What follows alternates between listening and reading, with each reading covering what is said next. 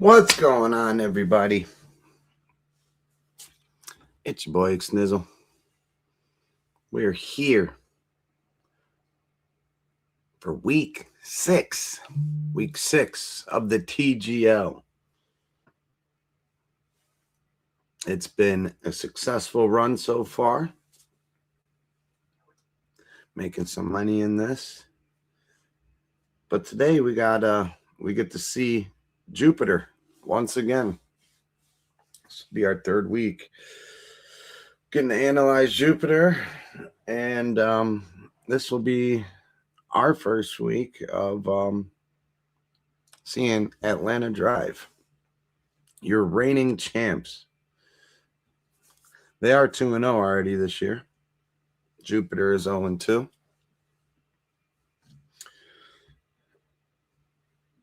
And I think we have a good opportunity to make a little money here. So I hope everyone's having a good day so far. Let's keep it going. Let's keep it going. Man, I got crazy heartburn right now. Ooh. Hell yeah, though. Let's go. Cheers to each and every one of you guys. Let's go. Week 6, baby.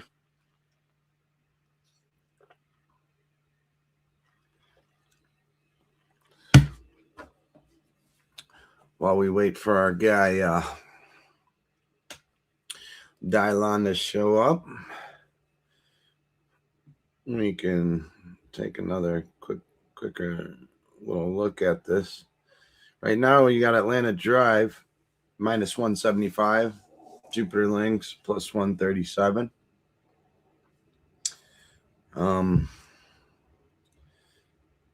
They're adding a couple different things here. Atlanta to be leading after 9, which is the first 9 holes. You get your team matchup there, where it each guy rotates in shots. I kind of like that look there. Atlanta Drive minus 115.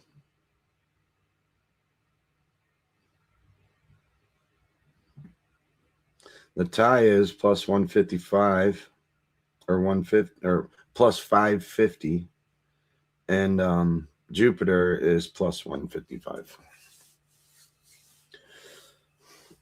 I think we'll make that front 9 Atlanta Drive official here. I think that's what we're going to have to do. And then hopefully that hits and we can find some spots in the singles, in the single matchup here. In the singles, we are going to have,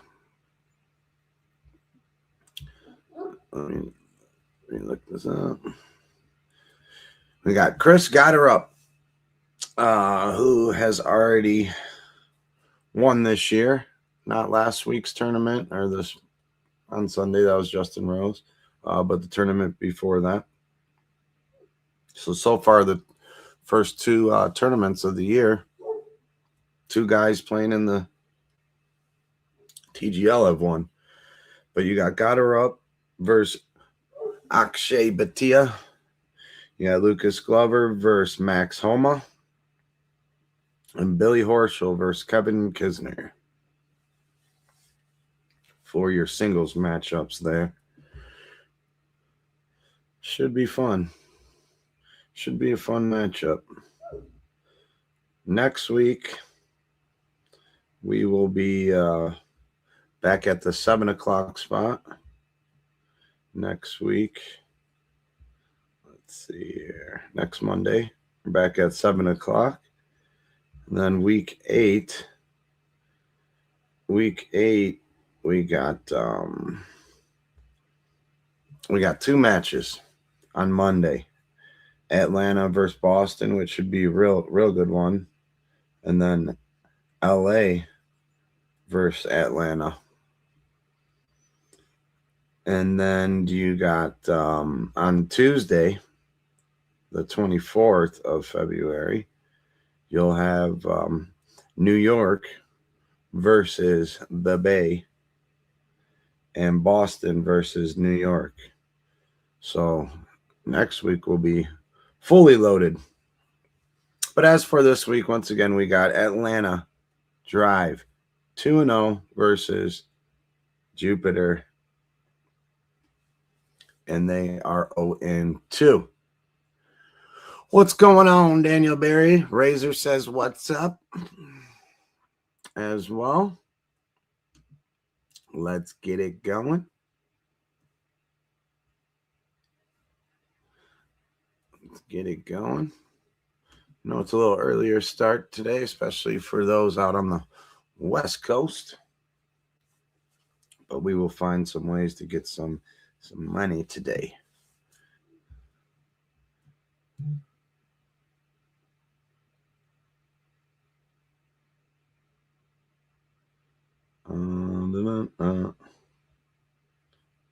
Yeah, so our first official play here, front nine betting, Atlanta Drive. It's a 3-way bet. Minus 115. It's obviously can't tie. And obviously got to beat Jupiter. That's what I'm going with. Putting a 50 spot on that. Dylan will be here the next 10-15 minutes or so. I know he's got the drive as well, Atlanta Drive, and it's the last leg of his parlay piece on a couple different bets there from over the weekend. So we both agree it's fade Jupiter. And so let's get that. But yeah, I am on Atlanta as well for the whole thing. And lead after 9, minus 115. So let's get it. Let's go. Got a couple more minutes till we start up here. If there's anything you guys are looking at on the rest of the day, any hockey or basketball, any basketball action, college or NBA, feel free to drop it in the chat. Any questions you guys got as well, I will be glad to answer them the best I can.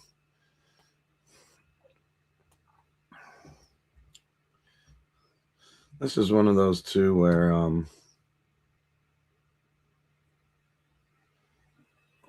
I even like the lead after 6. I don't know about after 3. To me, I think that's more of a little more of a gamble rather than like a capped spot. But I'm not against it. But we will be taking, if we get a better number here on Atlanta, we will be taking them live as well. So for the whole damn thing. Hope everyone had a good weekend. Let's get this Monday popping in the right direction as well. And we do also have this week the Waste Management Open over there in Phoenix. That's a fun tournament. Man, they party down. They party down at that one. It's a little more what's the word I'm looking for? It's a little more relaxed compared to other tournaments throughout the year. Scotty Scheffler is your favorite there. Scotty Scheffler is going to be the favorite probably in just about every tournament that he's in.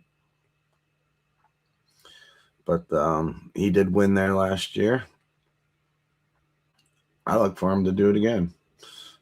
There's a couple plays I'm looking at for that. One I like, but I didn't play yet is little parlay, a little top 20, top 5 parlay.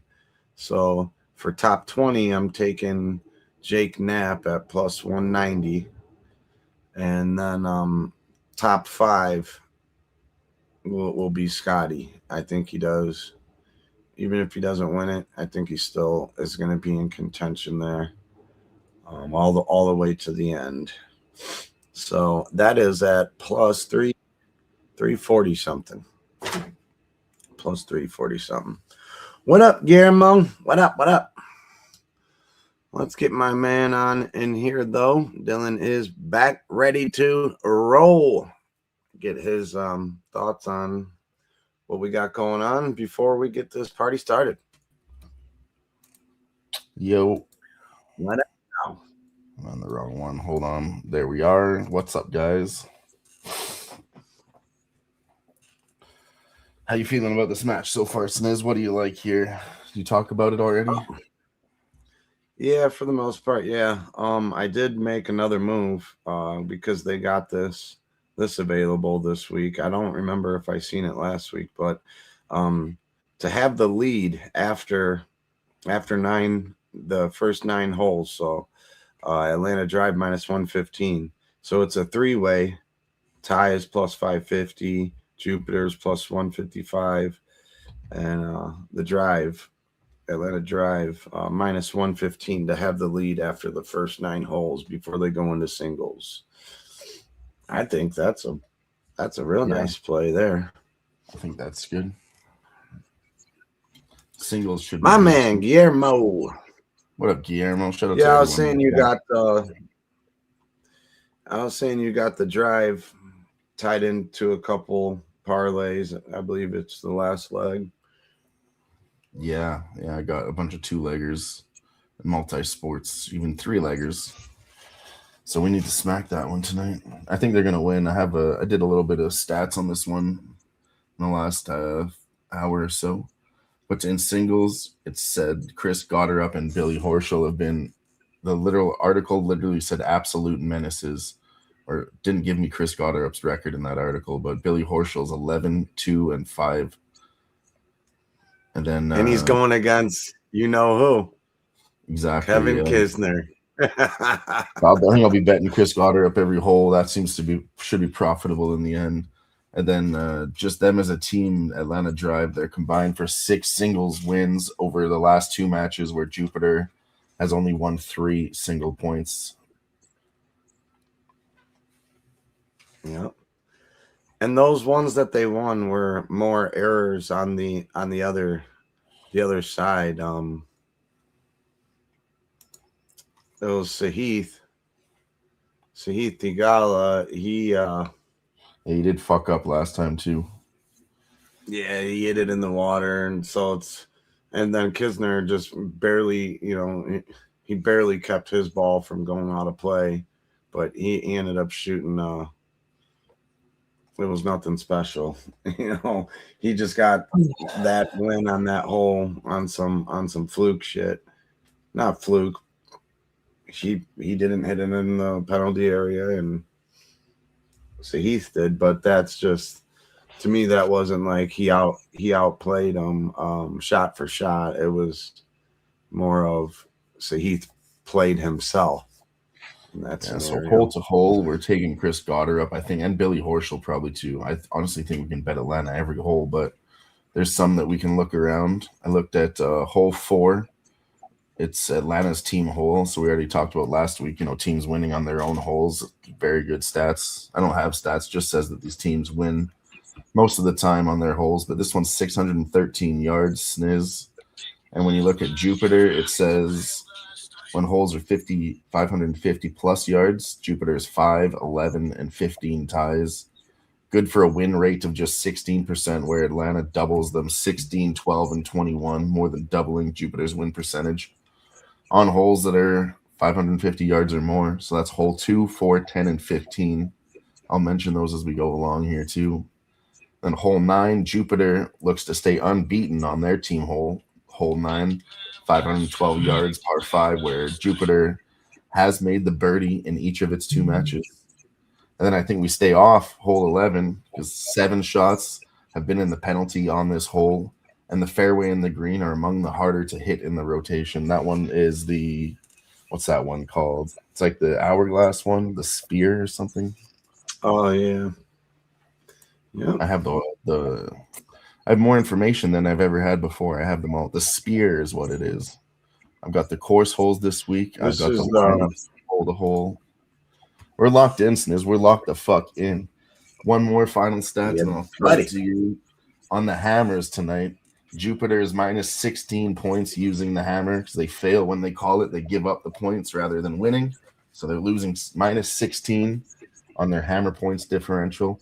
Atlanta Drive plus 23. So if we see a hammer thrown, maybe we could live bet Atlanta to win most of those holes too. On any side. Well, those are all the angles I'll be covering tonight. But yeah, I'll mention those hole to hole. I know it's a lot to remember and all take in. But it's good. It's good. I think we're going to smack. I love it. And they're already ready to go. You know, they don't waste no time in this. Akshay's up for Jupiter. I'll be right back, Sniz.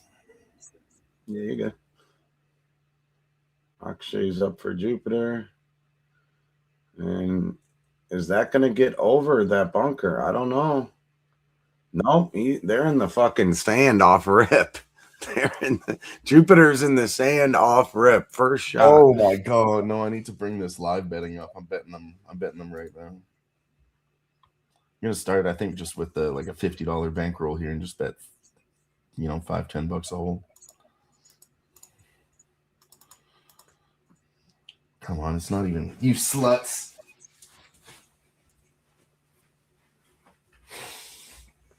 Got her up, smashes one. This might beat Wyndham Clark's long drive from last week. Get on the green. He fucking drove the green. It's just left of it, but he drove it under the green. Or on the green, then over.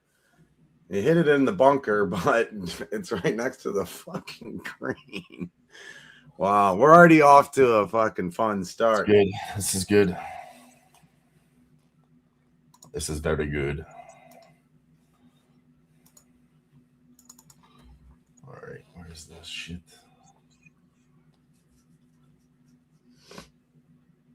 Homo's hitting out the sand here. 115 out. And he sails it way past that looks. Get out of play. There we go. We're live. Get out of play.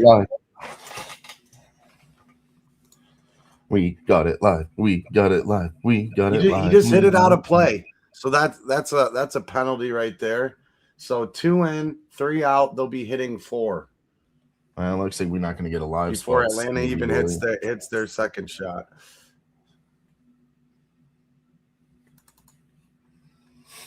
Okay, looks like we're not going to get a live one. Thomas is your captain. Oh yeah, we're going to smash. No, I mean, we're not going to get a better live line on Atlanta. I don't see that happening. Yeah, I don't know. I don't know. Not now. I'd like them to take the lead early like they did last time. And last time they did it too. This is a good stat. Jupiter was literally joking about it on the field. They were up 2-0 when we took that, and they say, "Yeah, how does it feel to be losing to us? We've never had the lead before all season." I was like, Lucas Glover hits a nice shot out of the bunker there for Atlanta. Yeah, he's going to be good tonight. He going to be good. All right. Kisner with his reversed. He does the reverse hand chip.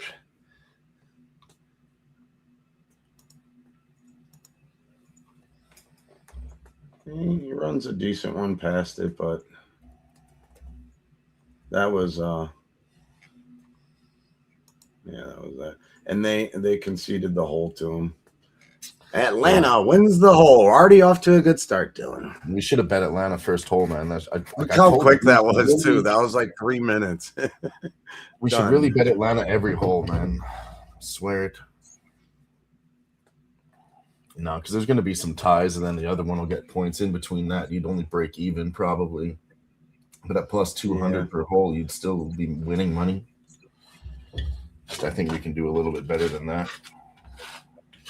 Here's my kind of thing that I'm gonna do is I want to win that, the first 9-hole bet, and then look to definitely fade Kevin Kisner and take Billy Horschel. He has the most single match wins in the TG since the start of the TG. Yeah, he is the best, man. 11-2 with 5 ties, so really good. They didn't give me Chris Goddard stats, like I said, but his stats were very good too. But Billy Horschel is the best in singles in all of the TGL right now.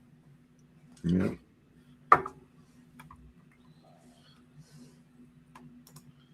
Well, these guys ain't never gonna be good either, because Tiger won't let him wear his red. They can't even have matching shirts. How bad is that? Stone and Steeple. This one's a par 5. This is the one that's over 550 yards here, so we could probably go ahead and take Atlanta again. This is where they do well on holes over 550. And hold on, though, Atlanta's 0-1-1 on this hole, and Jupiter's 0-1-0. I mean, do what you will with that information, but I still think Atlanta wins this one. They should win most of these, plus these holes that are 550 yards or more. So let's see how the first one goes, and then try that on the next one. Snizzy boy, what do you think? Yeah, I'm not against it at all. Let's see how each team is doing. I mean, this is a nice shot. Fuck you. Pause my live stream. Yeah, it in the rough, but it's nothing horrible. No, just pause my live stream. I didn't even see that. That's why I said fuck you. All right. How about this one, though, Sniz? Mondays suck, but we are here showing up, showing love. W to the stream. W to you as well. Appreciate you stopping by.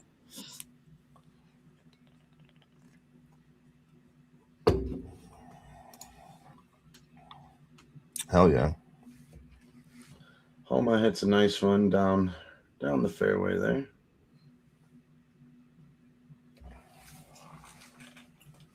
.288 carry, 307 total. Is Tiger out there today? Oh, yeah, he's going to be hammered. He's dropping a hammer today. If you could bet on that, that's a casher. Tiger will throw the hammer. There's another stat for you guys on TGL. Tiger throws the most hammers. He also threw the first hammer ever in the TGL. First time ever, he just walked up and threw the fucking flag and said, fuck it. Before he even took a shot, he said, yep, throw the hammer. Billy Horschel gets him back in the fairway there. Nice one. Gets Atlanta back in the fairway. Nice, just little safe shot. Get you where you need to be. Here goes Kisner. He looks like he's going driver off the deck. Oh, a little driver off the deck for Kisner. Oh, yeah, that is a big club. See how this turns out for him. Let's see how Kevin Kisner's doing right. today. Get in the fucking bunker. Kisner goes into the bunker. Kisner is not going to do what it a today. dumb. That we was are just fading Kisner. It's live. We're doing it live. We're fading Kisner. What was he thinking? Like, what are you doing? Driver off the deck. I know you have no fucking hope left. Like, a Tiger's just laughing at him. He's like, what the fuck are you doing? No, Kevin, I told you we should have faded. I told you they don't do good on these holes. They're 550 or more. It's going to be another easy winner. God damn it. God damn it. Well, he could still come out the bunker just fine. They're going to fuck this one up, Jupiter. Especially since it's Kevin Kisner. Stop. Got her up, put a nice one up there. Nothing extraordinary, but a nice shot. They'll have a look at birdie there. Probably around 15 The next feet. hole, though, Sniz, hole 3, starting Billy Horschel versus Kevin Kisner. So we could bet it Atlanta maybe hole 3 here, too, if you want to fade Kisner.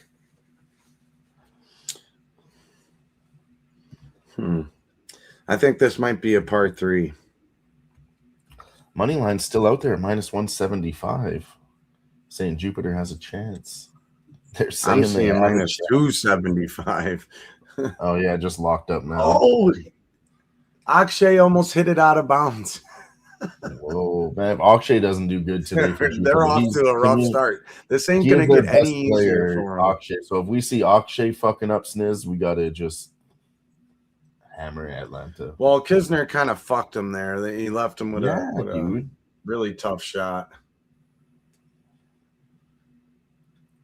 Yeah, dude. I think this background's making me lag a little bit. I'm going to take it off.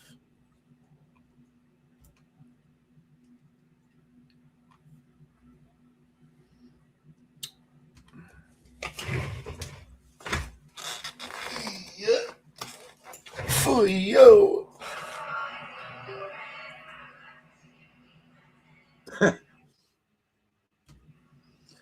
All right, let's see if that's any better, or am I just super laggy today for whatever reason?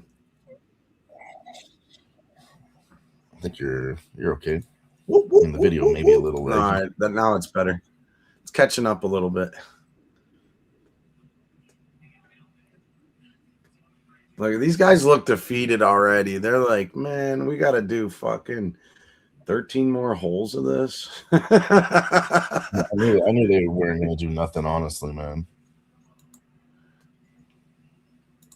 Now, if they make this, they win the hole. If not, Jupiter still has a chance. Let's see if Glover can knock it down. 20-footer? 20-foot putt. Break in there. Bang! Oh, bang. Oh, bang! Yeah, Atlanta's taking this one, baby. Oh, he's having fun. Lucas Glover. He's having fun. Skipping around and shit. This is going to be a smash spot, bro. I knew it was a smash spot. I should have put up the juice, man. Every time, like, the favorites win every time. When have we seen a dog win in TGL off the rip? Like, these numbers are correct. Well, we've been watching Jupiter the last 3 out of 4 weeks. I mean, last week Boston won as the favorite too, though, against the Bay. Yeah. And then Atlanta beat, what was it, New York? Yeah, New York beat Atlanta, yeah. Or New York, that was the favorite, right? Yeah. Yeah, for the outright, to win the whole thing, you got Los Angeles at plus Boston is your favorite, plus 260. Then then Atlanta, then Los Angeles, then New York, then the Bay, then Jupiter's plus 1,000. Miss X on Kick says she followed us. Shout out to Miss X. No, that's Buzz that's up the bot. That's the bot. 45 followed us. Shout out to Buzz Up Danvich 45. Appreciate the follow over there on Kick. Buzz Up Danvich, thank you for the follow.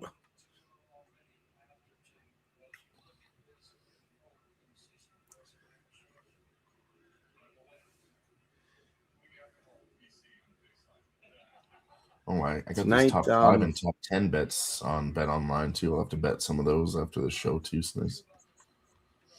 Yeah, I'll do a little more research in the next couple days. You want to get those bets in by Wednesday night, or super early in the morning on Thursdays. You can also live bet it throughout, even still to get in the top 20 and whatnot. But those I like to just, if you're going to parlay them, I like to do it, use 2, 3 at the most, but normally just try to find 2 guys you like. This is the one C note, Sniz, that one where it channels the ball into the center. Both teams are 0 wins, yeah. 1 Horschel loss. should do good on this. Yeah, no, this is Horschel versus Kisner here. I'm going Atlanta Drive plus 225. He left it out to the right and might be in the water. Oh. Hey, let's go. And this is the whole Kisner keeps playing too. Remember I said against Tigala he got lucky here? Yeah. See, I got lucky, Sniz. They didn't let me place that bet. Good. And I mean, I like Kevin Kisner as a golfer, and oh, sure, whatnot. It's just what I've seen the last couple of weeks, and but he is fade material. All right, get in the hole. That's a nice shot right down the center.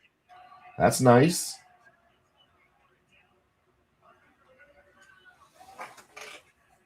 Yeah, that's real nice. That ended up. That rolled almost dead center. That hole would be so much fun to play. Yeah, I like that one. It's kind of like has a mini golf feel to it. Yeah.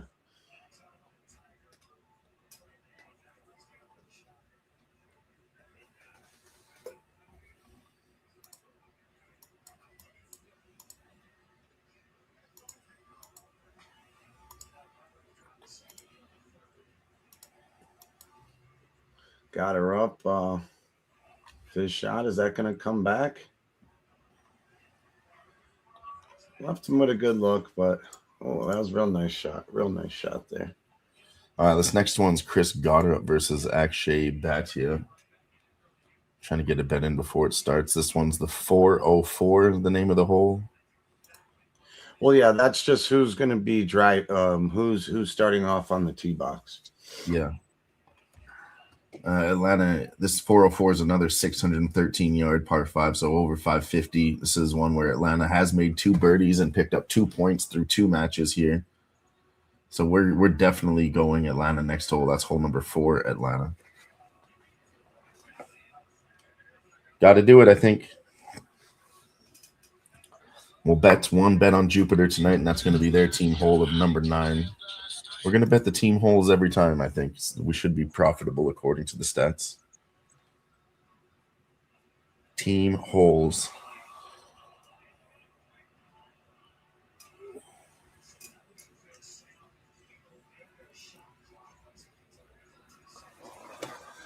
See what he does with this.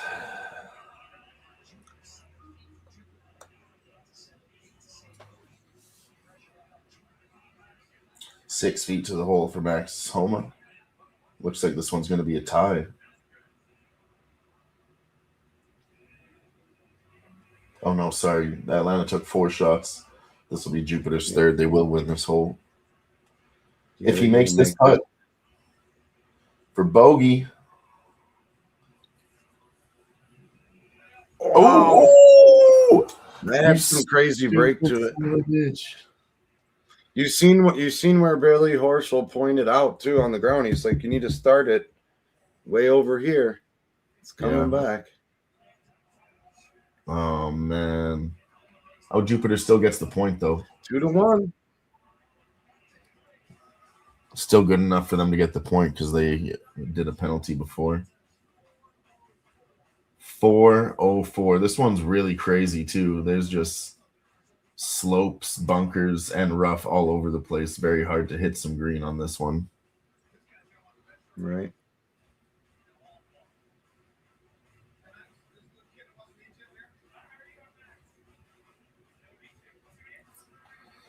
Yeah, like I said, this is one where Atlanta's made birdie twice, 613 yards on a par 5. Pretty big course here.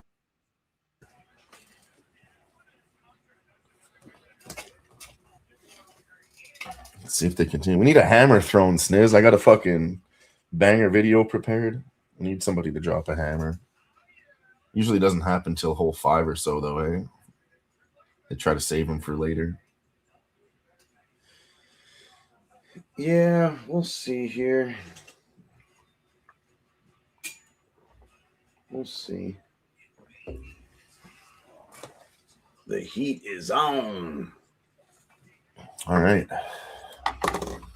Yeah, once the hammers start coming, man, it's going to be hammered time. It's going to be. It's all it is. It's all it is. It's all it's going to be.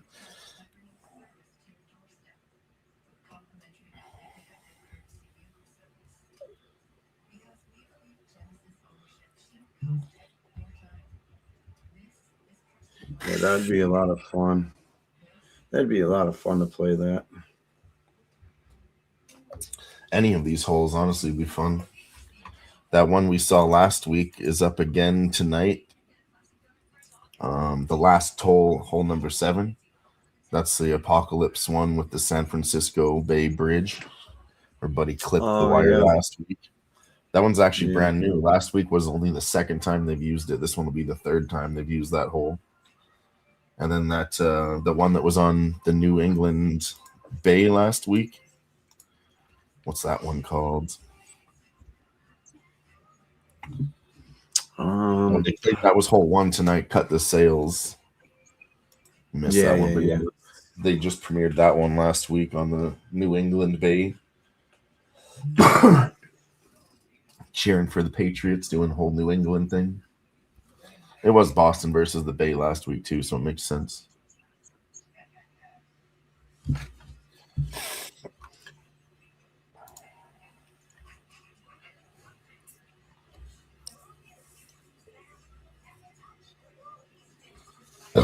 Excuse me.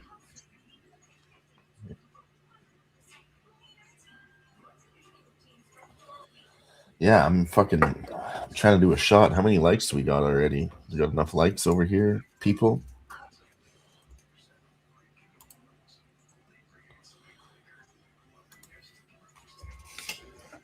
What if I just said I don't really care if we have enough likes? I'm going to do a shot for the people. You got anything to do a shot with? Yeah. All right. I do still have some of this. Atlanta's down to -188 now since Jupiter's only down by 1. That's not a bad live price considering we think they're going to smash. If you can parlay that with something else that you like tonight, it's a good look. Anyways, cheers. Cheers.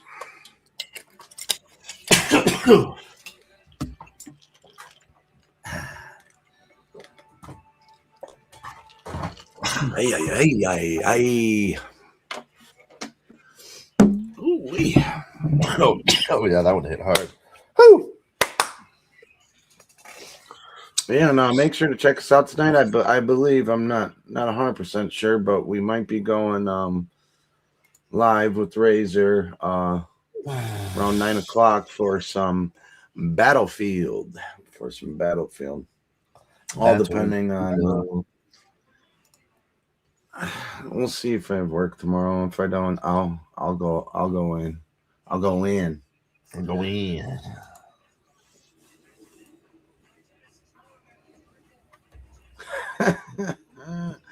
The one fucking hole I was talking about too, how Kisner, whatever, would get a fucking point. Yeah, he does it again on that same fucking hole. Everything we said was fucking right immediately. Could have bet Atlanta every fucking hole so far. You'd be 2-1.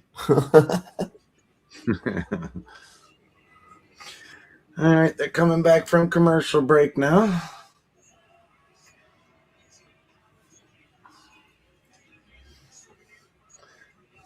I wouldn't mind checking this shit out in person. I'd love to go to one Sunday. It looks like a fucking party, and you could probably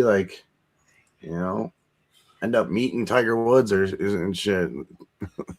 Seems a little bit more personal than a golf course for sure. Probably get closer. Yeah, this course is fucked, man. That is one nice thing about the golf course. Those live events, that's probably as close as you're going to get for one general admission. Here's a stat. It said the same thing that I said, that the drive is really good on this hole. Their stats and home holes and all that.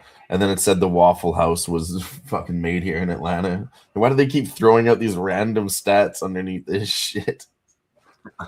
Yeah. Like last week, it was like, they do really well on this hole and also go Patriots. I was like, what the fuck? Like, that's not a golfer stat. You guys don't have more than that right now, I guess. Shout out to this donut shop that opened up in 1966. Also, Akshay Bhatia gets a really good drive. 613 yards. He bangs that one, but he's going to be in the rough.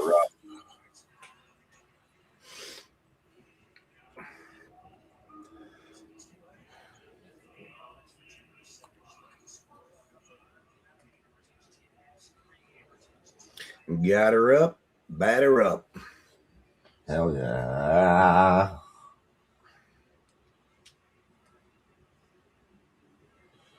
What up, Nicholas Handy in the chat? My man. Thanks for stopping by, Nicholas. Cheers. Yeah, buddy, yeah, what's going on, Nick? That is a nice shot here to start off our bet. Fairway, too. He's on the fairway. I might be able to reach it in, too. Let's go. He hit that 335. Told you, this one so far, it was true. On the first hole, they won the one that was 550 yards, and they're doing it again. Jupiter's 284 yards to the hole. I guess it's not as bad as I thought, but he is in the rough. And then Atlanta, 279 yards. Oh, yeah, they're not making it there. 284, I don't know.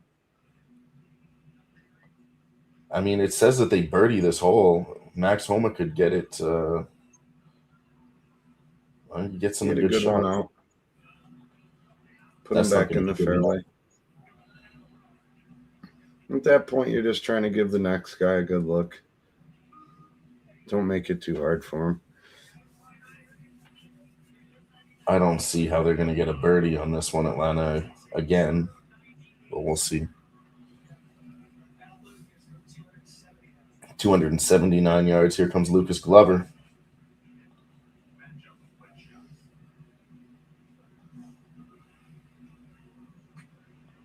Seven iron.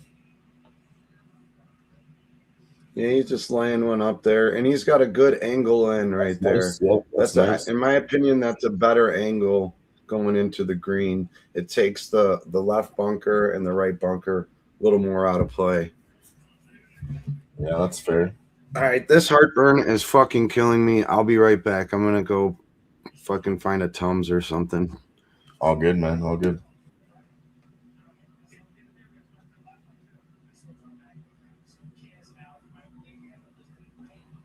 This is going to be Kevin Kisner. 98 yards to the hole. The third shot here for Jupiter. Puts it right on the fairway, and it's got a little bit of backspin. That is a nice fucking shot.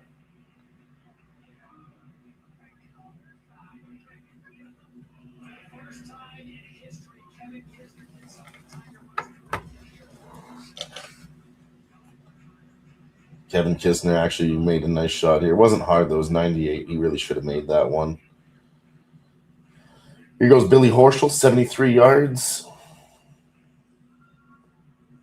Chips it in there, hits. We're going to get some backspin. Not too much, though. Still a fine shot.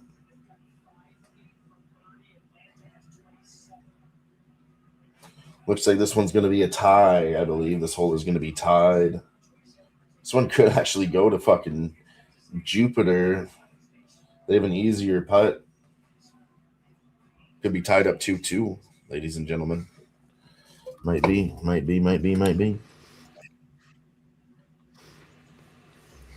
So, yeah, they both made really nice shots. Got instant relief. Oh, yeah, no. It says 85% chance that Jupiter makes this one. I think they have about a 5 or 6 foot putt. But Atlanta's actually 30 feet out. This could actually be a Jupiter point, and they could lose on their own hole. I don't think he's going to sink this one, Sniz. But let's see. For birdie. Just missed.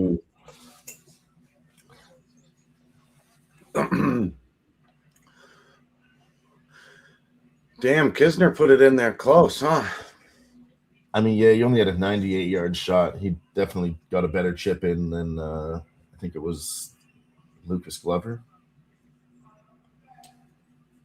Yeah, man, that gives Jupiter this hole, I believe.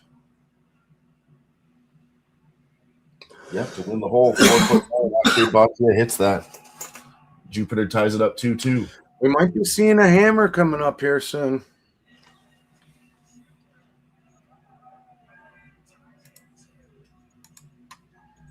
Well, so I lost that bet. Hey, Atlanta Drive minus 138 live. It's the same thing as the original price. It's still tied up here. I'm gonna have to hit that here. Yep, let's go. Let's go, ladies and gentlemen. I'm gonna hit it.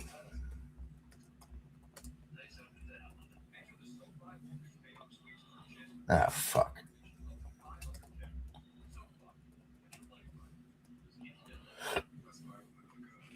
Did I really spell that wrong twice in a row? What? In the chat. Adelnats Drive. Jesus Christ.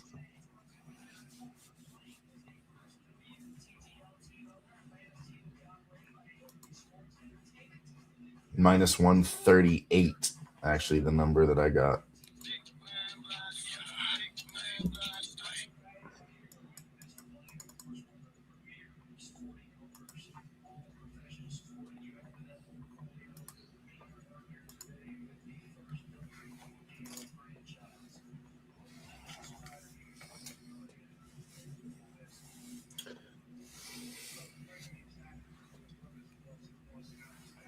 Oh, the guy that owns the Atlanta Falcons also owns the Atlanta Drive. This guy comes from old money. Yeah. Hell yeah.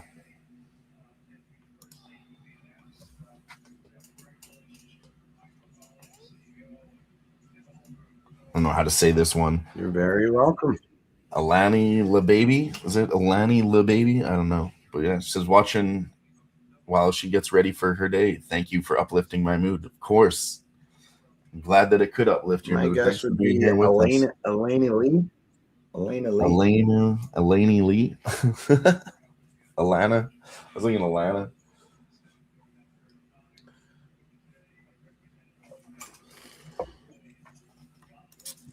I just want to celebrate. So at the end of this year, they're going to start the women's TGL. That's what they're talking about right now. It'll launch in winter 2026. It'll be this year. In about 9 months, we'll have women's TGL.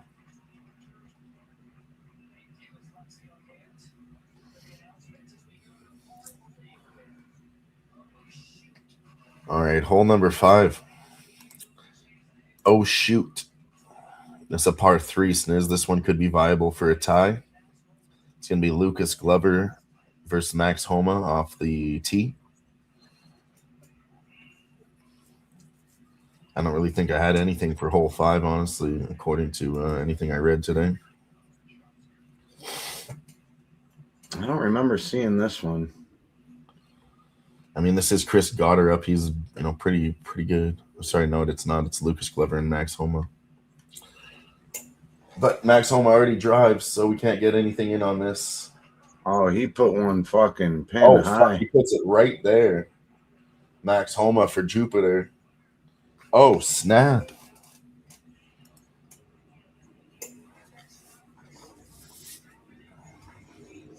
Okay, we need you to do something here then, Lucas.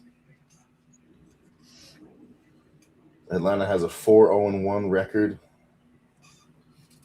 in the last singles meetings versus Jupiter. So on 5 holes, they were 4-0-1. Back left. He sprayed that one way right. Oh, you fucked that up, buddy.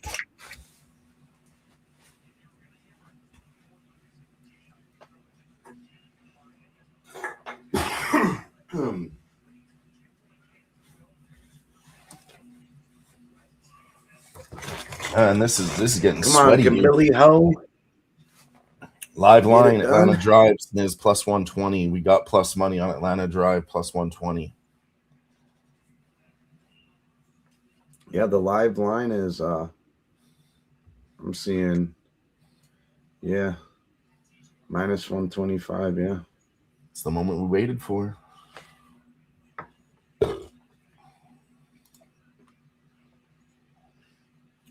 Might have jumped in too early.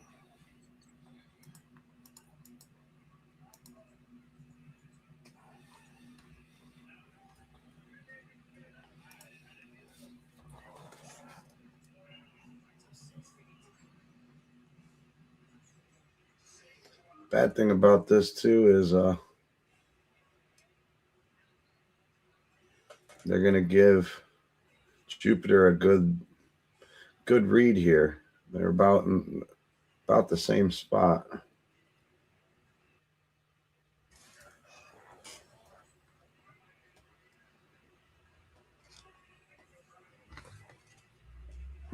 Justin Thomas is standing in front of Kisner, so you can't see the putt. I see that too. He's moving his head left. All right, got her up, makes it. This is a pretty straightforward shot here, though. We'll see what happens. Yeah, they need to fuck this one up. He's telling him to make some noise while he takes his shot. It's TGL, make some noise. Kevin Kisner, fuck this up, man. 4'7". Fuck it up. No, of course he doesn't. All right, Jupiter takes the lead. Oh, snizzy. Jupiter takes the lead. Uh-oh. Spaghetti-o. I'm doing it again. I'm going to hit it again.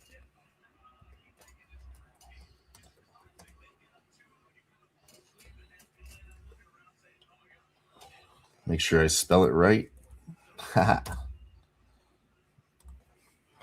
Atlanta Drive money line plus 120 now. Yeah, that shit's so wild how fucking far off these books are. I mean, they are up by one. Minus 120. Oh, that's what you mean, yeah.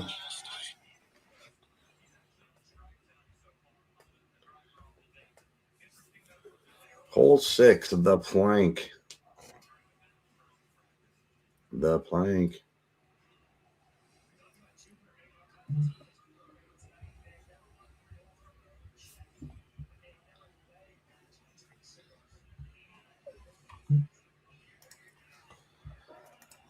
Bam, bam, bam, na, na, na, na, na.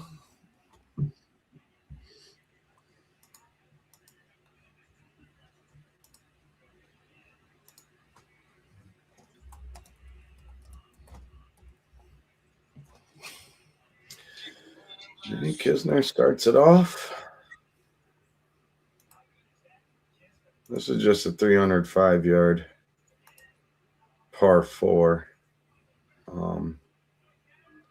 This is one that Billy Horschel might be able to put on the green from the tee box. I hope so. Drivable par 4. Come on, Horschel.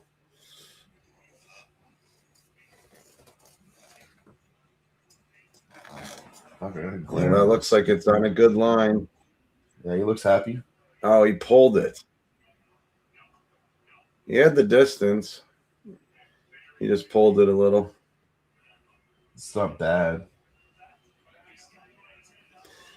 It's not a good spot to miss, though. And necessarily, you gotta chip over that fucking bunker, and you don't have much room to. Jupiter has to do it too, though. So I mean, it's pretty even right now.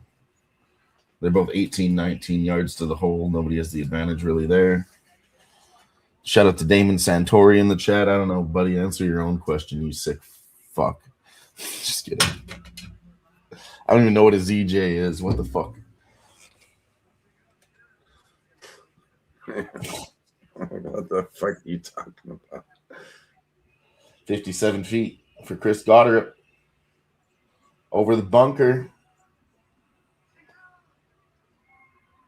Yeah, that's what I'm saying. That's a tough shot there.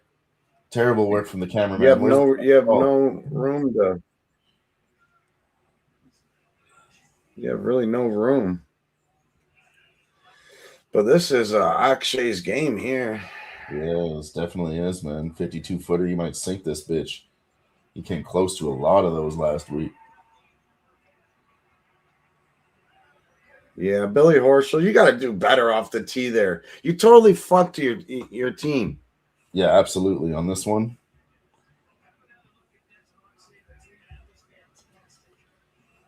That's going to be another Jupiter win. Fuck. Atlanta's now plus 175. God damn it.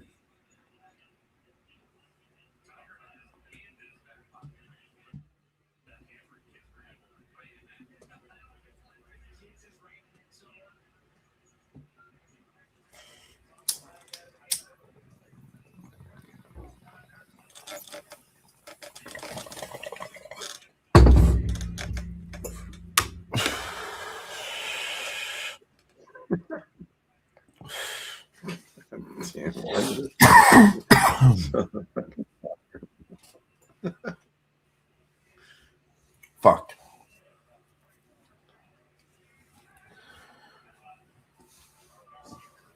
Holy shit, that thing curved all the way back.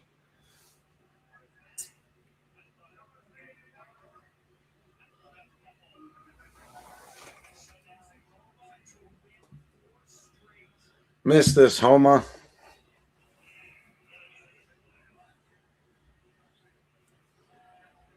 Some of that outdoor.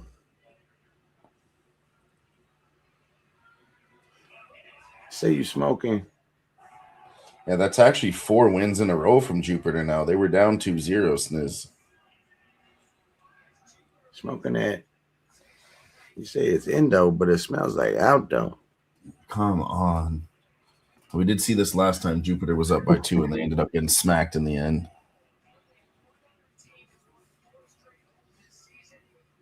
On a roll. Yeah, they're saying only one other team won 4 straight holes, and that was Atlanta last season. So I think we can expect some regression from Jupiter now. I would hope so. Betting Atlanta next hole plus 220 after they won 4 in a row. Sniz, I'm absolutely betting that shit. Though this one is a par 3, though.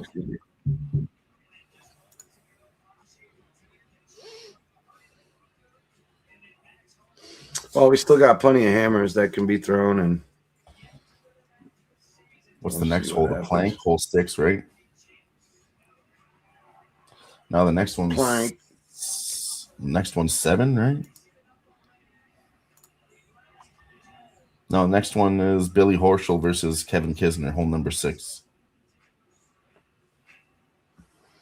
Billy Ho. No, it's got to be 7 because there's 6 points, so it's hole number 7. My fault. It's Chris Goddard versus Akshay Bhatia, and that's going to be the last hole coming up here. Let's go.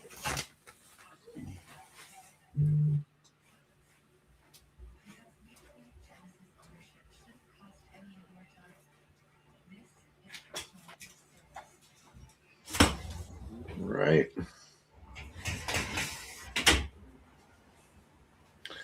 Let's go. Let's go. No hammers being dropped either. What the fuck, Sniz? What the fuck, man? It's about hammer time, though. It is, honestly. We're seeing like hole 7. Like I said, it usually starts at like hole 5, 6, somewhere after it gets competitive. Now that Atlanta's down, I expect them to use one.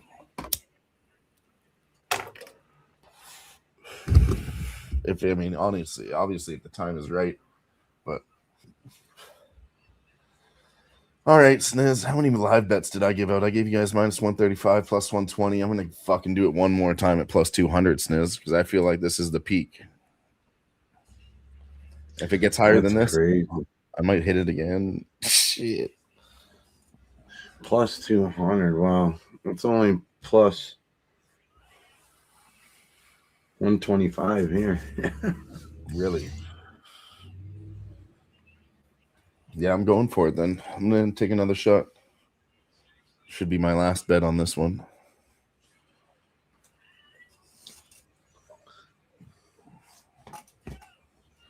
And I'll have like fucking $80 altogether on Atlanta Drive money line, for fuck's sakes.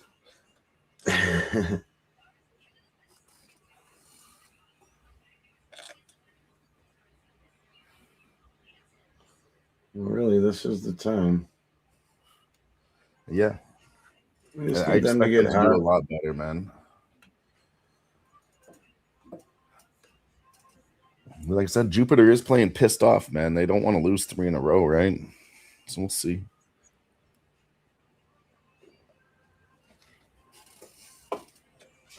I don't think we're seeing anything like, teams don't want to win or they're going to save themselves for playoffs, because for fuck's sakes, there's only 6 teams here and you only play for 8 weeks, There's nothing to play with strategy like that, I don't believe. No, and there's good money to be won in this for these guys as well. It's not like they're charity. Yeah. We'll be right back. Hey, Connie Cryptic on kick.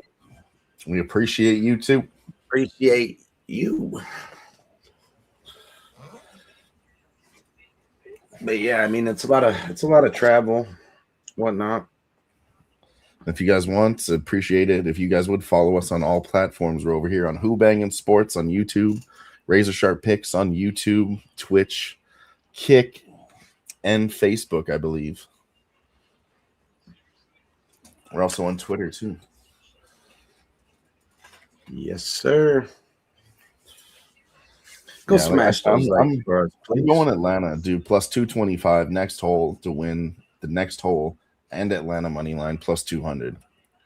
Like they just said, Jupiter, obviously one of the worst teams, and I think there's got to be regression at some point. Atlanta's going to win a point eventually, so we just keep betting these plus 225s. We're going to win our money.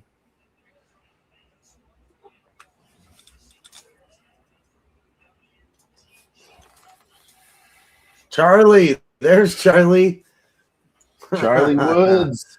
Charlie Woods, y'all. That kid's going to be a monster. Florida State QB from 1995.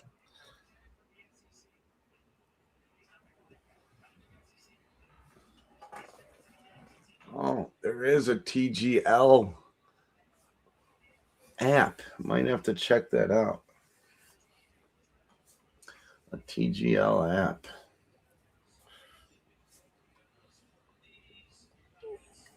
What is this next hole? It's a par, yeah.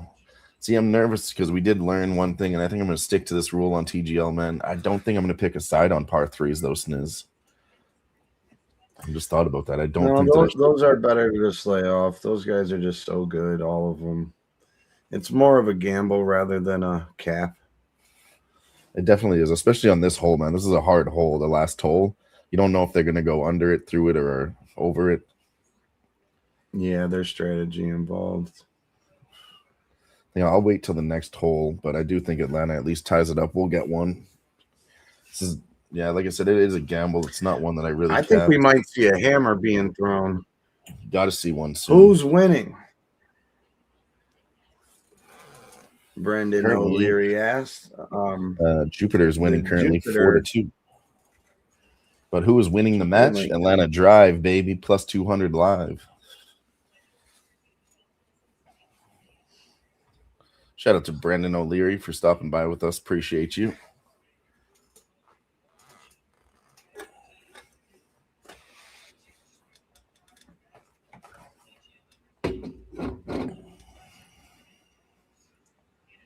Hole 7. This is one of my favorite holes, too. Just the design of it. Kind of looks like a scene out of Battlefield. Yeah, it is, honestly. It's a post-apocalyptic San Francisco Bay Area. So they're basically shooting over the San Francisco Bridge. You can either go under it, through it, or around it, or over it. The choice is yours.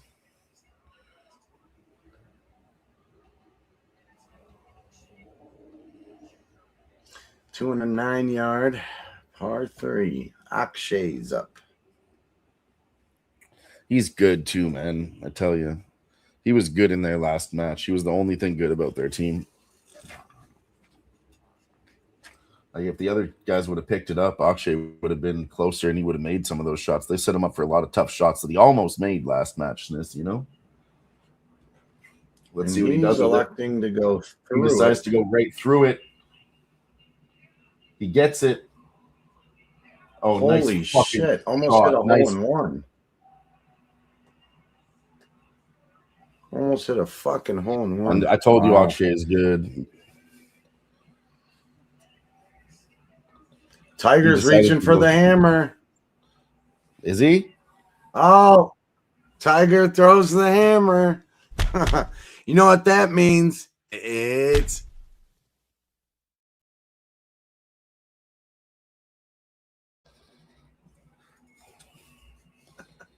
I love it. Let's go. That means it's shot time for us too. Cheers. Hammer time means pour it up, baby. Here's your drink.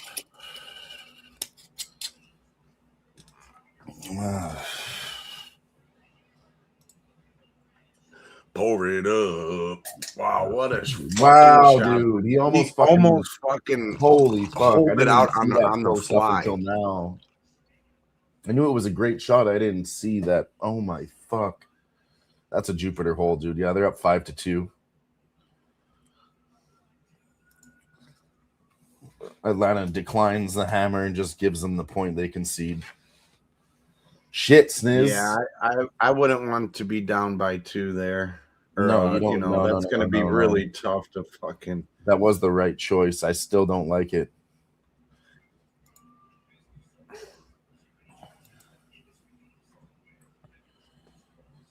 I don't think it was the best time to throw that hammer. Like after he hit it. I told you Tiger Woods is hammer happy. They've said that before. Oh, he had that shitty grin right away on his face, and I'm like, oh, he literally loves throwing it. Like, you know, he probably invented that rule, Sniz.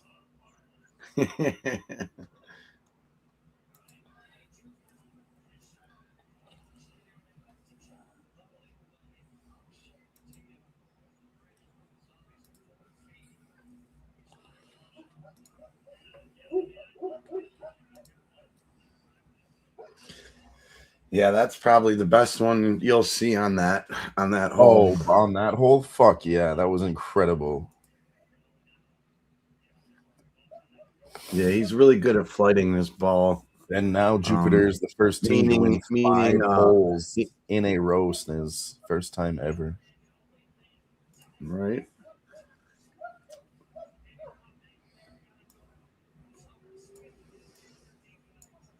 Well, it is hole 8. There is a chance.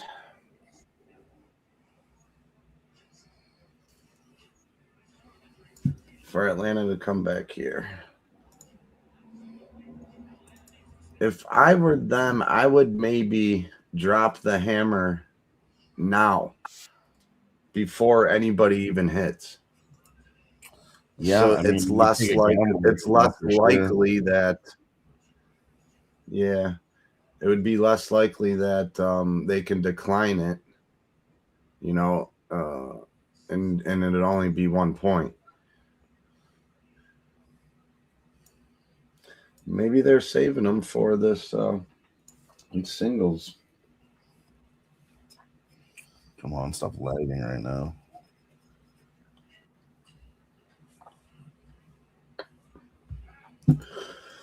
Homa hits a nice drive out there, right down the pipe.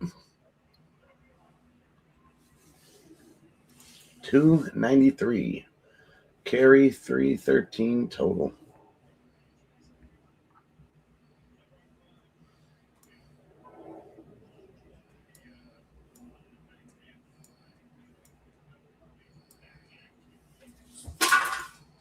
See what Glover does here.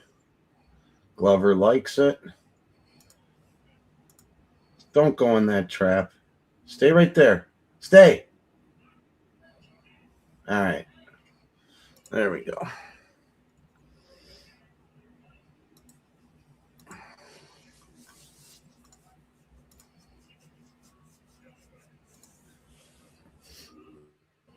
Come on, Billy. Let's see some of your magic.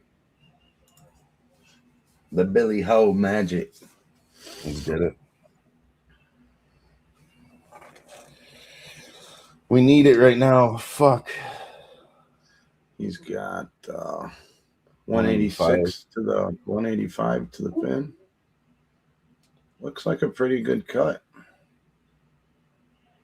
It's okay. It's okay. It's okay. Yeah. And he's happy with that. No, it wasn't not a bad shot. He's about 11 yards off. Kisner got a little less than Horschel there.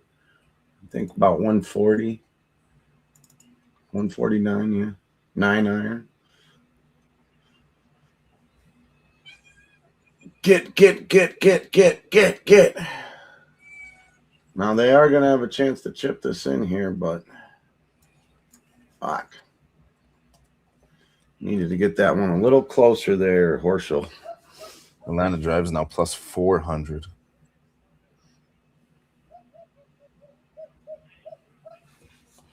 Come on now. Come on. Can't lose this one tonight.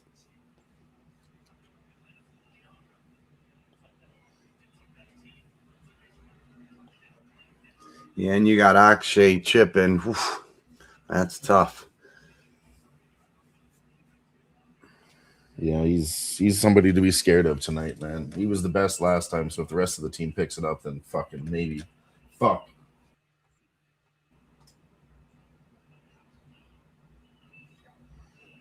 Atlanta is technically away, even though they're on the green. Come on, hit this. 24 foot for a birdie. Chris got her up. He didn't hit it hard enough. For short. Fuck you. That was a double break there. That was a tough one.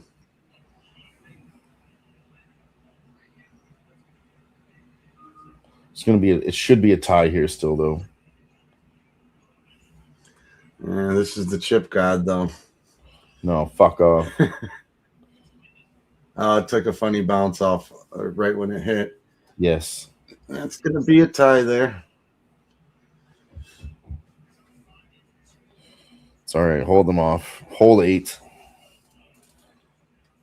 Where are we at now? Hole 8. Hole 9. That was 8. Oh, that was 8, right? This one's This one's the Jupe life, man. This is the one where Jupiter usually wins on their home hole.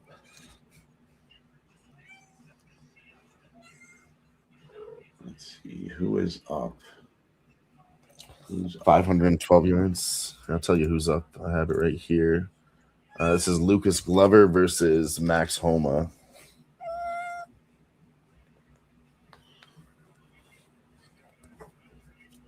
Homa teed off first on the last hole.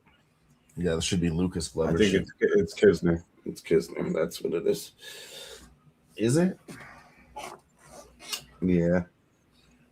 He's got the driver in his hand. Yeah, he's walking the tee box. That's not what it says online here. What the fuck? Oh, because this is hole 9. Fuck me. Jupe life. Yeah, this is hole 9. Yeah, this is fucking Billy Horschel versus Kevin Kisner. Fuck that up, Kevin. Get in that bunker. Yes. In the bunker. All right. That gives us a little hope there.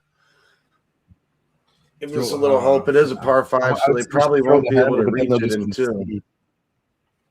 I was thinking they should throw the hammer here, but they'll probably just concede and give up the point instead of giving up 2 to hold the lead. Looks like Horschel's going with the 3-wood. A little more control over the driver.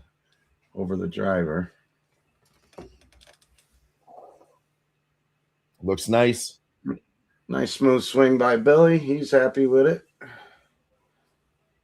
That should land right in the middle of their logo. Yes. I'm surprised they didn't throw a hammer.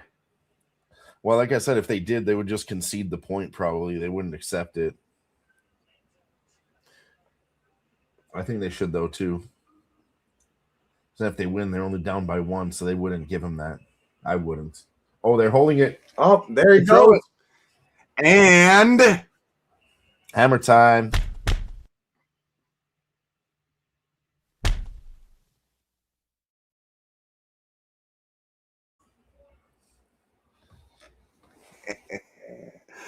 hammer time. Is the timing off in that video to you, or is it just lagging when I play it? I think it's just on our end. Got her up, smashes that one. I'm going to play it again just so I can watch it on bunker. YouTube. Oh, fuck you, got her up.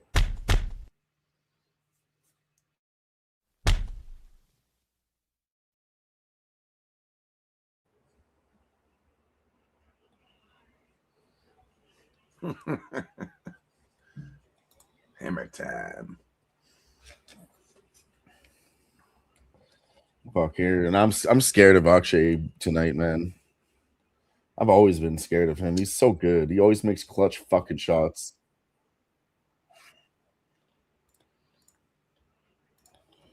Look at him. Look at him. Yeah, look at him. Right you son of a bitch. Look at him. Tell you why I'm scared.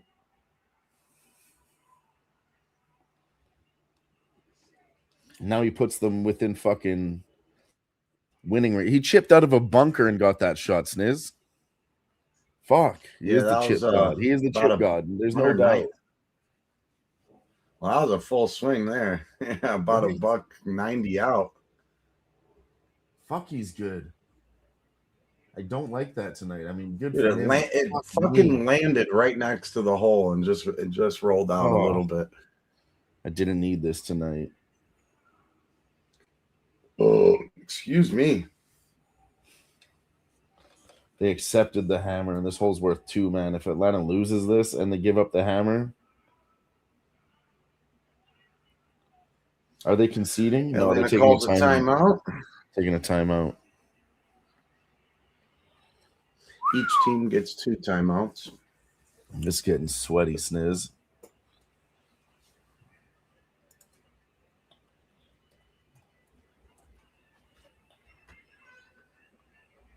Oh, wait a minute here.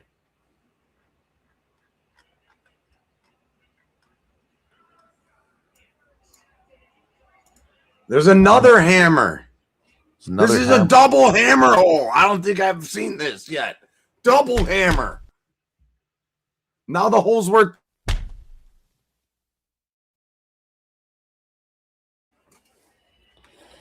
Do we play the video twice? I think we do. Oh, fuck.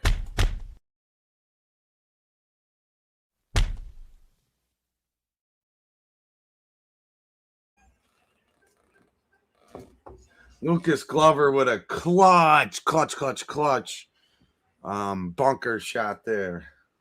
Double fucking hammer hole. No, that is we've never seen that before, Sniz. We've never seen that before. There's no way. You know, I didn't know that was even seen before, and then there's things we haven't. We haven't seen that. We have not seen that before. Come on, fuck this up, Jupiter. Max Homa 15'8" to win the hole. Fuck it up. Yes. Keep going. Keep rolling. Keep rolling. Keep rolling. Keep rolling. Yep, and Jupiter's still away. They got to make this. They got to make this. Please don't. Fuck. I need 4 points from Atlanta right now. That'd be so fucking sick. Oh, it says this one's only worth 3 points, Sniz, for the double hammer. 3 points, not 4. It's 1 extra point for each hammer. Because I think they doubled down on there. Yeah, I don't know why I thought 4.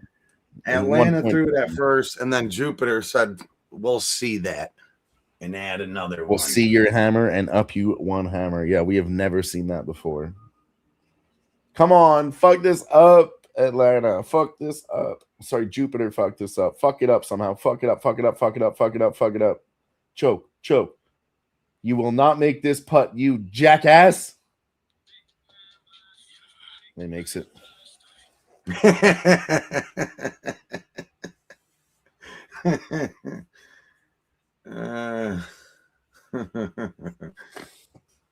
Shit.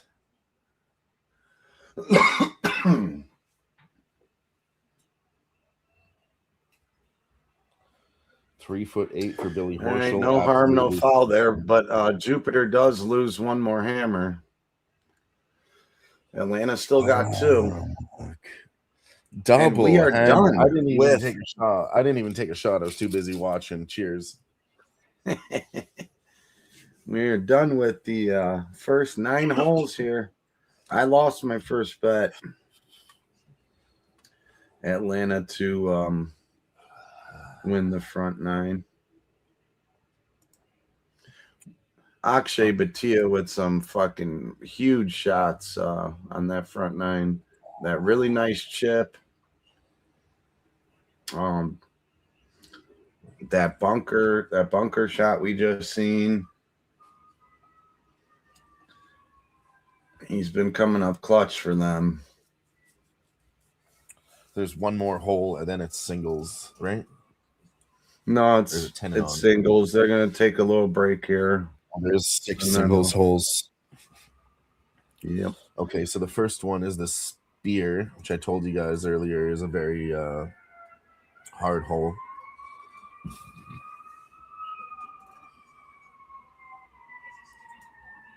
That's a par 5.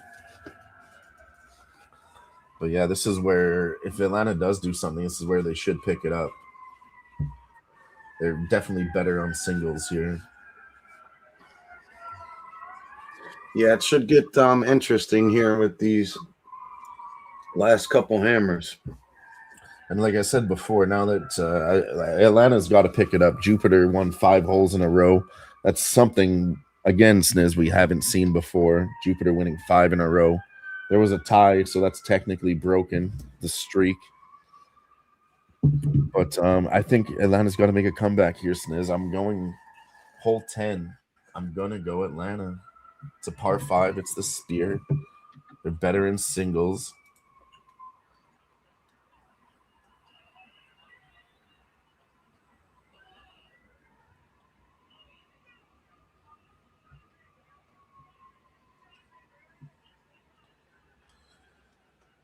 Gee, they have an article on studying the Spears. Played 16 times in TGL history.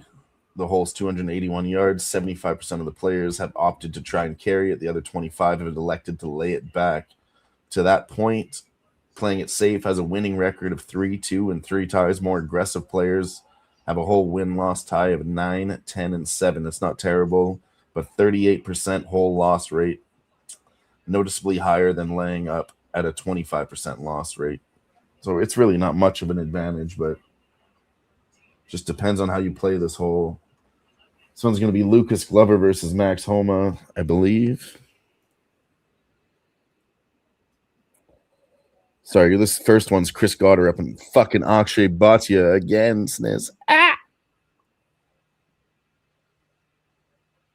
What fucking guy. No, he's going to drive it and then chip it in. He's going to hit this and fucking, he might get a goddamn birdie. Might even do eagle.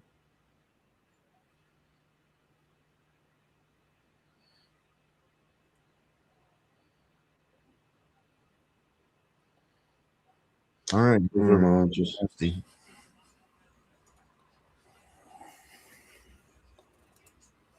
hole designs.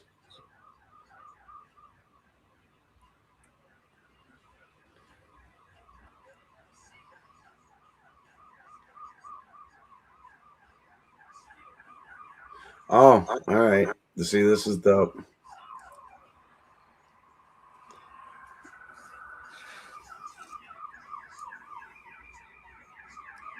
This is dope. Yeah, check out that TGL app. Yeah, it's got all the holes. Oh yeah, I have that on their website too. The course. Yeah.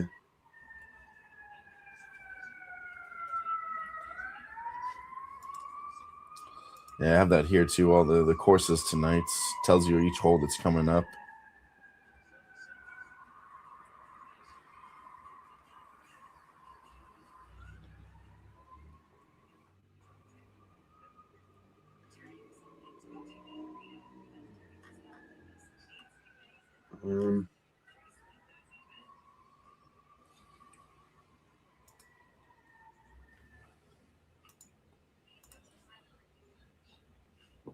This one is another one, though, at 550 yards plus, where Jupiter doesn't do very well. So, I mean, an advantage does go to Atlanta on this next hole 10, Sniz, I believe.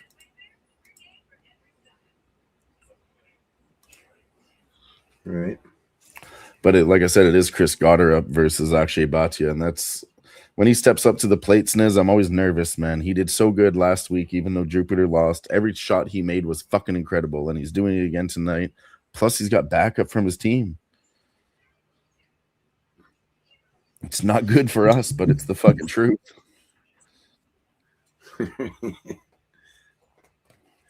Burgers or pizza for the rest of your life? I'd probably choose burgers because then I have the cheese or no cheese option. Yeah, no, that's bullshit. You could order a pizza with no cheese, you know?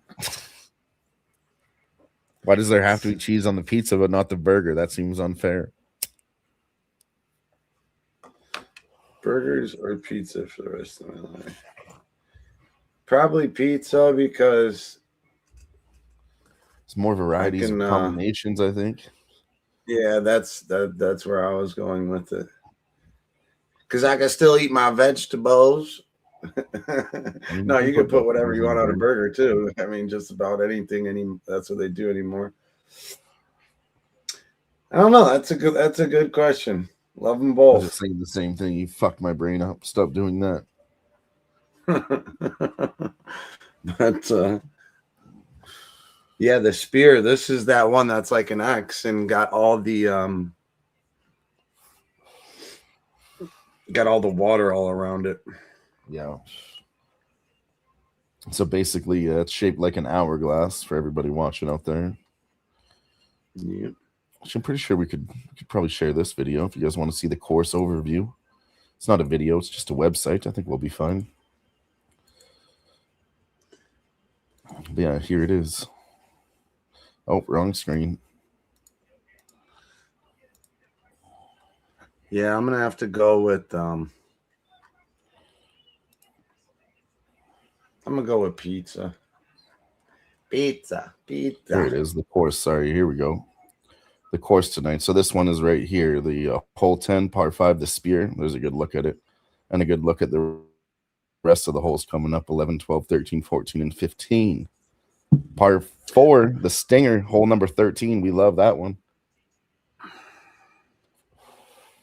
On the rocks is very hard, even though it's a par 3 too. It's a very hard par 3. Yep. Fallen Pine with the tree in the way. I don't remember this one, honestly. That'll be Kisner versus Horschel. Fallen Pine. And I'll share the lineups with you guys and too. Sterling. Here's the singles lineups coming up. Because you can always do why does it keep changing that every time I click on it? Pizza burger or burger pizza. So you got me thinking about pizza and burger. Oh yeah, here's the singles lineup here. So it's Chris Goddard versus Akshay Bhatia, then Lucas Glover. I think this is where I'm going to jump on. I'm going to go Billy Horschel versus Kevin Kisner, hole 12 and hole 15. I think that's where we can make some points back. Hopefully win our Atlanta Drive moneyline bet, but I'm going to bet on them hole 11 and 15. I'm betting against Kevin Kisner. I don't give a fuck how good he looked. When it comes down to singles, he's got to take all 3 shots. He's going to fuck up one of those tonight. He's going to fuck up one of those. And I'm literally betting on it. So there's your breakdown going into singles, the last 5 holes, ladies and gentlemen.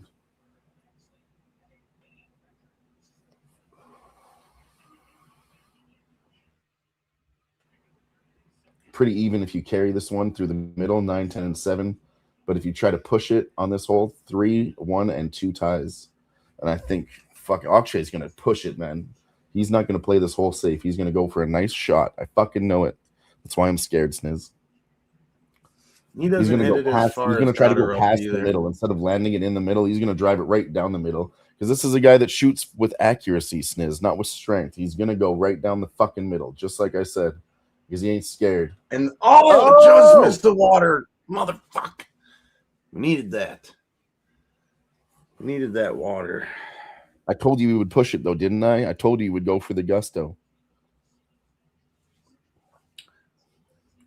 We're seeing things clearly tonight. Unfortunately, Atlanta can't win a hole, but we're going to win this in the end. We always do. It's just like any other live sweat show. We might have done bad the first half, but we're going to clean up in the second half, and that's exactly what's going to happen here tonight. Chris Goddard up 577 yards. I told you Atlanta's better on holes that are 550 plus too. Nice. God damn it. No.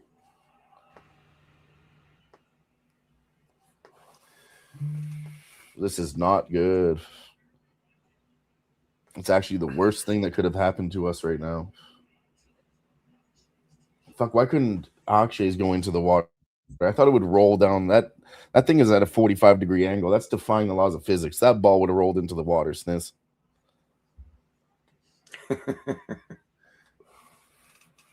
I'm not even joking. Seriously, that fucking would have. The way it hit and started spinning backwards and still stayed. Fuck off. Fuck. This is the third shot for Atlanta now. Fuck me.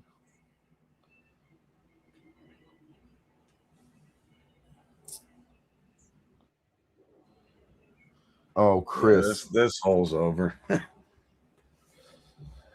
This hole. So what are they going to be down by? Fucking. They're going to be down by 4. We haven't really seen a big comeback with the Hammers, man, because the other team won't let them get those points to come back. It's the problem with the Hammers. What? Come here, then. You want to say hello to everybody? Is that what you're yelling about? Say hello, then. Go on. Don't be shy now.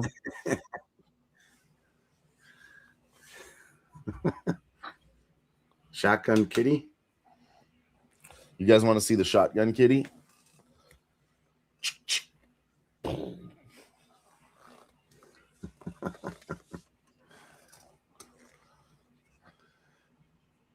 God damn it, Sniz. This is disappointing. Yeah, it is.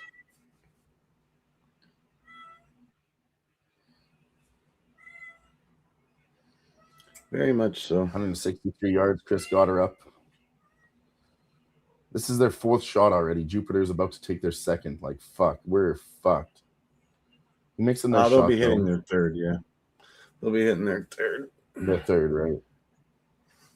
I mean, he's going to have to make that putt, though. This is Akshay's game, though. I know.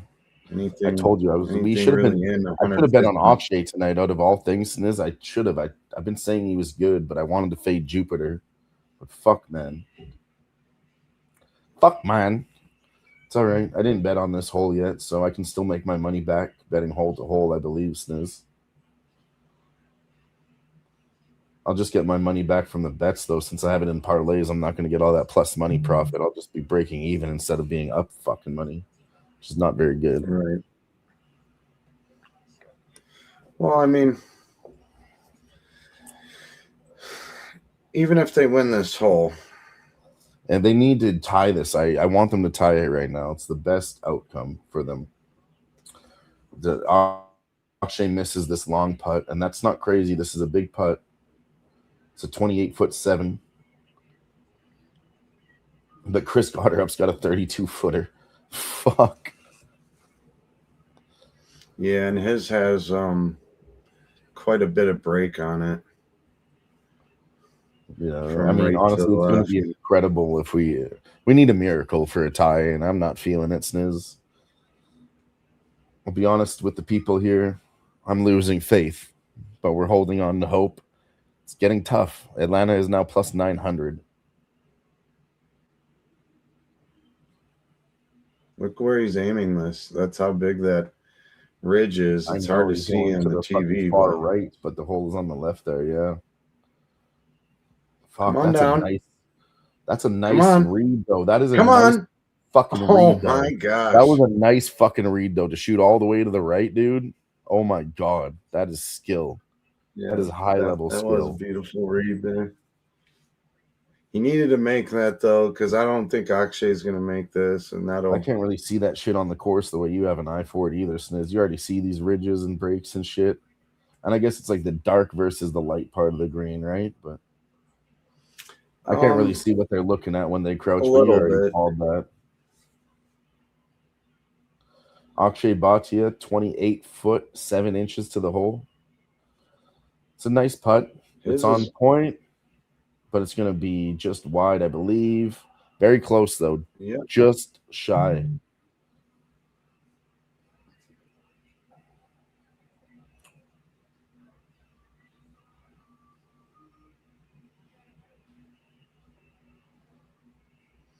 Well, you still got to make this. He's gonna They make are this. human. I mean, these guys knock these down in their sleep, but they are still human. Man. He's got to miss this, I know, but it's a 4-foot putt, man. Exactly 4 feet. Akshay Bhatia. You jackass. I tried to jinx them. Nuts. It's a Jupiter 6-2 now. We got 4 holes left. They have 2 opportunities. 2 hammers. 2 opportunities. 2 hammers. Exactly, Sniz. And you know they're going to have to throw one. This is also Jupiter's biggest lead ever this season. They've never been up by 4. Fuck, Atlanta's now plus 1,200, Sniz. Yeah, they're going to need a miracle here. Come on, I did not need this in my life.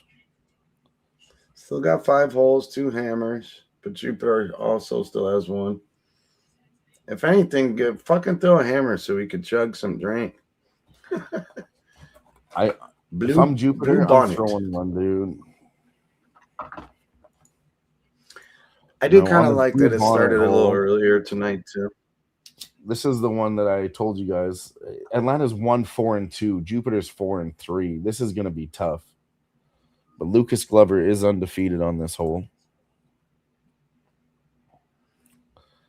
So he's good. But I told you, there's a lot of penalties on this hole. This is the biggest penalty hole in all of TGL. We've seen 7 shots in the penalty area all time, and both on the fairway green. To hit it on the fairway or the green is among the harder to hit in all of the hole rotations in all of them. So this one looks easy because it's wide open, but it is far from that. 467 yards. Homa hits a good one. Par 4.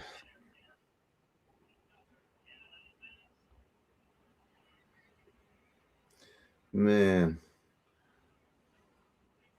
And I mean, these guys they're all fucking good. So just to say that Jupiter's an automatic fade, we got a little ahead of ourselves. Yeah, I'm thinking the same thing, Sniz. We were saying it before. We got too cocky. Every single favorite's always won. Just smash it. It's never the case, man. It's just Lucas Glover with a nice hit, though. Yep. Beautiful. Both equal on shot 1. Another thing to consider too is that we saw Jupiter do very terrible last week. They're gonna have to pick it up this week, and they know it. They're in a tough spot. I was saying it earlier. It doesn't matter. Fucking now, it's like any other sport. Of course, it fucking matters, man. Fuck. Yeah, they don't want to just keep losing. And Tiger Woods is your fucking captain. Like, come on, you're playing. You get to hang out with Tiger. You gotta. Get in the grandstand. He got so lucky that didn't go in the grandstand. That should have been a penalty. That was in the grandstand. Went over the railings. Dude, he got so lucky. They keep getting the lucky breaks. This is 2 holes in a row now. One, it could have went in the water there. Akshay's drive. Then that. Throw the hammer here. Come on, Glover. Stick a good one, buddy. Nice form. I don't think you want to do that. I think they're going to save their hammers for Kisner. Nice shot. I was thinking Glover. It's a little bit early, but they need 2 good opportunities. And like I said before, well, you don't want to throw it to where they just going to get 1 hole. point. Exactly. Yeah. Just rely on him to get a point here. And then if they get 3 points and they're only down by 2, then they have the opportunity to use 2 hammers and then win by 1 point instead of just tying the game. They're going to come back and win this. I'm telling you. I want to put money. You only got $5 or $10 to throw at it. Do it. Atlanta Drive currently is winning this hole. They were plus 1,200, Sniz. They're now plus 800. And man, if we had live spread, this is the spot where you would take the spread on Atlanta. You just want to have fun. I don't believe Jupiter's winning this by 4. If we had a live spread number, that would be the way to play it. They are going to come back. I don't know if they're going to win, but they are going to make a comeback here on singles. This is where Atlanta does it over Jupiter being the better team. They're going to beat them player to player. Well, Atlanta's got to make this putt here. Because Homa put a nice one up there. They're so fucking lucky that didn't go in the fucking grandstand. No, that should be a penalty. Like it was a couple of inches away. Come on, Glover. Glover started this match off with making a pretty long putt. He's been nice. Let's do it again, buddy. Right here. 21 foot. Shout out to Don Johnson. Oh. Don Johnson in the house with us. What up, playa? Appreciate you stopping by. Oh, what yeah. Atlanta's plus 1,400. That was the chance where they bring it back. Now they're plus 1,400, Sniz. Yep. Still tied up, though. Still tied up. Well, here goes your singles hole. What is this? Hole 11? Kisner. Yeah, we're betting that. This is it. No, this is 12. Yeah, it's 12. Hole 12. Oh, yeah, thank you. I said stay off hole 11 because of the penalties and shit. And I was right, stay off hole 11. Look at what happened. Hole 12, Billy Horschel versus Kisner. Billy Horschel is the best player in the TGL in singles. He's 11 wins, 2 losses, 5 ties. So we are betting Billy versus Kevin Kisner. Hole 12 and hole 15. It is a par 3. This is the one that you're going to have to plus 210 Atlanta Drive. You're going to have to avoid this pine tree that's protruding out over the center of the center there. So if you can hit a good fade, if you're a fade hitter, meaning if you're a righty, the ball starts on the left, comes back to the right, that's probably the way to go here. A draw player, opposite way, would be starting it on the right, bringing it back to the left. That's going to be a little tougher.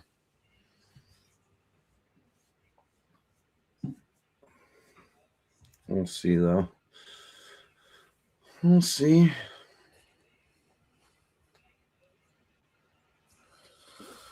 I'm stressing this, man. Fuck.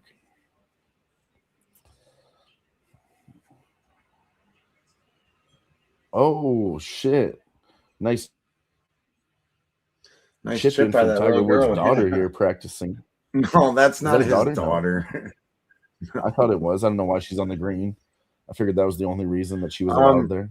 She like won something or did not something. Not because she's black, because that's the only reason she would be allowed on the field, Sniz.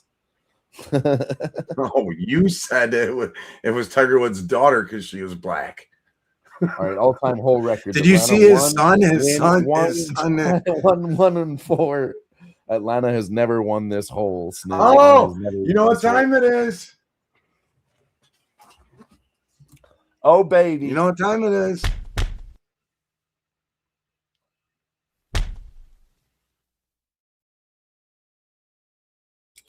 Let's go. That's an empty bottle. That's the wrong now bottle. Let's let Billy Horschel be Nate Diaz here, and Kevin Billy. Kisner be. They already knew it. You said it. You said it, Sniz. You said they're saving their hammer for Kevin Kisner. You fucking said it. That didn't hit the tree? Oh, bullshit. Kisner hits a good one. Fuck you. How did that not fucking clip that tree? I'm telling you, they got lucky as fuck tonight. Bro. Do you get extra points for a hole in one? That'd be cool. I don't think so. Come on, Horschel. You should get 2 points for a hole in one in this shit, I think, right? That makes sense. In our scenario, yes, we would love Well, I mean, I think for golf rules too, even if that guy, he hits an albatross and you hit a birdie, that should be an extra God point too. Damn it, Horschel.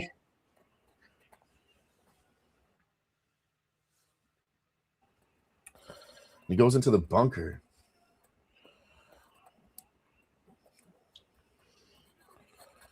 You could chip it in here. I'm actually changing my strategy, Sniz. I'm just gonna cap off I'm gonna do my own capping. Because all we've seen tonight, all the stats that I gave you guys are off of the TGL website. Really, the only place I could find anything.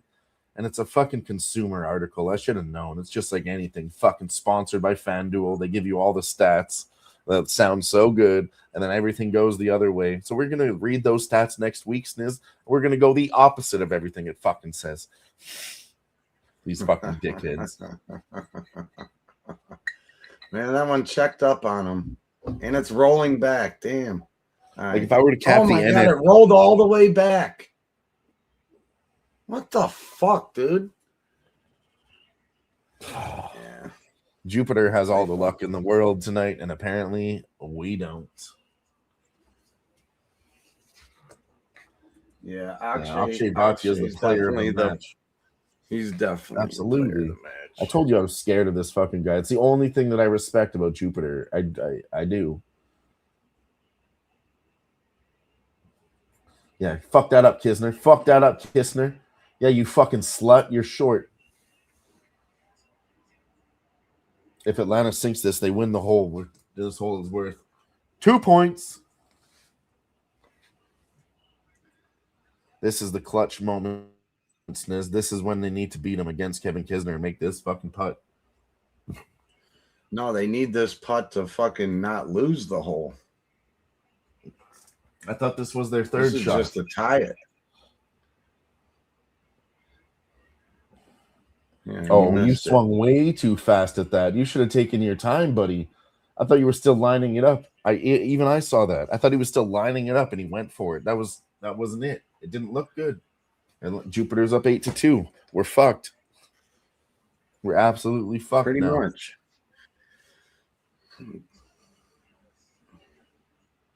Fuck you. Well, and at some point, Kisner had to get sick of being picked on because they're always throwing the hammer when it's his turn in the singles. I know. Like I'm pure disrespect towards his name. Yeah, we said that shit too. You said he's not a bad golfer. He just had a bad day. They all do it. And Akshay's up on the stinger. And last time he hit a driver that only went fucking maybe like 6 feet off the ground. And he hit it perfect. I've been wrong about everything, Sniz, so I'm just gonna change my mind right now. Instead of sticking to Atlanta and looking at the comeback, I'm gonna bet on Akshay Bhatia here. He's been good at this fuck tonight. He's a golfer I like. I'm not going to try to fade him anymore tonight. I'm going Jupiter on this next hole, Sniz. I'm going the other way.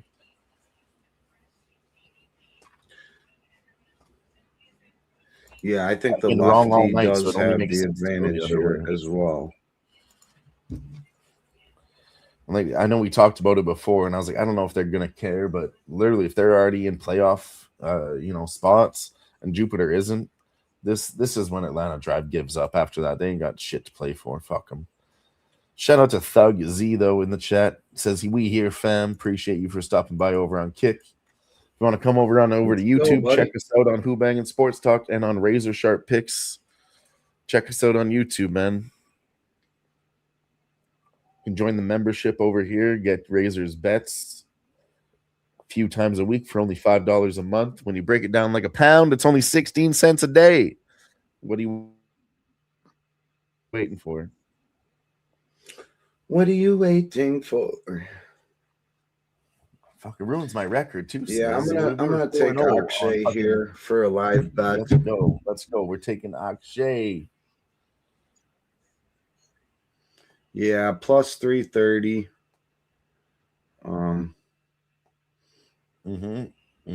Got her up his last time. His last time up too. Hit it in the water. But Akshay is very familiar with this hole, and I think it does favor a lefty. It does favor a lefty. This is a Tiger Woods created hole. It favors a lefty and a short chip shot. That is up Akshay Bhatia's alley. Yeah. Well, I shouldn't say a short shot, but a shallow, because you have to keep it at a low angle to get in between those rocks, so you can't drive it high. He's very good at that. He's also on Tiger Woods' team, and this hole, like I said, was created by Tiger Woods. So Tiger Woods be whispering in his ear, telling him how to win that hole. Makes sense. Like I said, I've been losing. I wonder if we'll see a hammer. We're going to see one more hammer for sure, Sniz. And you called that too. You said on this match, I think we're going to see more hammers than we've ever seen before. They might use all their hammers, man. But, I mean, even if they do, Sniz, they don't have a chance to catch up. What are we at, hole 12? 13, 14, 15? If they win 2 and tie it up, it's just going to be a tie. I don't know about overtime in this shit, but I don't think there's going to be a hole 16. I think it's just called a draw. Just a tie. Yeah. That's really our best case scenario, so we don't lose our initial bet, just get our money back.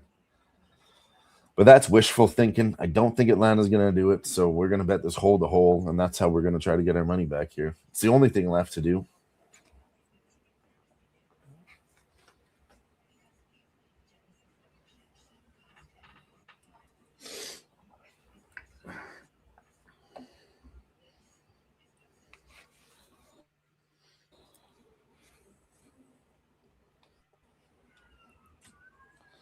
Yeah, damn.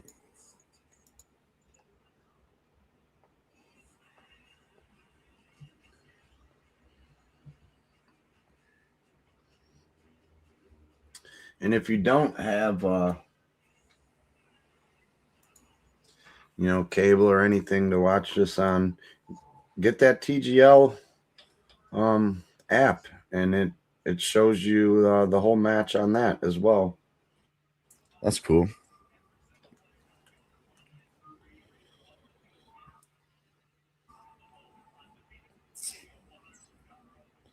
Yeah, it is on Amazon Prime here too. That's where I'm watching it. You need the Sportsnet subscription, but I mean that gives you hockey, basketball, and the TGL. You have to buy something else to watch NFL, but I mean that's pretty good for $20 a month. That's mostly what I watch too, Sniz, as you already know, NHL and NBA. So that package is right up my alley for $20 a month. Akshay hits a beautiful drive. Wow, the way he just a beautiful one. Let's go. Angles that. We saw his shot last time on that too. Look how he just I was gonna say he just stayed shy of the rough there, but it rolled slightly in. He should still be fine. He's a chip god. Chip god.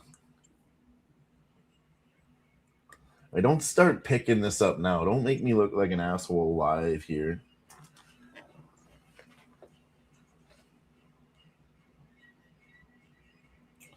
Chris got her up. Fuck it up. Doesn't look as nice, but it's a clean shot. Actually, it is going to roll downhill. Probably is better than I expected. What up? Shout out to Chris AM. He says, we in here, Razor. Razor's not here, Chris, but you got Sniz and you got Dylon. Let's get fucking it. Jupiter, you fucking sluts. You absolute fucking skanks.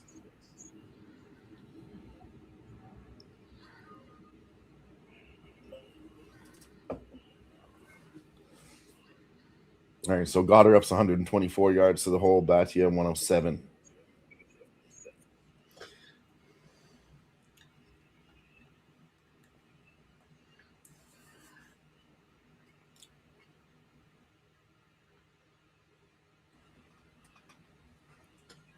Looks like you got a little too much of that one.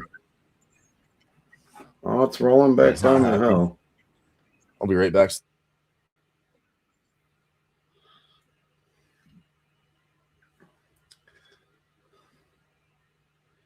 Yeah, not a bad shot there. Akshay's got to come out the rough though, so he won't be able to control the spin as much.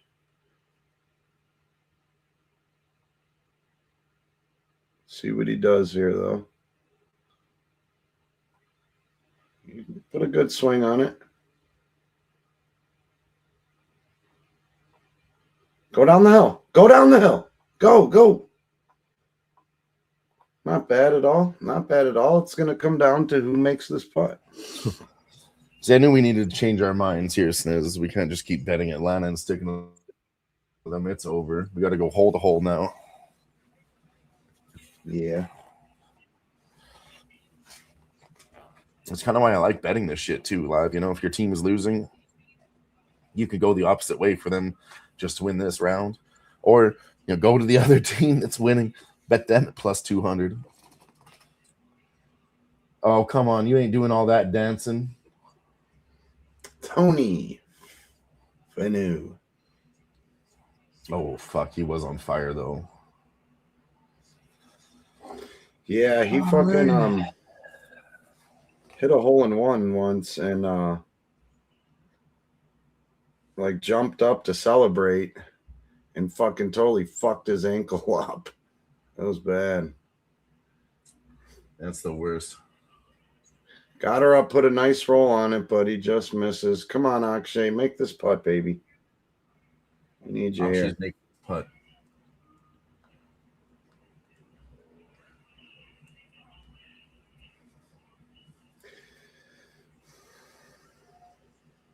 It's not bad. It's not bad. I think we're looking at 10 or 12 feet here. Yeah, it's a 13-foot putt there. 13'7". Come on, baby. No. Never had a chance. It's a tie. Damn it. And he just taps it in. He walks right up. He didn't even take it in. He just tapped that fucker in from fucking 1 foot. That's a tie.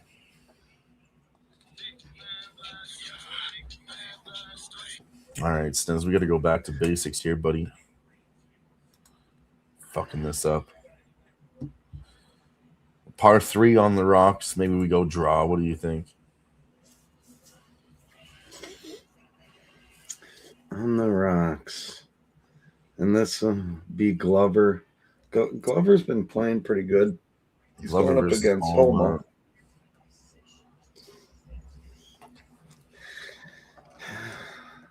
I trust Glover's putter over Homa's.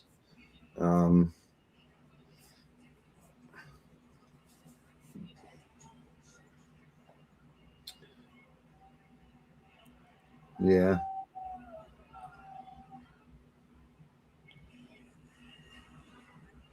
That's the way I'll put it. I trust Glover's putter. I think I want to go Atlanta the last 2 holes, honestly, man. I want to, like, Akshay Bhatia is the best. We just saw a tie. I think Lucas Glover and Billy Horschel could clean this shit up here. Yeah. At least one of them, and that's the way I'm going to bet. I'm going back to Atlanta. Atlanta all-time on this hole, too. 5-3-2. Jupiter 1-3-1. I think if there's a hole, I think this is the best record we've seen hole to hole all night. Yeah, I'm in. Let's go.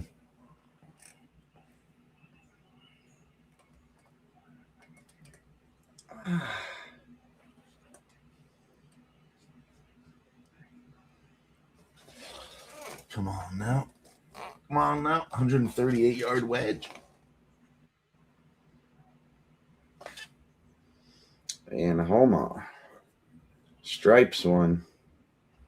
Oh, it's going to be a tie. It's going to be a tie. Should have known it was going to be a tie in a par 3. What are we doing over here? Thank you for the follow. Zachariah. Fuck that up. Over there on kick. God damn it. Come on, Glover. That's right at it. Get in the hole. Oh, my God. Oh, bro, that was the closest hole-in-one we've seen all fucking season, bro. That couldn't have caught the fucking... Dude, it went in. Right It dipped in. Here, live look at it. It goes past the hole, rolls back, dips in, and then jumps out and rolls back past the hole. That was the closest hole-in-one we've ever seen live. Wow, we have what a not shot. seen that before. Too bad Max Homa hit a really good one in there too. I know, fuck. It's know. gonna be a tie. I don't know if he's missing that putt. It's possible. I mean, that was crazy. Max Homa's 8 feet away compared to 2 feet, so it is possible that he does miss this putt. It's on the table. I don't think so, but let's get one here. Let's get one for the boys. This is probably the worst stream I've done for TGL. I'm losing every fucking bet tonight, so we need to win one in the end. Max Homa, 5-footer. He missed it. He misses it. Let's go. Let's go, Sniz. Now, the only way they can win, they need to sink this one.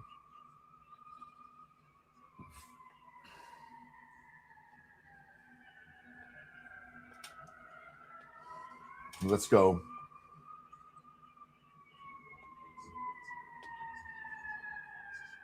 Yeah, there's no way they can win. They're down 5. No, there's absolutely no way.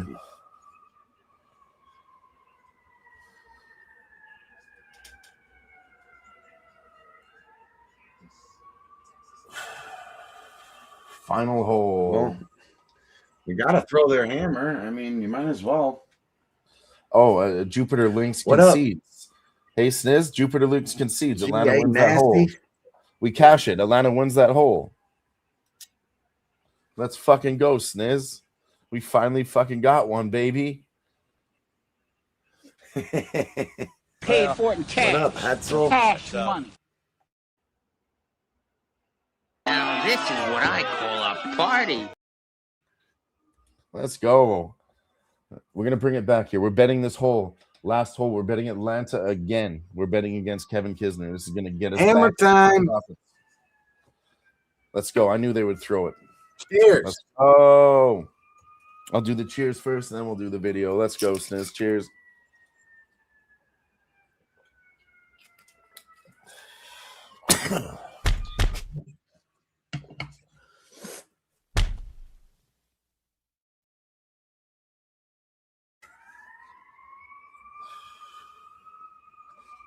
Let's go. Looks very nice right down the center. Nah, it's going too far right, though. It's okay. It's on the fairway. It's on the fairway. He's fine. See, that's what you call a fade there.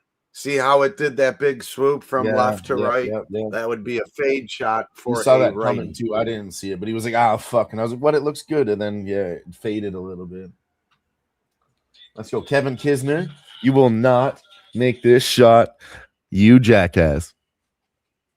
He's playing it safe, just hitting it out there to the right. Oh, he hit a draw. See, that one went from right to left.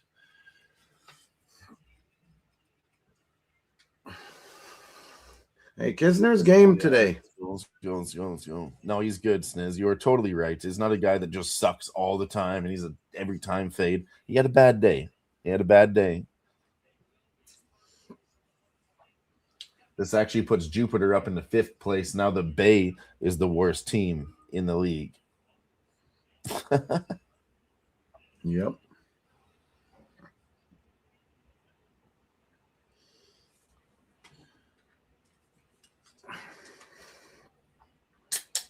I guess getting 2 points still does play into the playoffs like we were talking about last week, so they still want to play for the points. Kevin Kisner doesn't like it. He grits his teeth at it. Oh, it's far left. Bink. Yeah, it's not good. It's not good. That is good for us, though. No bueno. So, and this is a guy, he looked good in the beginning of the matches, but then he fucked up late, too. He does get worse as it goes on. Hole 15 was the spot to fade Kisner. If you're going to wait for it all match. Practice that patience, and then fade his ass. He's going to fuck it up. It's not a matter of time. That patience. Let's go. He puts a nice shot in there. One at it. Boom. Good shot, Billy. Let's go, Sniz. Billy Let's go. Kid. If we win this one, we're actually going to be profitable. No, we're not going to be profitable. I have to do the math, but either we're going to lose a little bit of change or gain a little bit of change. And I'm talking about less than $5 on either side here. So We're still doing okay on TGL, but oh, the Moist Magic Taco. Yes, we are manifesting that greatness. appreciate you stopping by. And you are nothing short of it as well. The stream is fun. It's always fun to watch the golf. I enjoy watching this with my boys and with you guys in the chat. But I mean, it's never fun when you lose money. But we did gain it back. Kevin Kisner with a 76 foot, and he gets close. I'm not sure that's going to be good. He does that backhanded chipping stuff. Meaning that his hand that is normally up top on the club, higher up towards his body, he drops it down low. That's something that a lot of these guys been doing with putting, their putting strokes. And right. You're seeing it too with some chips as well.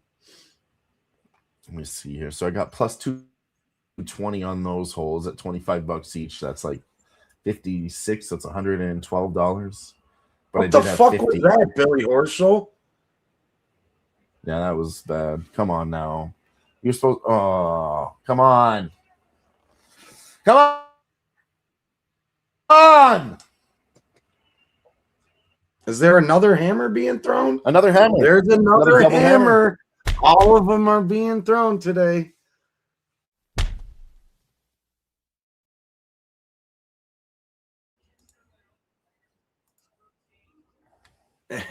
And Billy Horschel, that's actually a if double he would have hammer. just left that somewhat close. Yeah, what the fuck was that, Guillermo? Luckily, he comes back and makes that. Wow, that wasn't an easy putt either. But like you said,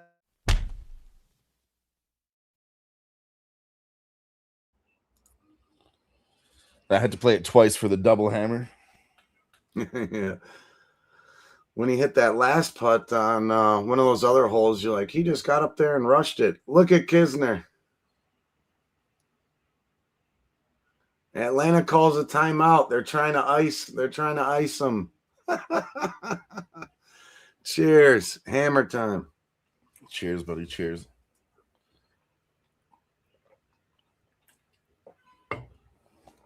See, and if they would have hit that last double hammer sniz, we'd be down by 2 points. They could hit this one and win by 1.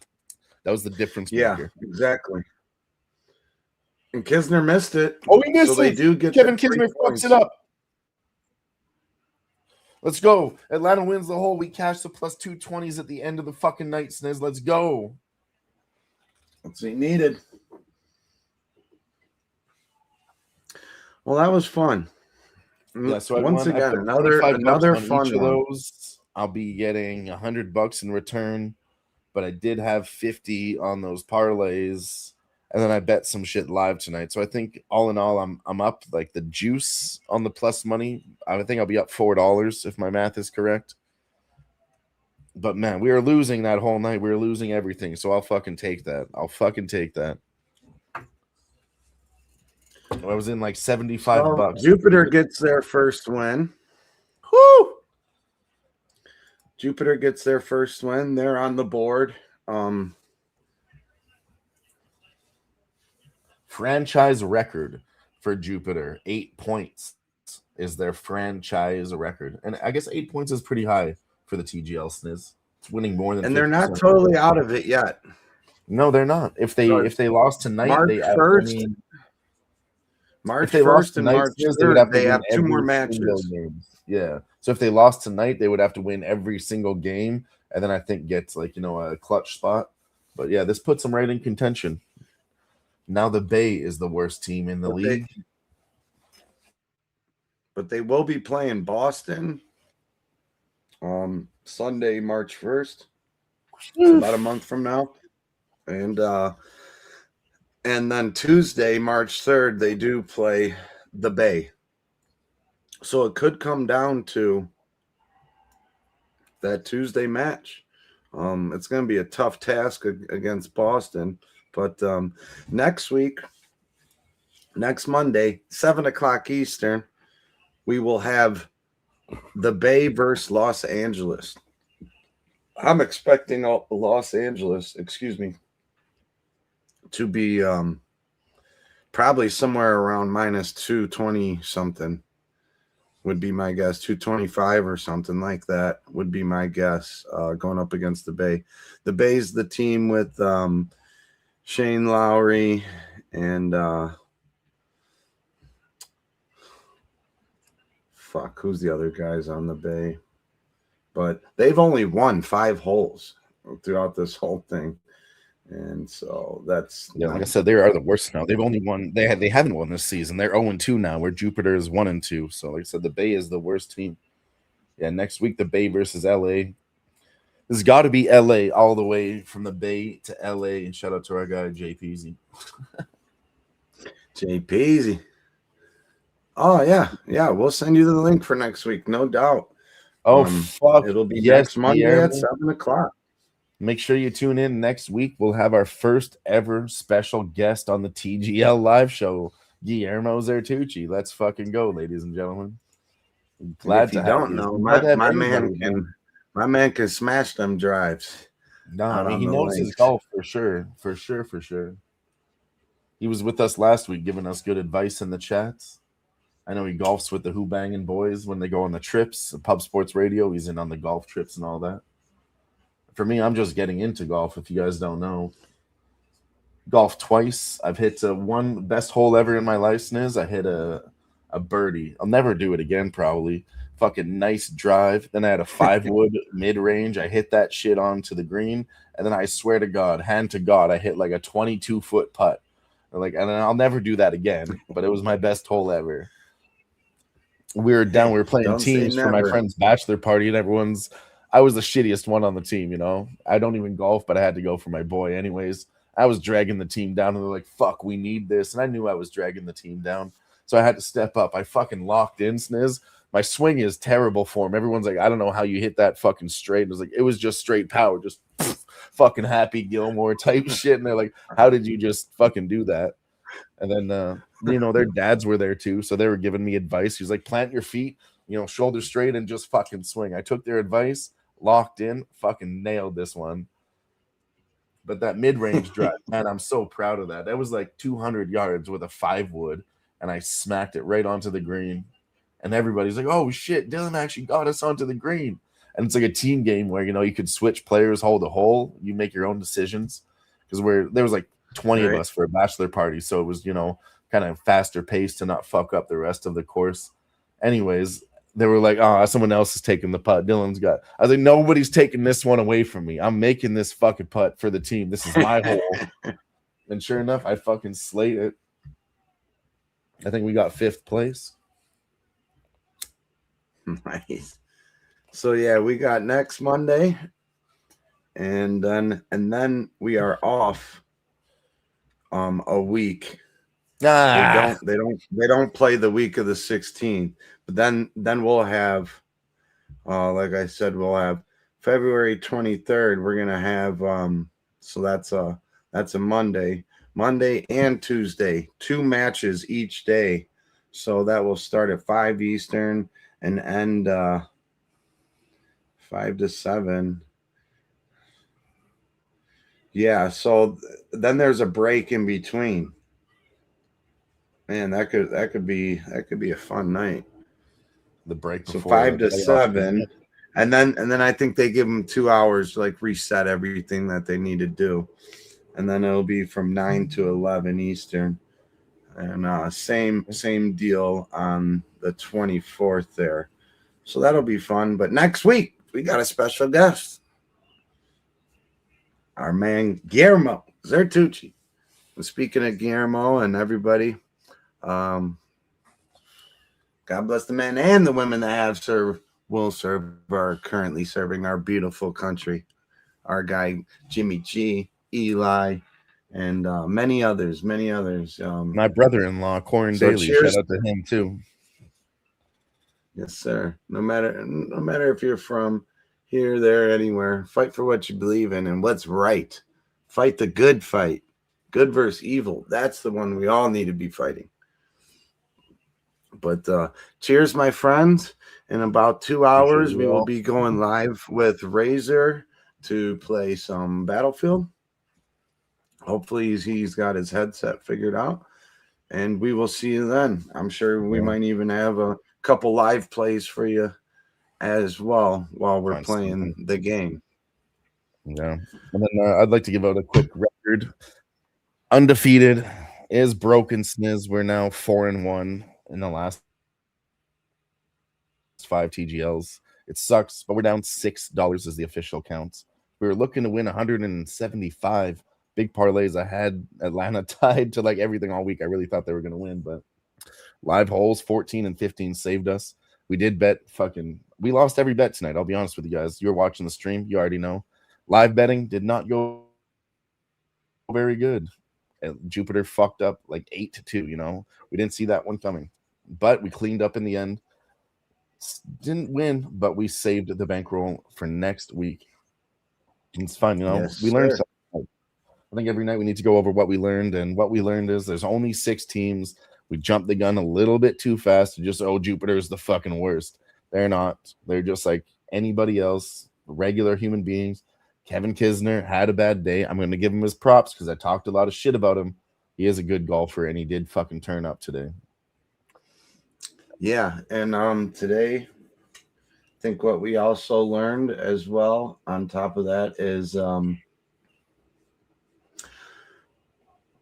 we need to be patient. Show our patience in this, and right, just like anything. But I do think next week is just an LA smash spot. The Bay is not good, next week, and they can be outdriven pretty easily. Rory showed that. Rory showed his dominance. What was that last week? Yep. And showed how he can take over in singles. I think LA's got some firepower like a Rory to be able to do the same kind of thing against the Bay once again. And but I do expect them to go back more towards the mean,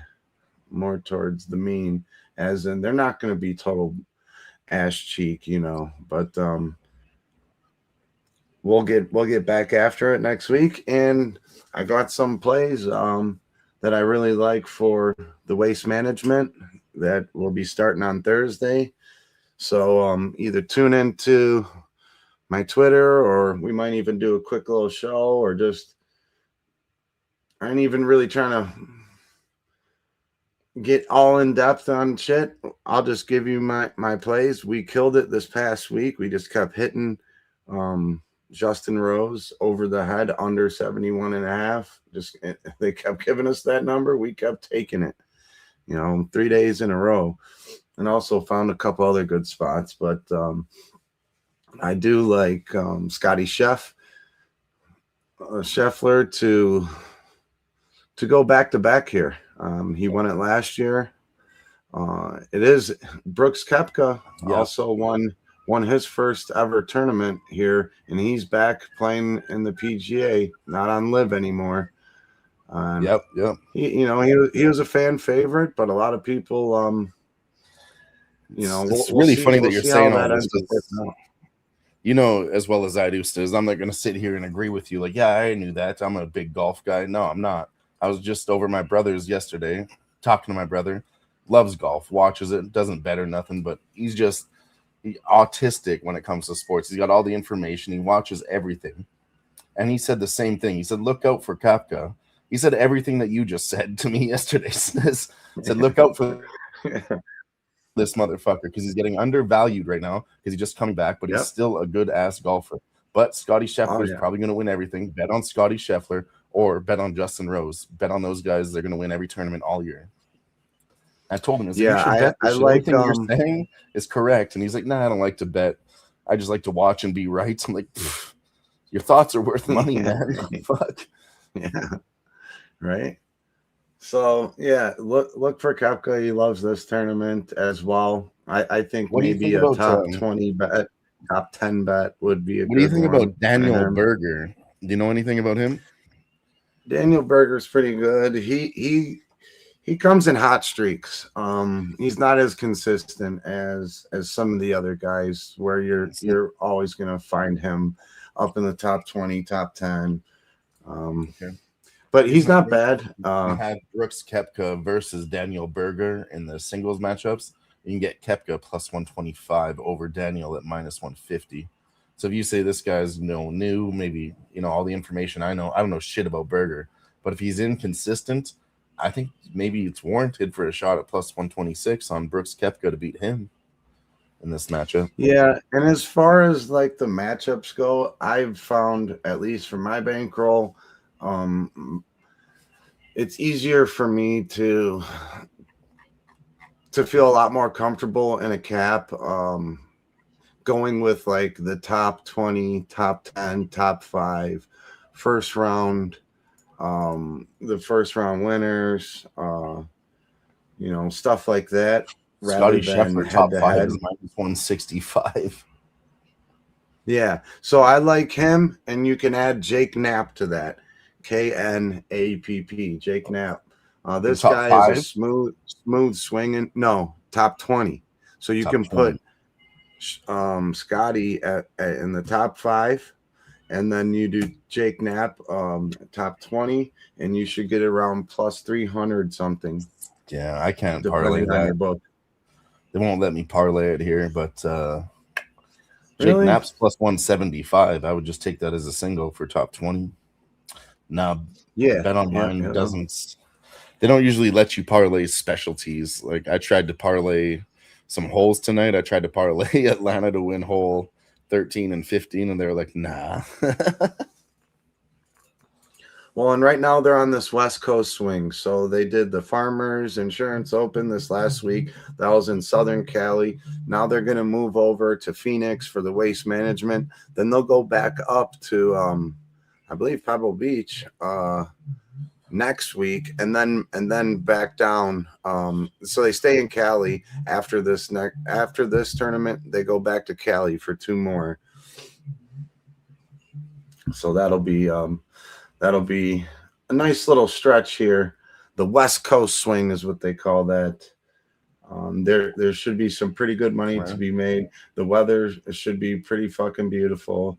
It's California, and we should look to build on these guys that are going to be playing this whole swing. Some guys don't play every tournament, but like Jake Knapp, I liked what he did this past week. It's going to be similar kind of golf these next couple weeks, minus Pebble Beach. That's a tough one.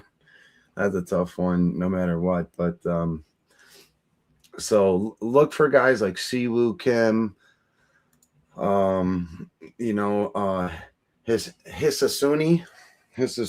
That kid is good, and he's consistent. He's pretty young, and but yeah, if you can take that, I like Jake Knapp at top 20, and it's plus, you said 170 at your book or 175. I got it at plus 190, and if you can do the parlay, the top whatevers, pick one of your favorite guys that is at least plus 150 or to plus 200, somewhere in that range, and parlay it with Scotty, top 20 with top 10. And that's about all I got for today. Anything else you want to say before we call it a show? Yeah, I'm looking at some live hockey here. Sabres have been on fire. Panthers scored first early. I'm going to move on the Panthers plus 160 live. So there's a good one for you guys. Sorry, Sabres plus 160. Sabres have been absolutely on fire. There's no reason to even think about fading them. All right. I like it. So we got the Sabres there, plus 160. And it's very early. This game just popped off, and Panthers scored within 2 minutes. So there's still the whole ass game left here. What's up, Ramon?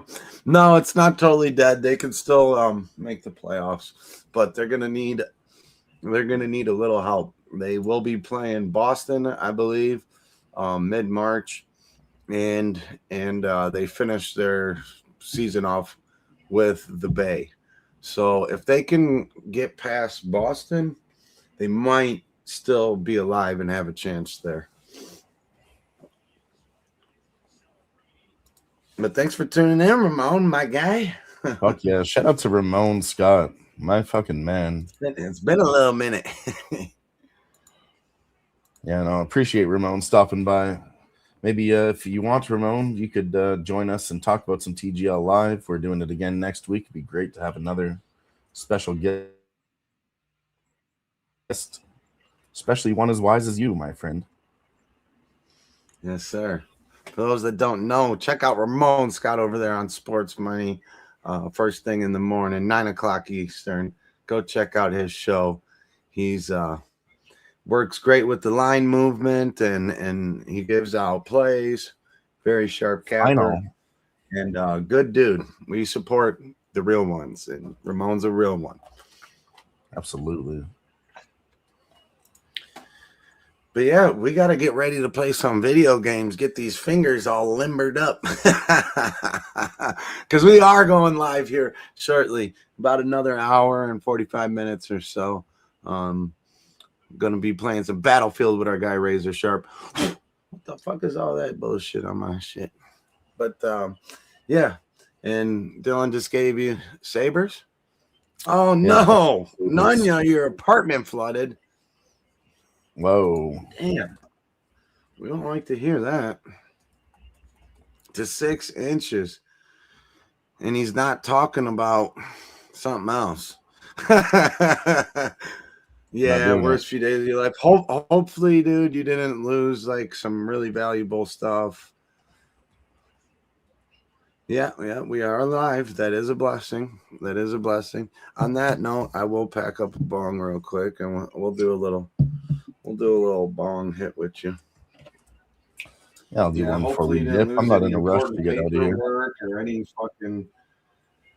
any fucking, you know, like memories of certain things, you know. Yeah, water damage is a fucking bitch. Let's look at the Sabres history here, because I don't remember what it is, but they've been on fire. Let's go back to December 9th, Sniz, okay? And we're just going to go win, all the way up to December 31st. So December, they pretty much won every single match. And they lost on January 3rd. Then they had 3 wins, 6, 8, and 10th of January. Then they lost. Then they had 2 wins. Then they lost twice. And then they went on a 5-game tear. And then they lost their last one. So they haven't lost 2 in a row since January 17th in about 2 weeks. And then before that, they hadn't lost 2 in a row since December 9th. So I think Buffalo's a viable bet tonight. They're doing something really special in the NHL, you know, and we got to take note of it. They're killing it. They're the team that everybody thought nobody would fucking do it, but here they are fucking doing it. So, yeah, let's go Sabres live. And shout out to the Razor Sharp sisters. Shot time. And shout out to Razor Sharp Picks. He's in the chat. He says 1-0 Florida to start. Exactly. Buffalo plus 160 live. Why? Because fuck them. That's why. Because fuck them.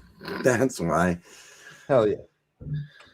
I love you. Even though you had a bad flood, he's still saying, cheers, gang. Got to look at the bright side. Stay positive. I fucking love that. Just get that positive energy out there. But Sniz, maybe it's bong time. And we'll take a shot from Megan.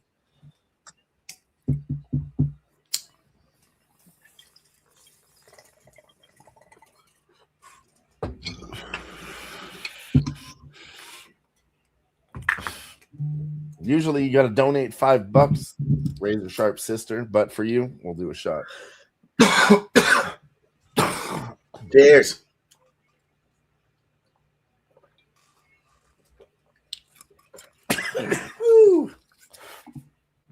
All right.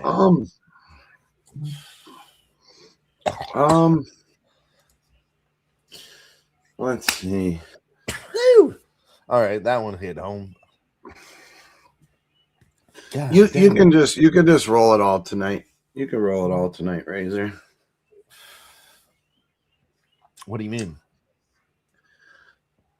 He asked if I wanted to stream the game from Twitch, and he can do the other ones, but he could roll it all tonight. You get that headset figured out, my guy.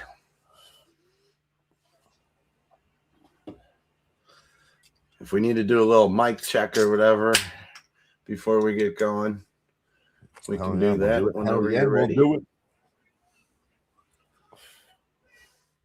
Dude, that dude from Syracuse had one of the ugliest fucking shots. You're still watching the same broadcast that I'm watching? You're watching the top plays of the month now after the TGL? No, it's North Carolina versus Syracuse. Oh, you're watching that college. But the dude was like over here with it, and then like brought it up like over like this while doing a free throw. Yeah, it looked like you were making basketball or football moves. I didn't understand that at all. I guess that's what you're seeing too.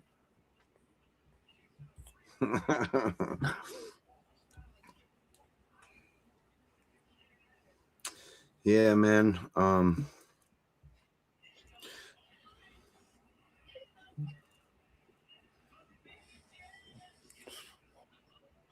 Razor says we're gonna have to do a mic check. We'll do it. It's all good, baby.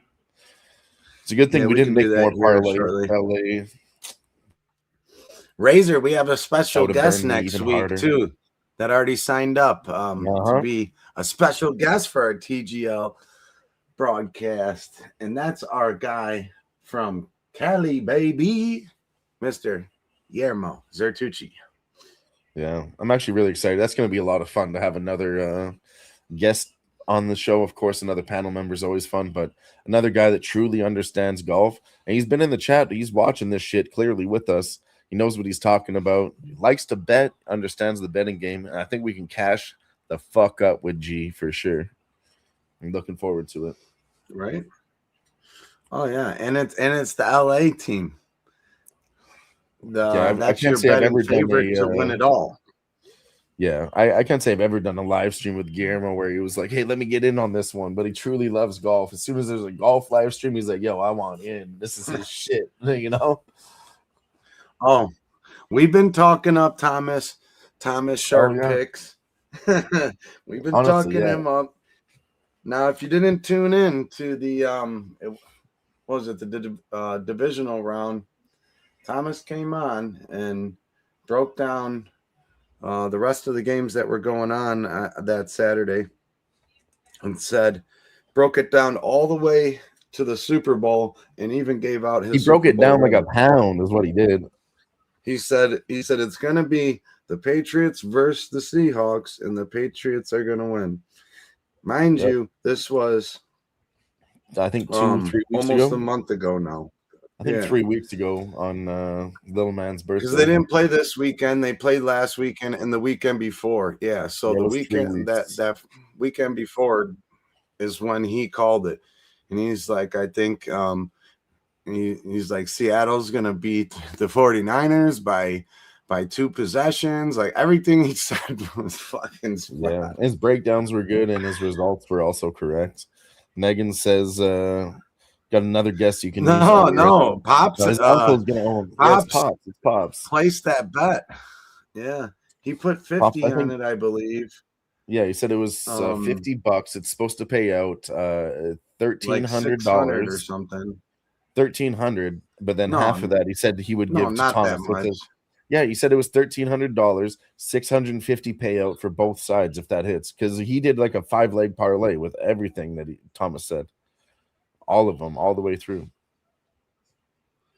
You'd have to check with Pops, but I think Pops said it could be $650. No, it's $650, and he's gonna split it with them. I thought because what he did was put 50 on Saints or the Packers over the Seahawks for the Super Bowl. Packers to win over the Seahawks. See, I thought he did. I think it was plus 1,300, and he put 50 on it. Okay. So yeah, it was like to win 650. So Thomas would be getting 325. Okay, I thought it was the other way. I knew 650 was the general number. I didn't know if that was half or if that was the. But either way, though, man. Pops is a generous guy, and he's a man of his word. No, I've met Pops in person. Great guy. Met him. He will absolutely fucking get. He would be so nice. He'd be like, just have it all, man. It's only $50. Who gives a shit, man? It's all good. It's all good. That's what Pops would say. Megan says, Packers, damn, you guys really are friends with Razor. Jeez, you really are a sister. I'm on the Green Bowl Packers. You really are a sister of Razor because you're an absolute fucking troll. Razor loves stirring the pot. Yeah, he does. Yes, he does. That's why when the Packers played the Bears, and I was like, let's do the first half Packers, full game Bears, plus fucking 850. I couldn't wait to fucking. Bro, I was waiting for him to say something on the internet. And, I know. I was waiting for it too. Like, he was talking shit to us. He was talking to us the whole fucking game. And you remember me, you, and Big Ragu were hanging out the night before. I can't remember what the college plays were, but those smacked. We put them in a 2-leg parlay. Yeah, he's like, take the Browns. And then he said, take the Browns. But I remember we were standing at the queue with Big Ragu, and I was like, I'm putting this in a 3-leg parlay. He's like, whoa, I wouldn't go that far. I said, no, fuck it. We're winning tonight. But I was going to put $100 on that sniz, and it was like $1,600 payout. Big Ragu was like, hey, a 3-leg parlay, maybe only put 25, And I was like, yeah, that's fair. But still, they came through and won. I think I had the Buccaneers, which it was a close fucking game, huge favorites. They only won by 1 point. Long story short, I took like 2 big favorites, like minus 600, minus 300 to get to like plus money, and then I boosted it with the Browns, at plus 400. Well, in that week they were playing the Packers, and we're all hanging out together in Atlantic City, so we had to do a fucking live stream, of the game. And fucking Razor was just yelling in my ear, like right next to me, yelling in my ear, Myles Garrett. Like he ain't sacking nothing. And honestly, that game was so close the whole time. Nobody was scoring points. I mean, that was Ragu's cap. It was like they're both two very good defensive teams, so it's going to be a low-scoring game, and that that opens up the backdoor cover for the Browns. That's exactly what he said. And what was it? Very close game, defensive as fuck, low-scoring game, backdoor cover for the Browns, and they ended up winning. Yeah, he just kept yelling Garrett in my ear obnoxiously, and it was starting to get to me. And I'm like, honestly, I don't really get into that love you, bro. I don't want to hear it, but later, this is starting to get to me. I need to go smoke. He's like, oh, you could just smoke a cig right here. I'm like, oh, okay, fine. I remember I don't really try to let that shit get to me because I don't really, have an NFL team or anything like that. But I don't like talking shit to each other while I'm really sweating my bed. I'm like, dude, really shut the fuck up, right? So I don't say anything because I don't want to get involved in the first place or have that back and forth. But man, when Razor lost, I had to talk some shit. I was like, whoa, you had your jersey on and your Packers hat on. Now we're going out on the town. Leave your uniform on. I thought you were a fan, still represent your team, even in a loss. Fuck, I would. I walk around in an Oilers jersey when they lose. Said, everybody knows that we lost. He played himself. That was that karma. He went to the bathroom and changed in the next 3 minutes. And I'll call him out live on his own channel. I don't care. He went to the bathroom and changed within 3 minutes after that loss. I would have too. That was great. Happy Monday to you, Swizzy, as well. Hell yeah. Shout out to Swizzy for stopping by.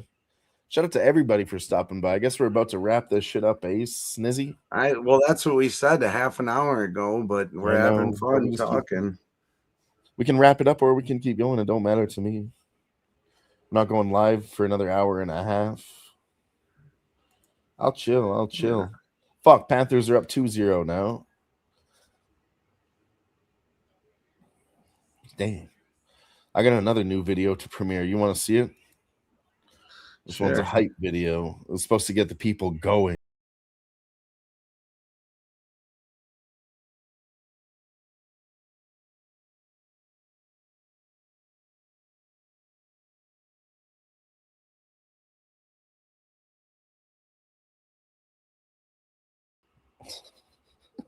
The fuck? Whoever made that was a genius. Absolute genius. All we have to do is take this fucking Elmo stuffed animal. Him with the gun was hilarious. Right? Then the next scene is him with the gun at his head.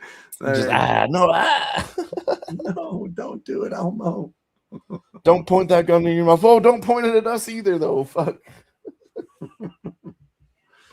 Oh, shit. That one's an absolute banger. You know, we have the Penguins taking the lead over the Senators, 1-0. I think the Penguins win this one tonight. Pacers up 4 points, 22-18 over the Rockets. I think the Rockets should take this one over the Pacers. Yeah. At first glance,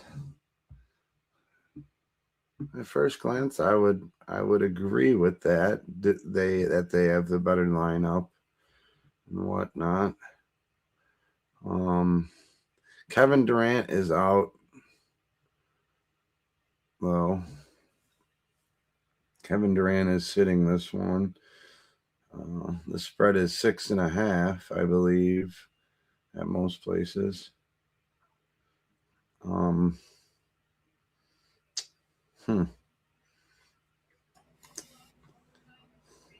Fuck. Pacers are actually up 6 now, and now it's Rockets -3.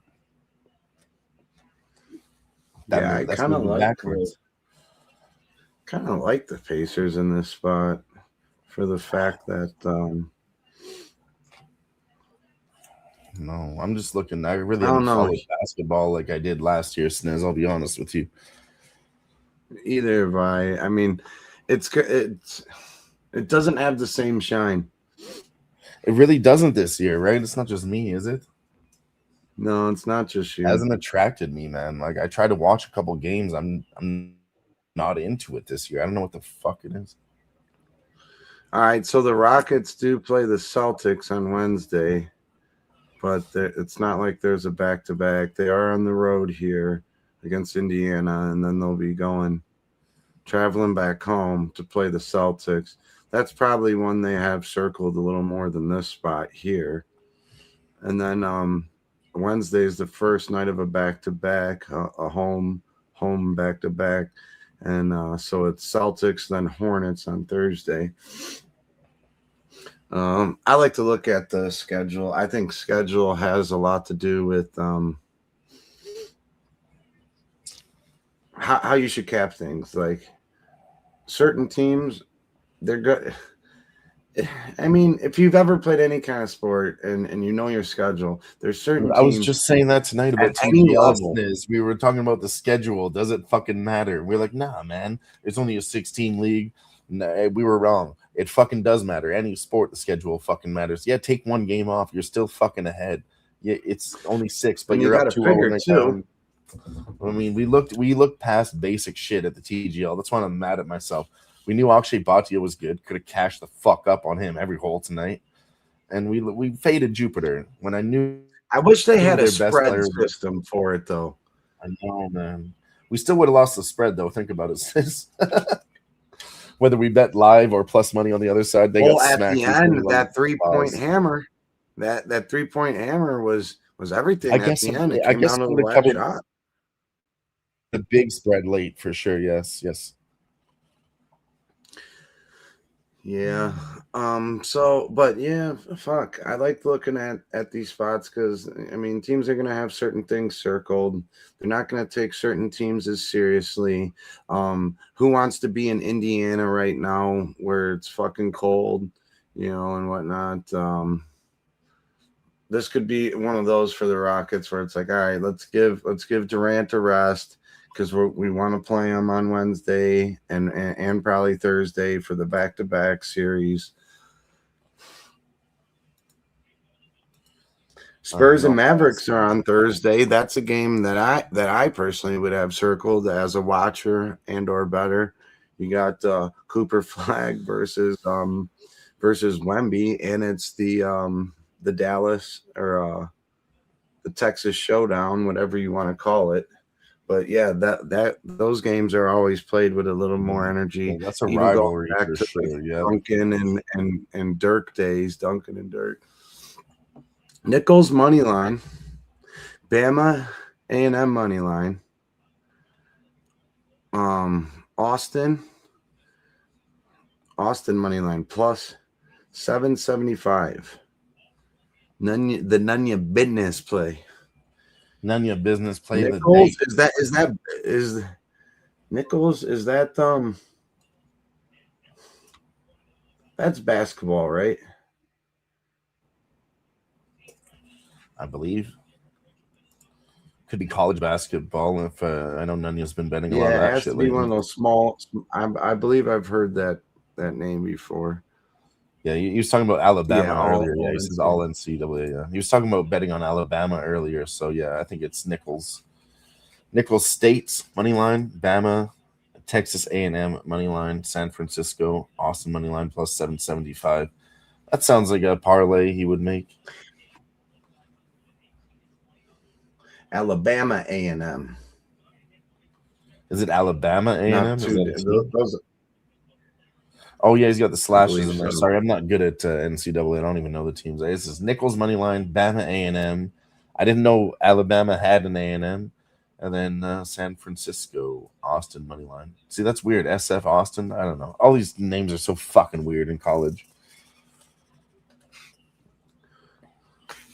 A play if you are into futures that I would be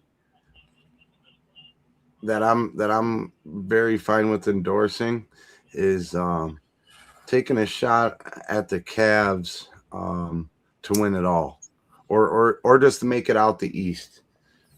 They're starting to catch stride at the right time, I believe, and I do think they are legit contenders to try to land Giannis. And if that happens, that number is going to go totally away, you know. Yeah, no, if they get Giannis, Yeah, you're going to have to give up some shit, but they just picked up Dennis Schroeder and Keon Ellis for they traded DeAndre Hunter away, which I like DeAndre Hunter, but he didn't really do enough. I was going to say for two me. players for one. And you can like get two guys trade for him. Yeah. Polytechnical Auburn. Institute. So the Auburn used to be Alabama Polytechnic. Fun fact. All right. I actually like these facts. I'm trying to get into college basketball, but as you guys know as well as I do, there's 100 games on a Saturday. That's 200 teams. Back. It's very hard to learn all these teams, so I do appreciate the help from the chat. So I'm not going to sit here and pretend like I can bet on college basketball. You know, I do a lot of sports, but college, getting better at college football this year. But college basketball, holy fuck, is there a lot of teams. All right, we're going to need the Sabres to go ahead and score one. Still the first period. Panthers are up by 2 now. Gave you guys the Sabres a plus 160. I don't hate a plus 350 here. I don't, if you want to take a long shot. But what I think I do like here is the Sabres plus 2.5 at minus 120. I think that's what we're going to do. That's what I want to do. It's what I want to do. It's what I'm going to do. Snizzy. Yeah, buddy. Instead of giving you guys another bet here. I mean, yeah, I'm down to chill. Me and Sniz will be doing the exact same thing, whether you guys were here or not. So we might as well just hang out with the boys. You know what I mean? But yeah, I gave you guys that Sabres spot, like I was talking about. Sniz, brighten up Nunya's day a little bit. He was going through a lot. It's plus 350 for the Sabres, and I'm not going to sit here and recommend, like I did that same mistake just on Atlanta. I apologize to the chat for that. I was like, yeah, take him at plus 120, take him at plus 200. Bad move. So Sabres, we're going plus 2.5. All right. Well, it was the right time to do it. If they were going to make their move, that's when they had their chance. Is that it? Let's go. Sabres goal. Boom. See, and why does that always happen when we do hockey? anytime I would hear That's how you and hockey, Jimmy because I know talking hockey hockey, is. a I've been goal watching this shit. instantly I've been happens. watching this Instantly shit. I know happens. this shit. It's not because I know. It's because I know they're going to score. That's why I wanted to take it right now. Panthers are up 2-0 in the first period. They're not going to hold that lead or win by 3. Sabres are one of, if not the hottest team making a comeback. It's Sabres and Tampa Bay Lightning, hottest teams in hockey right now, if you guys don't know, going off the hizzy. Lots of people will still tell you Avalanche. That was them for sure, but not right now. Avalanche are kind of downsloping, and Sabres, they're disgusting. Like I already told you earlier, they're doing something that we have not seen before, Sniz. Like they're 1, 2, 3, 4, 5-1 in their last 6. Last 10, they're 7-3. Before that, Excuse me. 1, 2, 3, 4, 5, 6, 7, 8, 9, 10, 11, 12, 13, 14-1 before that streak. So 14 plus 5 is 19. Last 20 games, they've only lost 4 times. Last 25, they've only lost 5 times. Like, this is a team that you just bet on and you don't even think about it in the NHL right now, especially at plus money. And then let's go look at the other side on the Panthers. Former Stanley Cup champions. Everybody's got a fucking, oh, they're so good, right? Missing a lot of fucking players right now. They don't have their top team. They're not in the same form. Now let's go look at Edmonton Oilers, who played in the Stanley Cup against the Florida Panthers last year. Not in the same form, not looking very good. Why? Because they played fucking hard. Why? Because they played longer than every other team for 7 games. You guys don't think those 7 games matter, even though it's rest and they all have 3 months off? They play 7 more games than everybody else at the hardest level when they're trying their fucking hardest and fighting through injuries. It means a lot. I'm telling you, we saw it last season. Nashville almost made it. Nashville sucks this year. I mean, it happens over and over and over again. They fight through injuries. They get hurt.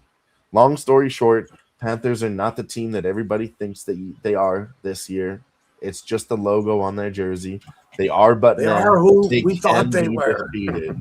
Shout out to Wine Time Sports, ladies and gentlemen, coming to you all the way from the land and all the way from Canada. My guys, Ick and Dylon. Shout out to Wine Time Sports, coming all the way from California. It's a reference to the Rink Report intro, if you guys don't know. My guy, Wine Time. Appreciate you. He knows. But hey, honestly, I was just saying all that just to say, let's still bet on the fucking Sabres. Let's do some late night sweat hockey action with your boys. It's still not a bad number at plus 180. This is a 1-goal game in hockey where I just told you about their record, where I told you Florida's not doing well. And it's still the first period, Sniz. We got a lot of game left, and it's a 1-goal game. Plus 180. This was a pick 'em originally. A little bit wide here. Little bit wide. Yes, sir. Islanders score. Let's fucking go. Over the bum-ass Capitals right now.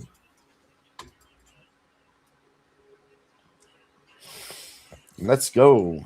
We are indeed live. We're actually live for the TGL, but that shit's over, so we're just continuing to hang. Ramble, basically. We just rambling. Yeah, and if you are tuned in, rambling and gambling. I know a lot of people are interested in this game. Syracuse, North Carolina. North Carolina is ranked 14th right now. They're up 25-16. The Tar Heels, that is. Oh, there we go. I know my guy G likes the Tar Heels.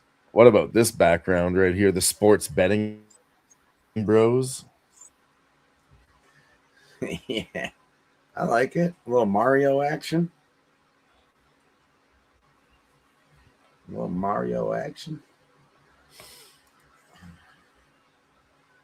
In the NBA, you got the Rockets making a slight move here, but Pacers are still up 30-29. I know that made a lot of people's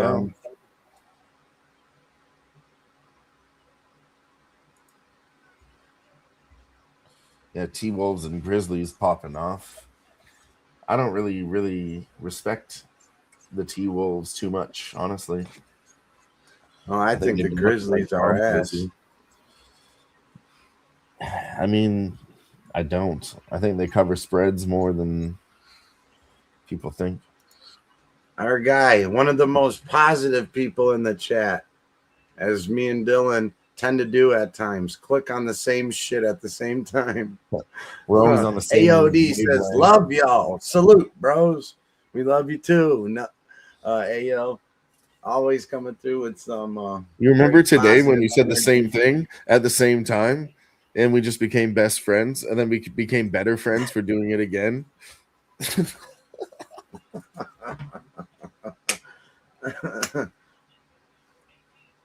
What's the community showcase here in Battlefield?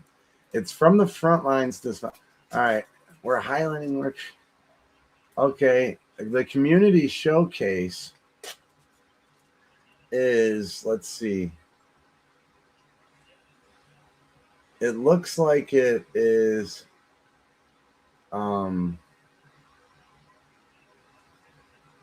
golf carts. You got to do something with golf carts. On what? What are you on? They make up like different Battlefield. Like if you have the game, you just have the red sec part. But if you have like the actual full game, the community makes up different game modes, and this one looks like it has something to do with fucking golf carts. Chugga chugga choo. I'll do a little chugga chugga wahoo. Let's do it. Cheers.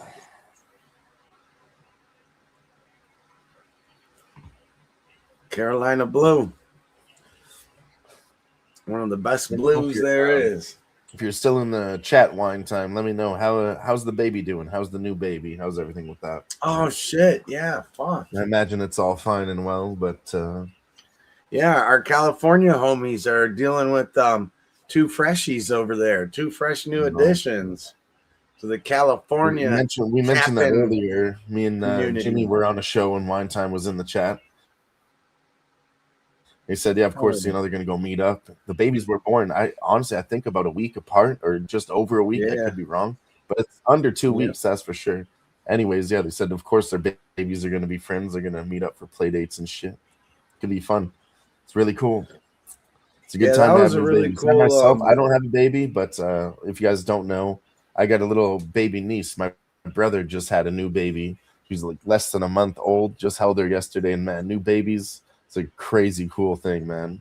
She's tiny, man. She's half the size of the other baby. Because he's a boy, Bronson, my other nephew. But the niece, I think she's like 6 pounds when she was born. Sniz, on my arm, she's like from here up to here. I could just hold her in one hand, cradling her head, of course, and she only comes up to like my arm right there. And I just sat there with her like this, and everyone's like, "Wow, that's crazy how small that baby looks." So if you guys don't know, I'm like 6'5". I'm 275 pounds. So that baby looked tiny in my arms. Hell yeah. Yeah, there was, that was great, man. A very memorable live sweat where Jimmy met up with Wine Time at the Angels Stadium, and they were live sweating live there in the stadium. It was pretty cool. That was one of my first times meeting or getting to see Wine Time. Oh, me too. That's where I first met him. A couple of years back. Even though it was online, that's when I first saw him. And I guess they knew each other because he came through and he was like, "Oh shit, it's this guy," or whatever. And then he came in. It's funny because Jimmy was like trying to be a nice guy. He's like, "I'll go buy us some beers," and he just gave the headset to Wine Time, put him on the spot. He's like, "I don't really know what I'm doing here. What's up, guys?" It's like a little bit nervous, first time live, and we were all drunk as fuck. Let's be honest, but he was at the game, a few beers deep, and those stadium beers hit different. We all know that. make sure to go check our guy Wine Time out over Absolutely. there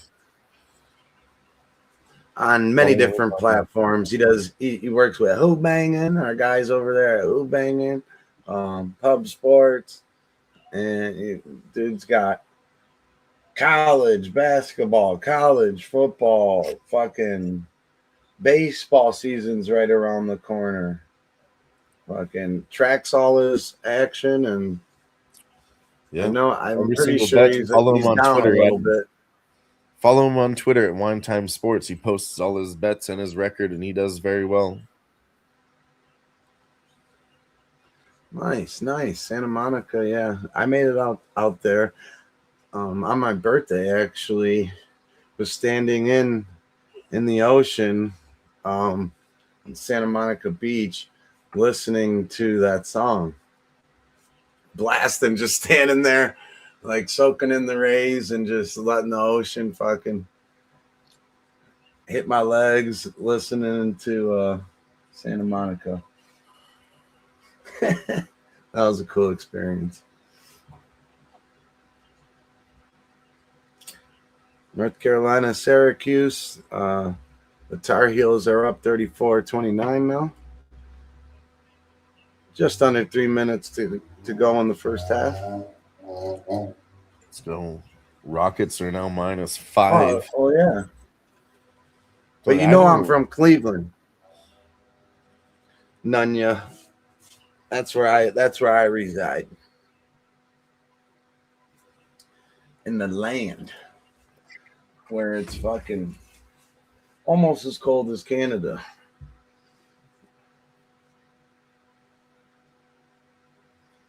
But yeah, you got a lot of good homies out there. Jimmy G, DJ Big Boss, fucking Guillermo, Wham Bam, Damon, all sorts of good buddies out in Cali. If you're gonna go that way too, and you're East Coast or Midwest, you might as well make a stop into Vegas too.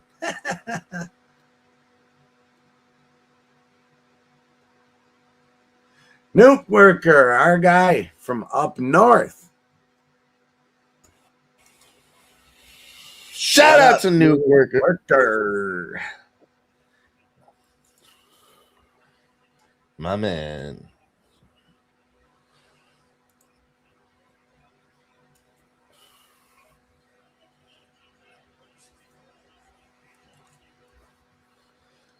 Yeah, driving when we went out to Cali, me and Pops, Gary, we went to Vegas for like 6 days, 5 nights, had a blast, hung out with Ski, our guy Ski Prophet, and he ended up and Dutch, and he ended up going to Cali with us because we went to the Breeders' Cup, and that was in Santa Anita.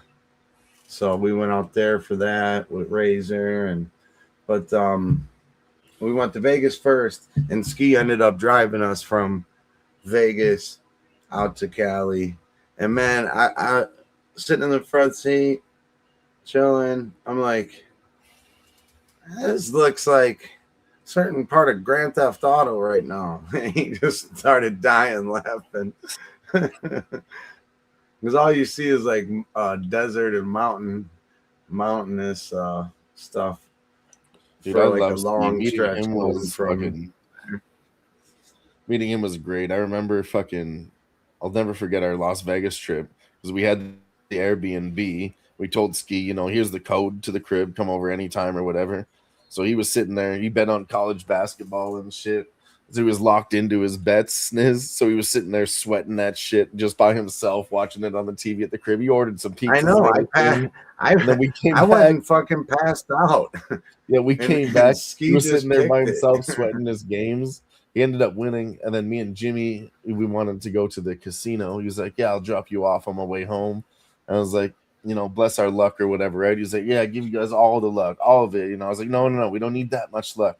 We just need a little bit of luck. He's like, "All right, boys, good luck, but not too much, just a little bit."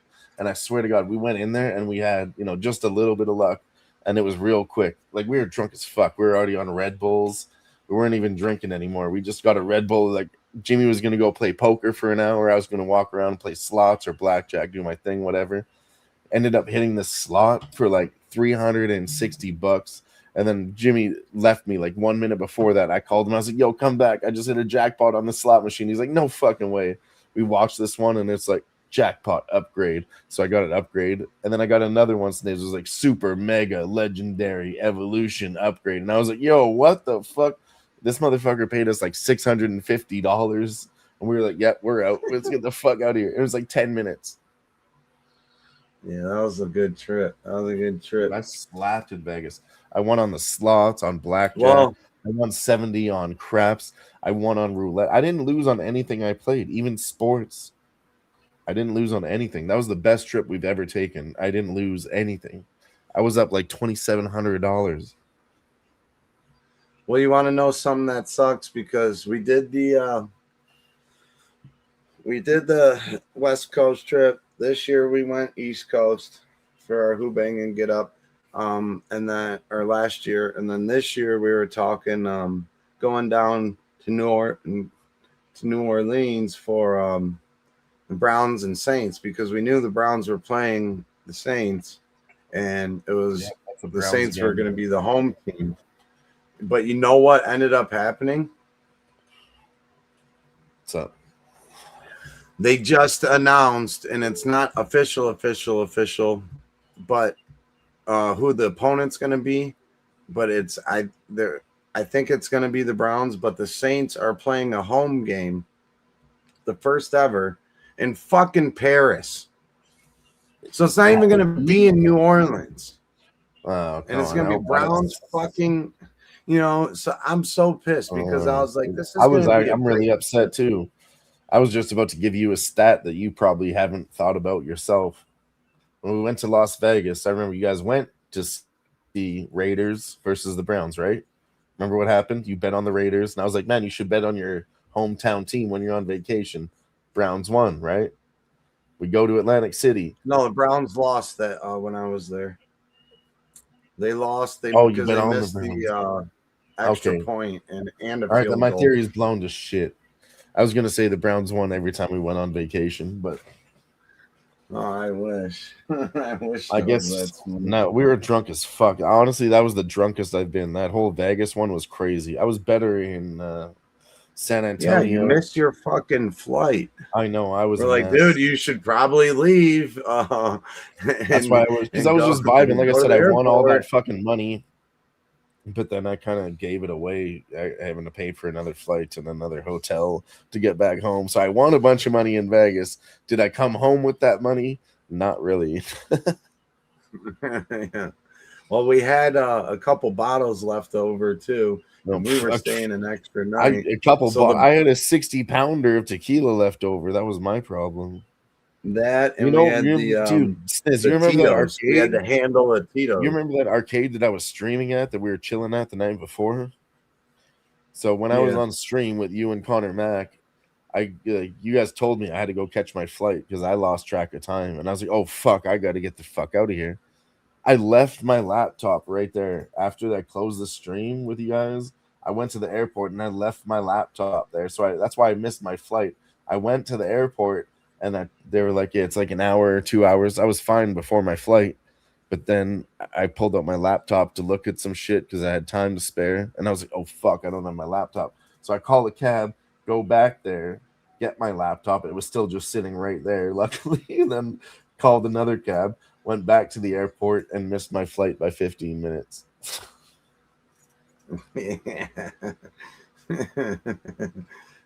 It was stupid, but I'm glad it was worth it because it was like $700. First time in America, too. They did give me $300 off because they felt sorry for me, but there's really nothing else we can do. It was your fault. You said it.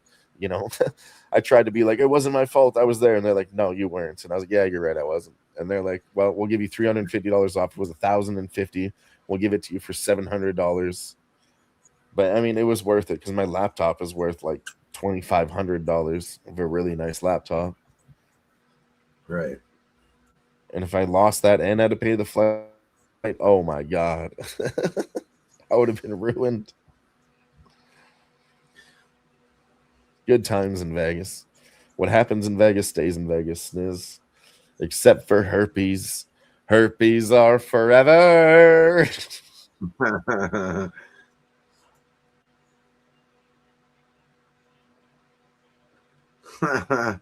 Damn, Nanya. And it is halftime now. North Carolina is up 46-32 on Syracuse. All right, Nanya's got a story. Says driving through Vegas and you don't. Nuke Worker says who drives through Vegas and doesn't stop. Nanya says even up in the canyons, I wasn't driving. I was in the back seat of the RV. We had our sights set on the canyon, but we actually didn't stop. I think it's because my pops was driving. He knew me and my brother would end up getting whores involved.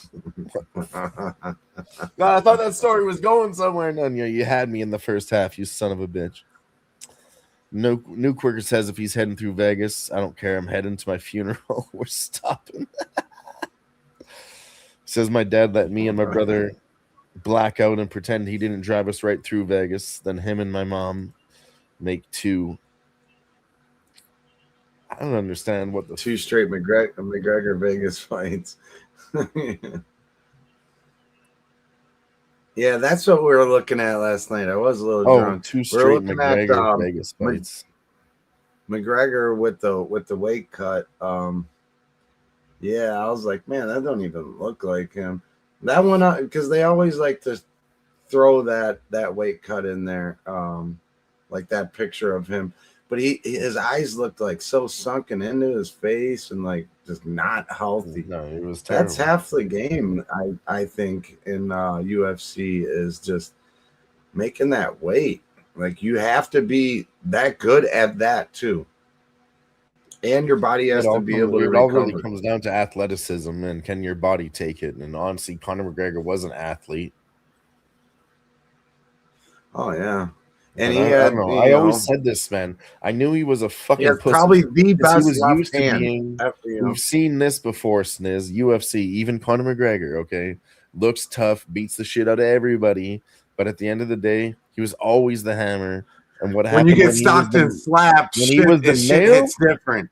When he was the nail versus Habib, you said, "Oh, we were just talking shit." Oh, he's like, "Yeah, you want to fucking talk now?" And Conor McGregor absolutely pussed out. He tried to tap out fucking immediately. Nate Diaz lost cardio, tapped out immediately. He doesn't have fighter heart. And when I was in Vegas, I talked to some Irish people at the stadium swim, and they all said, "We don't fucking respect Conor McGregor. Only stupid, drunk Irish people that are stereotypical." They were like, "Oh, yeah, Conor." But like smart Irish people, they're like, "Fuck Conor. He's actually a pussy." Well, I don't know if he's a pussy. That dude's he is. Every time he takes shots, he's an elite striker. Say that to his face. Fuck that, man. Fuck. Yeah, say that to his face. That left is coming. I could be a couch warrior. And now he's on Roy. Now he's on. I'm talking about capping now he's fights, on Roy. And I'm a couch warrior. Okay, I'm not going to disagree with you on that. I'm a couch warrior. Obviously, I lose that fight. Nuke might have something in the mix here. That motherfucker loses every fucking time. Yeah. And when we need Nunez to get a name in green. Nuke. Be ready to click, my guy.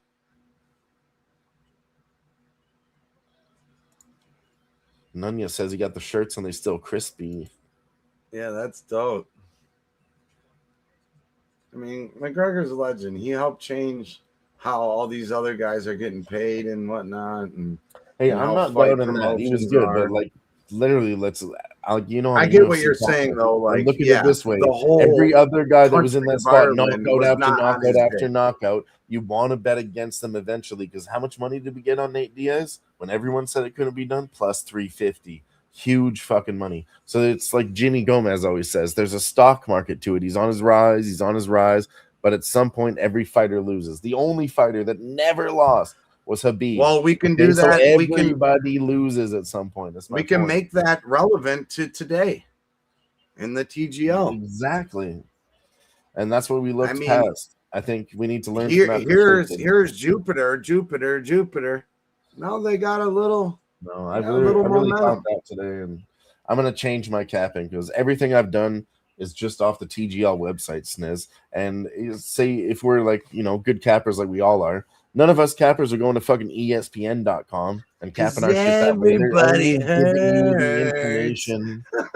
They're only giving you the information that you fucking want to hear if you go to ESPN.com. So TGL.com is off my list for capping. I thought it was good stats. All the stats were the other way. If we bet against everything in that article tonight, we would be massive, profitable, and laughing. Massive. One thing about golf is it's not like a heavyweight fight. Golf is. No, so all these guys are super, super, super fucking good, and at any moment can hit a fucking top-notch shot. I mean, we almost seen a hole-in-one today. We've seen some special moments. We saw an albatross last week, and we almost saw a hole-in-one. And I told you I was scared of Akshay Bhatia, so this is what I'm doing next week. I'm not even going to read those stupid TGL.com articles. I'm not going to bring you guys that information because that shit is fucked. And like I told you, I tried to change my angle because I knew I was wrong, but I read too much information earlier where I was locked in on, and then, I tried to change my mind late. That sucked. Fuck it. Next week, I'm following my heart from the beginning. We're just going to watch it, and we're just going to do it. Because we already know. Yeah, because we should be able to get a good side one or the other. But I do think this could be a scenario like last week where Boston just fucking rolled, LA has that kind of dominance. Now, Atlanta won last year, but their team doesn't have the heavy hitters that I think can really be like, all right, we have to smash them type of deal. It was more of a fade on Jupiter rather than a bet on Atlanta, I feel. So Sabres tied up 2-2, baby. Did you get in on the 350 or whatever it was? No, I got plus 160, and then I pushed out. Yeah, no, it was fine. You didn't want to keep hitting it. Yeah, but I did take the plus 2.5. That's something I've been very profitable on this NHL season. If you like a team, plus 2.5. And they get down. Yeah, I mean, in the 3 goals. Period. I mean, yeah, especially in the first period, because we've seen this. This is something I know for sure in the NHL. If a team is leading by 3 or 4 goals, 3, yeah, maybe they're going to win. 4, they're probably going to win. But, I mean, when it's only 2-goal lead, 2 goals is the most dangerous lead. That is an absolute fact. Because they could score 1, right? And then, boom, you're only down by 1. I know it sounds stupid when I say it like that, but you can score back-to-back goals, bing, bang, boom, like that. Let's look at this fucking Bruins game just the other day. I had the Bruins Sniz at plus 175, and this was a stadium series. I overlooked some facts in that game. But anyways, they were up 5-1. And then 4 unanswered goals on the other side brings them all the way back in, and boom, they win in a shootout. So that's how fast hockey can turn around, all in the third period. Right. And you get a lot of good plus money spots in a sport like better than any other sport. And baseball. And hockey and baseball are two you can be very profitable over the long term. Yeah, baseball's good for taking dogs. Taking dogs or basketball is good for it, but I like to take the spreads, so I don't really get plus money in basketball because it's never like, oh, look at this team that's down. We could get a plus 600. Doesn't work a lot in basketball. But in the other sports, yeah, I'd rather go with the points and play it more per safe. I could tell you, honestly, I have not won a lot when I've been on big plus money. Just on money lines in NBA, I have not won on big plus money underdogs. Like I can remember, I won on the Wizards one time at plus 2,000, and that will probably never happen again. But like any other time, you just want to bet on the spread, man. That's the way the NBA is played. It's how you should do it. That's how it's done. Yeah, it's a game of streaks, and if you can get 8.5 or better, as long as it's not trending towards a crazy blowout, 8.5, and in a tightly contested game, meaning that these two teams are playing for something. There's not a bunch saw of that number fuckery yesterday, with the Sniz. refs. I was looking at that for the Raptors. I was looking at that with my brother. I told you he's good at sports and he knows his shit, but he doesn't bet, right? So we were looking at the Raptors against the Utah Jazz yesterday. He wanted to watch that game. And then Utah Jazz is winning. Raptors are slated to win minus 11.5, all right? So then they're down by like 6 points. But in the first half, we saw Utah Jazz up by 9. Raptors catch up. Raptors go up, but then Utah Jazz catches up. And then Raptors go up, and then Utah Jazz catches up. So long story is Raptors did take the lead, and then Utah Jazz had a big lead, but then Raptors brought it back and had the whole ass lead. So anyways, I said I'm betting Raptors to win minus 3.5. I ended up getting 4.5. And then even 5.5. But I told my brother I'm taking that live. He's like, oh, I don't know. They're losing right now, and Jazz are looking good. It's like Jazz fucking suck this year. I told him there's a big change in the NBA, and Jazz is not the same team as last year. Plus, all these players are out, blah, blah, blah. And he said, yeah, I could see it. And then I told him Toronto Raptors were supposed to win this game by 12. And he said, no, immediately, Sniz. He was like, no, 12 is too much. I was like, that's what I think, too. That's why we're getting a better live number, right? He's like, you should take the other side right now. I mean, because it was plus 14 at that point. And I was like, yeah, I don't want to middle it, right? But fuck, he was right. And he was like, no, they ain't going to win by 12. And I said, but they're at least going to win by 4. And we had a difference of like 10 points, which is over 8.5, like we talked about. And yeah, fucking long story short, yeah, he was right too. He said he knows his sports. I was like, you want to put some money on this? You got a new baby. No. Well, and look at, so here goes another example of that just today and currently going on. This morning or this early afternoon, you had a 3:00 game between the Hornets and the Pelicans.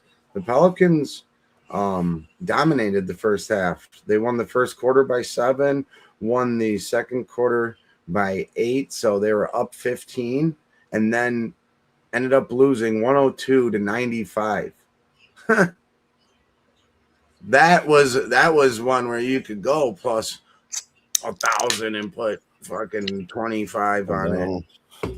I remember you said that earlier. You bet the Hornets first half. Obviously, that lost, but man, Hornets have been on fire, and it's the same thing we were saying earlier. The NBA is changing this year, and why? It's because of Con Canoopel on the Hornets. He's the only one that's changing the Hornets. He is the difference. Yeah.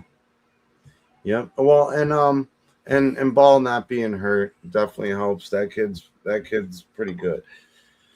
And so we were talking about Rockets and Pacers. The Rockets lost the first quarter by 4. Come out in the second quarter, all right, and it's halftime right now, but they come out in the second quarter. Pacers hit a couple buckets, and then the Rockets end up going 30, winning the second quarter 39-28. Here's what happened this year: 63-56. Pacers were really good last year, as we saw, but they've taken a decline. Okay, and Houston Rockets, they're doing better than everybody thought. That's what I'm seeing in basketball. That's why I took Rockets -3. What up, Cosmic Funk? How you doing? Yeah, shout out to everybody in the chat stopping by with us. Appreciate you all still being here. Razor in the house. That's got to make it shot time. I don't really give a fuck. 2-2 Buffalo. And I thought Nuke was going to come through with a gifted. I thought Nuke was coming through. And he was kind of hinting at something. He was saying his name isn't green, but Nunya's in it. Isn't. He was saying, Nunya, you should fucking be a subscriber. He was trying to bug Nunya. Oh, I thought he was going to drop a gifted and try to give it to him. Shot time! Shout out to Razor. All right. I guess we can do that. I'll get a little chaser here because vodka straight is not that great. 2-2 Buffalo.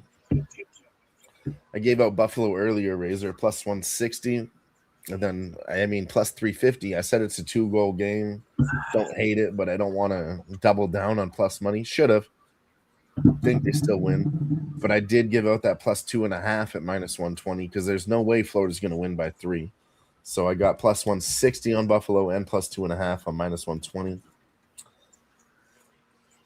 I like it. I like it a lot. There it is. Let's go. Let's see. Let's find one. Well, now it's fucking shot time again.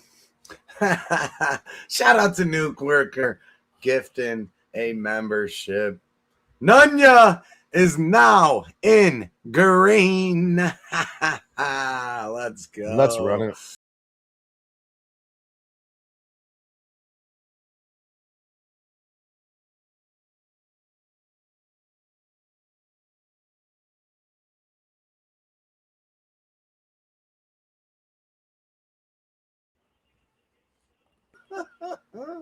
Cheers to the Nuke Worker. Cheers to Nunya.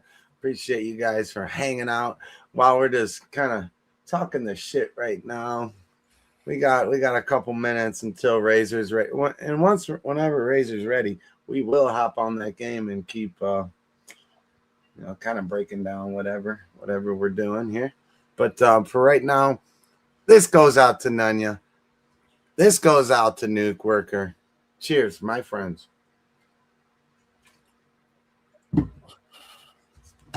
Ooh. I think it's really fucking special. Honestly, Sniz. So let's go back and look at this one really quick. Nuke Worker said, Nunya, you need to get a subscription, right? Said, I noticed your name is not in green as earlier in the chat. Right? The Nuke Worker gifts one, and then all of a sudden, Nunya's name is in green in the chat. You guys can't see that on your end. But the gifted membership from Nuke Worker went to Nunya 400. So that's just really fucking crazy, Sniz. That's fucking crazy.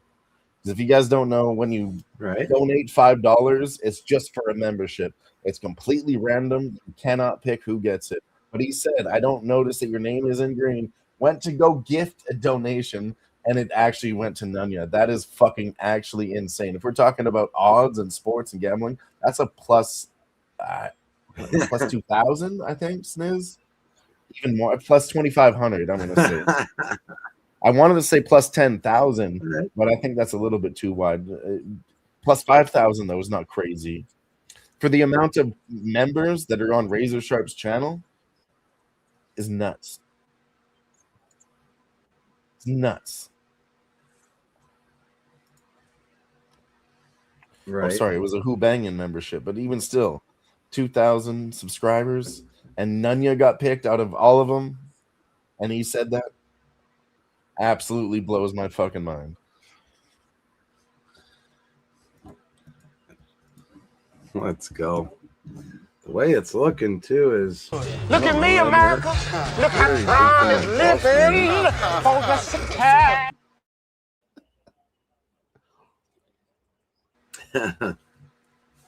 Might be off work tomorrow. Let's go. Rockets up by 7. Gave you guys Rockets minus 3. Might have to get me a new job. We might have to get this streaming shit really, really, really, really pumping so we can make that big money. Sabres 3-2 now, taking a lead over the Panthers in the second period. Let's fucking roll, baby. Things you'd love to see.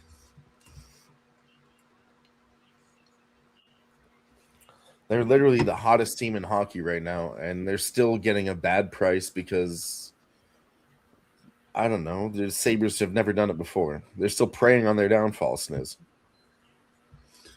But, like, fucking the last 25 games, they only lost 3 times, and they're still giving us good prices. I told you guys this earlier. Why? Because it's, big, scary Florida Panthers. Panthers have so many injuries. Alexander Barkov is still not back. They haven't really disclosed why. He's not injured, Sniz, but I have inside information that says he likes to party and do cocaine, and he might have gotten a suspension from the NHL commission for doing drugs. partying, doing coke after the Florida Panthers won the cup, but they're not talking about that. They won't let that leak into the media. They're just saying he's off. Well, why? Is he hurt? No, we're not going to tell you why. Well, why? Don't worry about it. Like, is that not sus?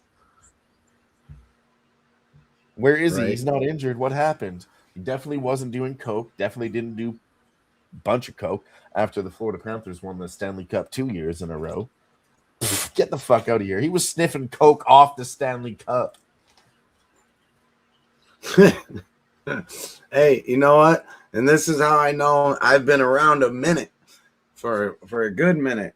Because I remember when Nuke Worker on Jimmy the Bag Show said, hey, I'm officially retired. It was his last fucking day or first day being retired.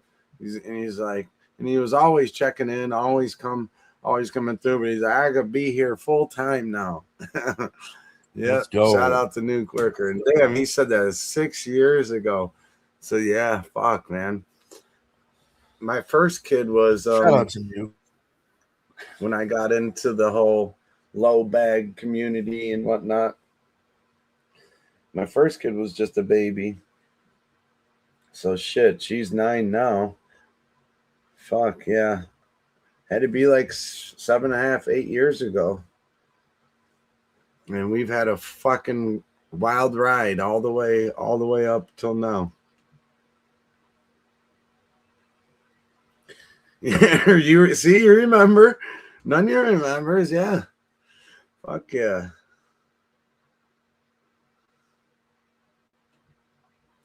All right, I'll play the coach. I don't even want to be head coach. I'll be like fucking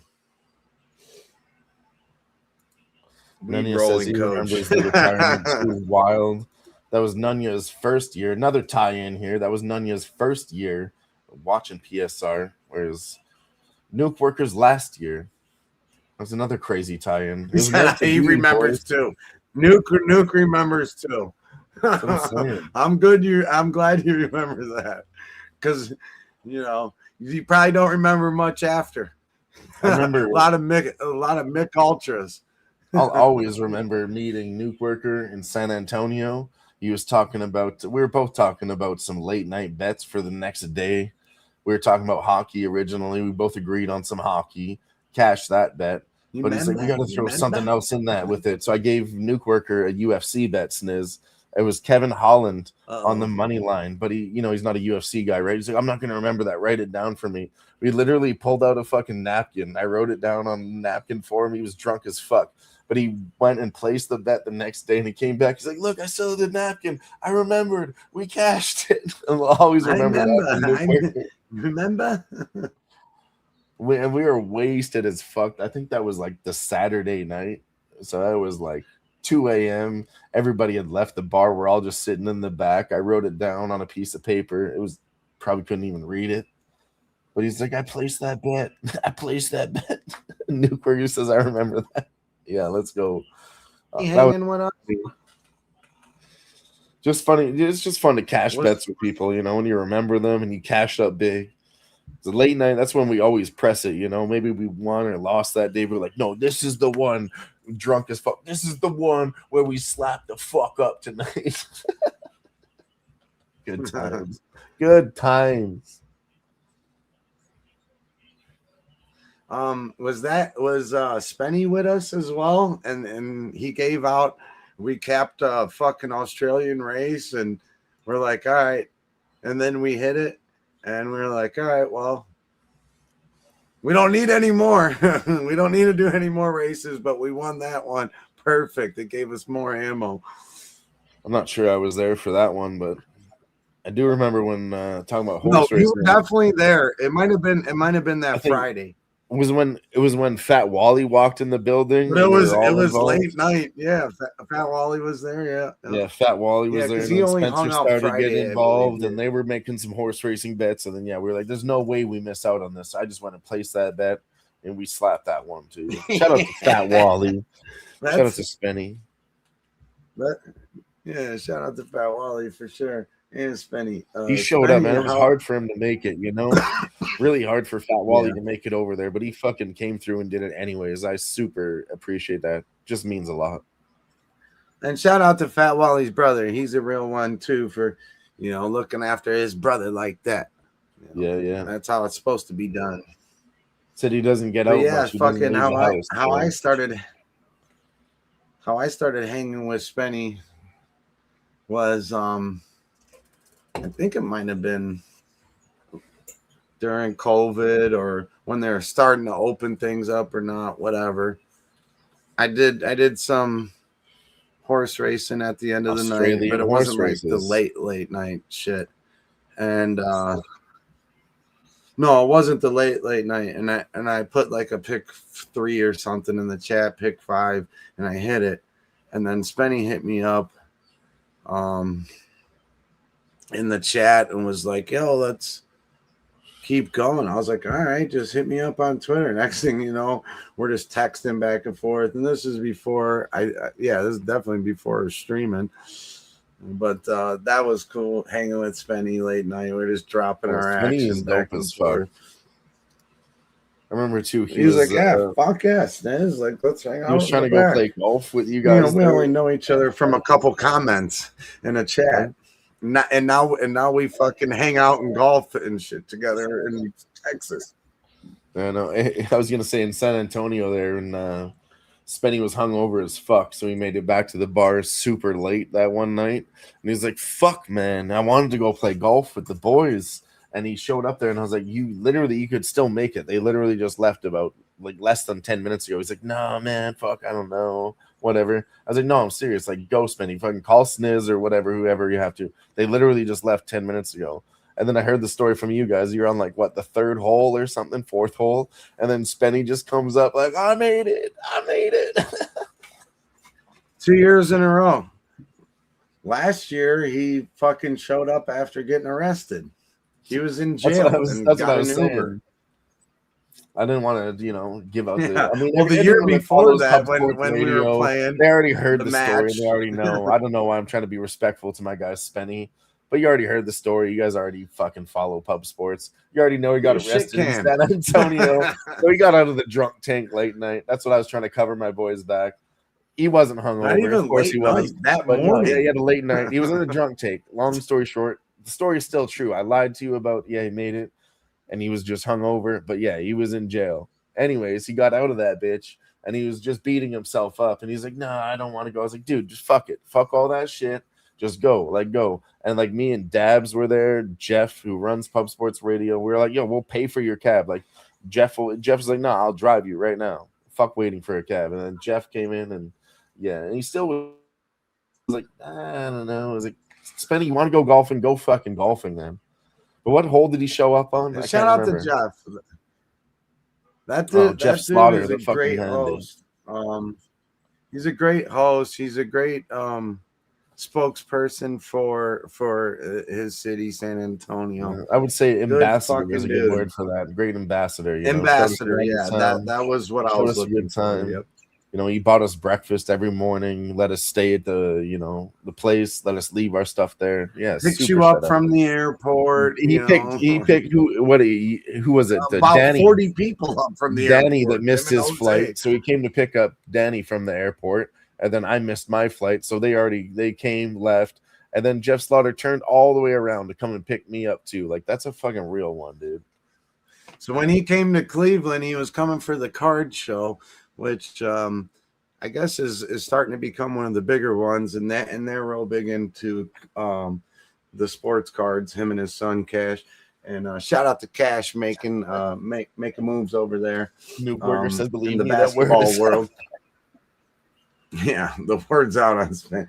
I mean, I was trying to the police robbed his ass. It's the same reason I didn't talk about. He came to the land, and I had to show love back. You know what I'm saying? It's the same reason. But since we're all boys here, I think it's funny. It's the same reason I didn't talk about Nuke Worker taking a big biff, and we were all like, "Oh shit!" Oh, and he said, "I remember Xnizzle looked after me when I fell down."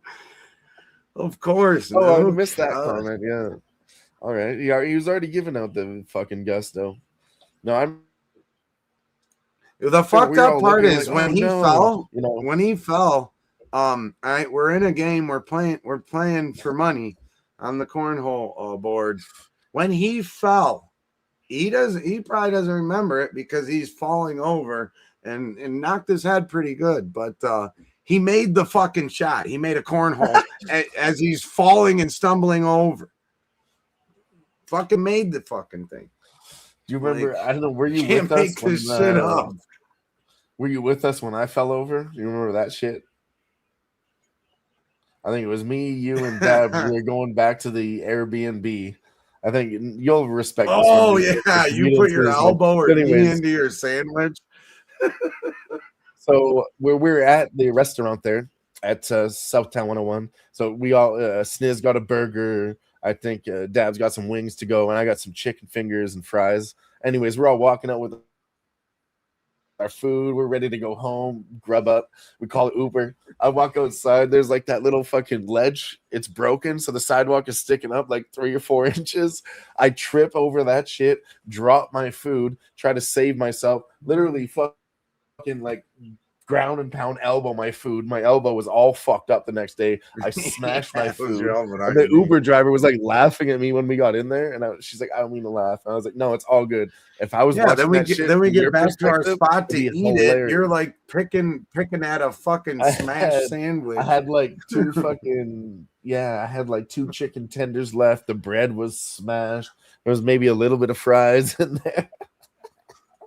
I think we're all been there, done that in San Antonio. That's a good trip too, because I don't need much for a vacation anymore. Vacation's just getting away from everything else. The boys, man. It's just being with the boys. So we're just drinking, smoking, watching sports, and doing what we love. Like, we don't have to go on any kind of adventure or see any kind of fucking thing. If you want to do that, that's up to you. But that's my kind of vacation anymore. Just hanging out with the fam. And I could sit there and drink at that bar all day and eat all that food all day. Try to get everything off the menu. Yeah, Uber driving was laughing for sure. Well, this dude's all bloody and he's got like fucking chicken parm sauce or whatever. Didn't you have a chicken parm sandwich or something? Yeah, Uber driver laughing at you and some fries and a tendy as well. Yeah. Dude, honestly, she was like apologizing and shit, and it was bad. I was like bleeding and shit, but I was drunk. It didn't hurt. I didn't care. No, I mean, we were all laughing. You were laughing a little bit, but you're more like, I always appreciate humor, you know. If it's bad, say if I was watching that, it's fucking hilarious. So I'm not gonna be mad at it because it happened to me. Yeah, I'll help you up if I'm gonna laugh at you. Outside perspective is hilarious every time. So I'm not, that's why I'm a good comedian. I'm not going to sit here and make fun of everybody else. I could take a joke too. If I'm the butt of the joke, I could see how that's funny too. Yeah, it sucks, but fucking just laugh it off, man. You're drunk and you're bloody. Hey, shout out to Mrs. Newkirker. All right, that she even lets you go. I'm sure you were beat to shit. He said forearm parmesan. Forearm parmesan. I had forearm parmesan on my arm. Hey, you got a little marinara on your elbow, bud. With bruises. And some I was actually hurting. Like, you can talk about a hangover from drinking and shit. I was hurting from like injuries and like walking around for like pride 3 days straight and getting 4 hours of sleep. Fuck off. Oh, pride hurt. Tried to bang a MILF, could only bang a grandma.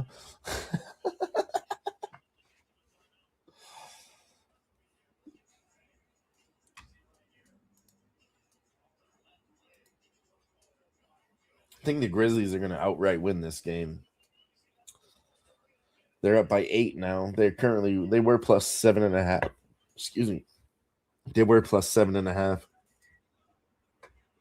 That line actually moved all around before the game started. I saw 6.5 and then back up to 7. But I don't like the T-Wolves. I fucking don't.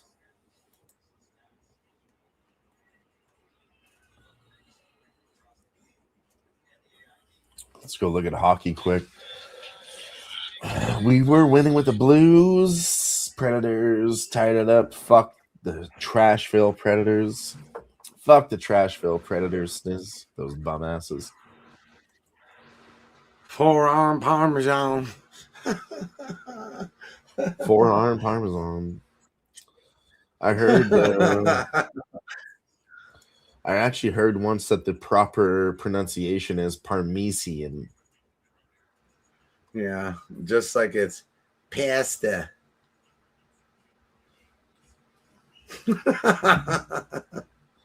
Pasta. Not gonna do it again. Listen, pasta. Like no, seriously. No, it sounds so forced. Yeah, of course it is, because I'm trying to change. Okay, you know, I respect food. I don't mean to disrespect people, but Razor Sharp Grandma was very upset with me, so I'm gonna change my tune. She was right, and I was wrong. I'm not gonna sit here on Razor's channel and say it again when his Italian grandmother literally had a look of disappointment in her eyes when I tried to explain myself. I was like, "No, I'm a chef. I'm just Canadian. I just have an accent." She's like, she was sitting there like this, Niz. Yeah, if you ever meet her, don't say you're that guy. Just pretend like you don't know. I made my own pasta from scratch. I swear to God, I'm so sorry. She didn't want to hear none of it. Yeah, I never felt so disrespected on any stream at all, and I never have been disrespected. But she was just gives you that, not disrespected, I shouldn't say, but that grandmother look of disapproval, and that's worse. And shout out to Nuke Worker too, because he did come on our golf trip with us when we went and played. He came out and rode along with the boys. He got to see some pretty good shots from the fellows. I think I want to do this one right now got too. Some game. Me and Gokster head to head would be a good fucking match. That can go either way, either day. That's a disgusting match that I wouldn't bet on. But I'm looking at this hockey right now. No, you would have to bet on it. You'd have to. I would take have to do it live. Anyways, I would bet against Canada. Okay, fuck. No, seriously, okay. I want to give out a live bet here. I'm looking at the goalie post for the New York Islanders versus the Washington Capitals. You have David Riddick in net, who's 12-7-3, 2.54 goals against average. But on the other side, Clay Stevenson, I've never fucking heard of him. He's got 1 win, no losses. I don't know. I just don't trust new fucking goalies ever in the NHL. It's the cold goalie theory, Sniz, and it works every time. It already has been proven true tonight, where this guy got scored on in the first period because you have not seen him before, okay? And that's the cold goalie theory. So I think the Islanders should be able to score some tonight. They should be able to come back and beat the Capitals.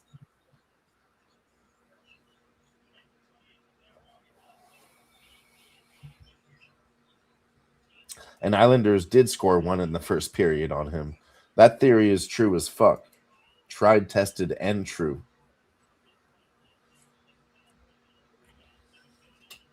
Right. And the reason I learned that, honestly, it was from the Anaheim Ducks, the Mighty Ducks movie, The Cold Goalie. That's where I got it from. In the playoffs, when they're about to lose, Coach Gordon Bombay pulls a brave move, and he's going to put in a cold goalie in Julie Gaffney. But it's okay because he knows this kid's move. He's going to do a triple deke. He's fancy. He's going to go for the glove. What if he goes stick? He's fancy. He won't go stick. He's going to go glove side. And what happens? Boom, Julie the Cat Gaffney saves it with her glove in overtime, and the Ducks win the championship. Because why? Did they fly together or what? Well, it's because they really believed in the cold goalie who had never been used all season, but she really had skills. And even though ducks fly together, cats have fast hands.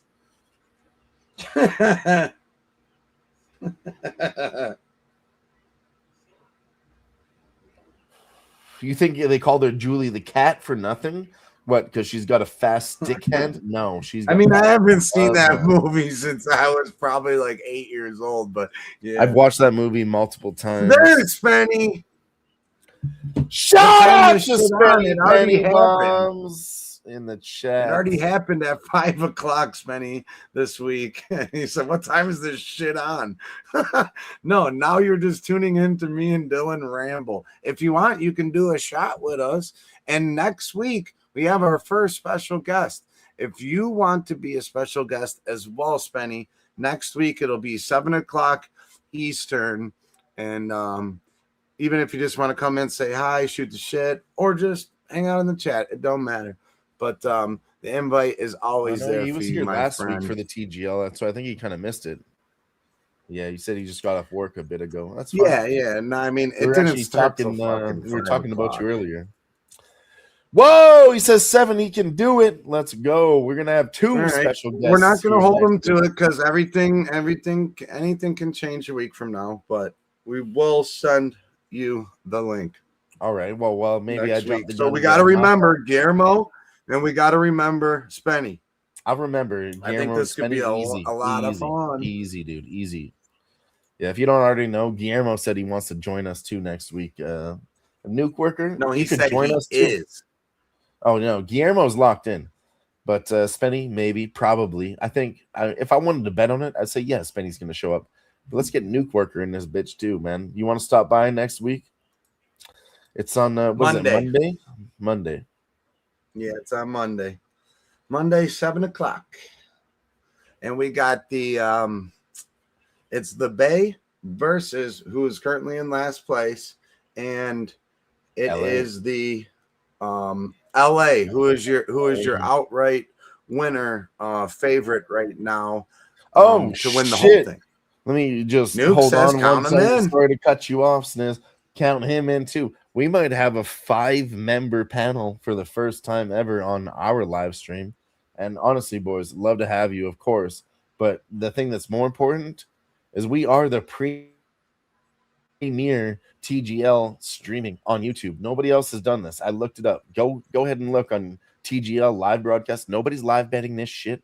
Nobody's in here. We could really move to ESPN and we're cornering a market. A broadcast here, boys. We could really make something out of this. They might answer for us to, give out live bets. We could be the Yanni the Teeth. Yanni the Greek. Sorry. Inside joke. No, seriously. You said you should be off by 6:30. Nuke Worker said, let's do it. I mean, let's go, boys. Appreciate the support. If we get Gogster involved too, man, it's going to be a whole swarm of Canadians. I mean, CMAX it'd be involved. Either way, we're going to have triple C's. Cali, Canada, and Cleveland. I love it. The triple C's unite. All right, I think it's shot time for that. Yeah, I was about to say the same. I'm excited now. I'm a little extra excited now. Frequency.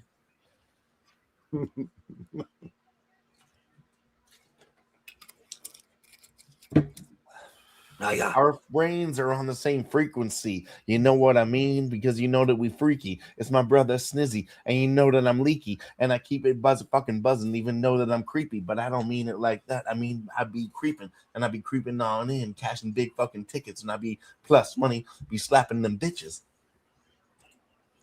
That's all I got. Yes, so make throw it sure to my homie Snizzes. He's in the land and he knows what the business is. Friend. He's gonna throw it down, but he don't really want to do it now. But he might if I keep putting it down like a pound. And if I break it down, he might even want to freestyle himself. Now, come on, Sniz, break it down now for the people. You know what it is. You want me to break it down? I'm going to throw up the flop shot, looking like Akshay Bhatia, but without the little cock drop. Because we big dick swinging off the tee box, coming through, and I'm up and down. I get them knee-high socks. Like Jesper Parnevik, motherfucker, suck on my horse dick. Okay, you were kind of losing it, but then you brought it right back. No, I was never trying to do it. You forced me. I wasn't feeling the rhythm, but we're good. Well, whatever, man. And Nuke says, so you're saying we can get paid? I know. I love this comment. I was about to say that. So you're telling me we can get paid?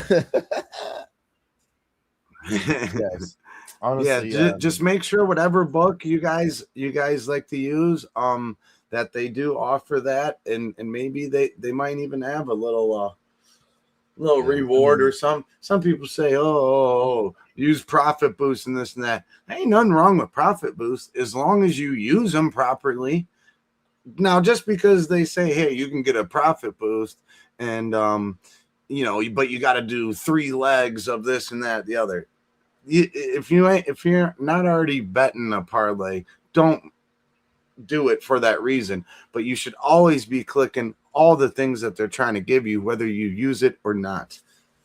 Yeah, at least look into it for sure. Spinny Penny G looking like Fuzzy Zeller coming out the motherfucking woods, but I'm smooth swinging Freddie C. Freddie C, not Freddie Mercury, not from Queen. I'm over here with the winning team, the Triple C's, Cleveland, Cali to Canada, back around.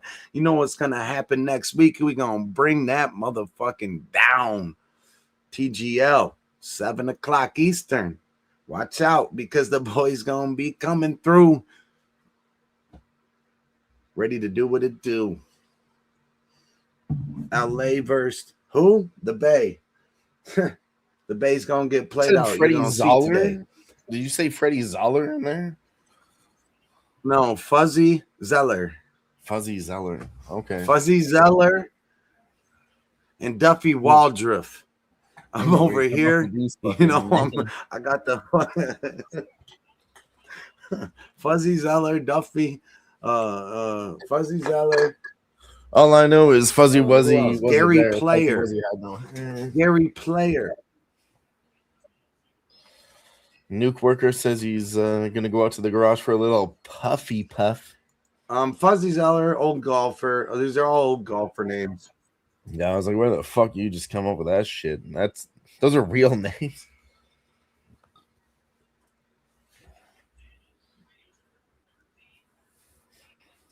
Let's go. Blues took the lead again over the Predators. Duffy Waldriff. Fucking Marco Mira. Smear the Queera. Everybody knows John Daly, but do you know about drinking Baileys out of a boot? I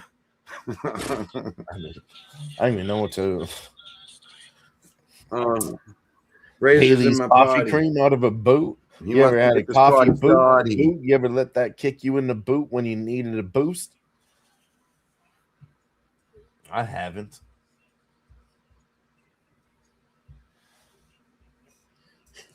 I haven't. When we start freestyling, Marshall Mathers, he can talk about it, everything that he wants. It don't matter. Oh, that guy's hilarious. Where he does everything. If Eminem rapping or whatever, yeah, incredible. That dude's good. That dude can flow too. He can put. I just got into a car accident. My neck is hurting, but it ain't happening. I got to call insurance, but my neck is hurting, but I don't want to because I'm gonna have to pay the fucking payments and it's hurting. My wallet's already hurting, and my blood is squirting.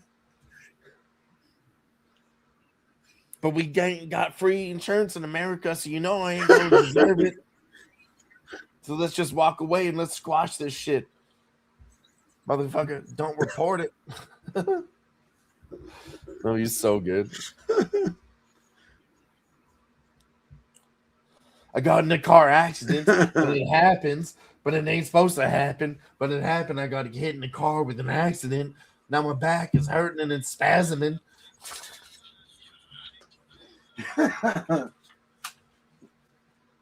Razor needs to know if the mic's working, so I'm gonna plug in real quick. Mike, check 1 2. Mike, check 1 2 1 2. If you want beef, motherfucker, what is you gonna do? You want to step to the motherfucking crew? What you gonna do? We catch the fuck up every night like 212 in the Cleveland. We call it the 216, and that's where we roll every night because we rip this shit and bring it live because you know we to the dome and we gonna freestyle because we taking it to the dome with some beers and some shots all night because you know we cash up like every single night. We didn't lose in the beginning, but we're bringing it back late. Now we cash the fuck up because that's our fucking slate. Keeping records clean because you know what it means. And I'm about to easy, yes, because you know what I mean.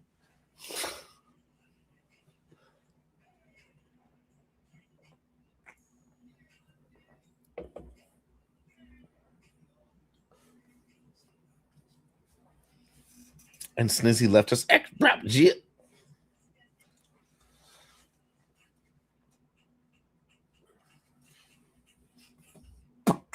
All right, let's get back to business here. Enough of the silly stuff. Let's try to make some more money. Already gave you guys Houston -3. Hope you got on that early. They were winning by 10. Pacers caught up here in the third quarter. Rockets up by 2. No live numbers available.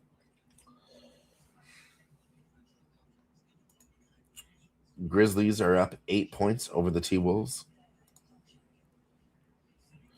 Let's go to hockey real quick. Spenny says Clippers game at 10.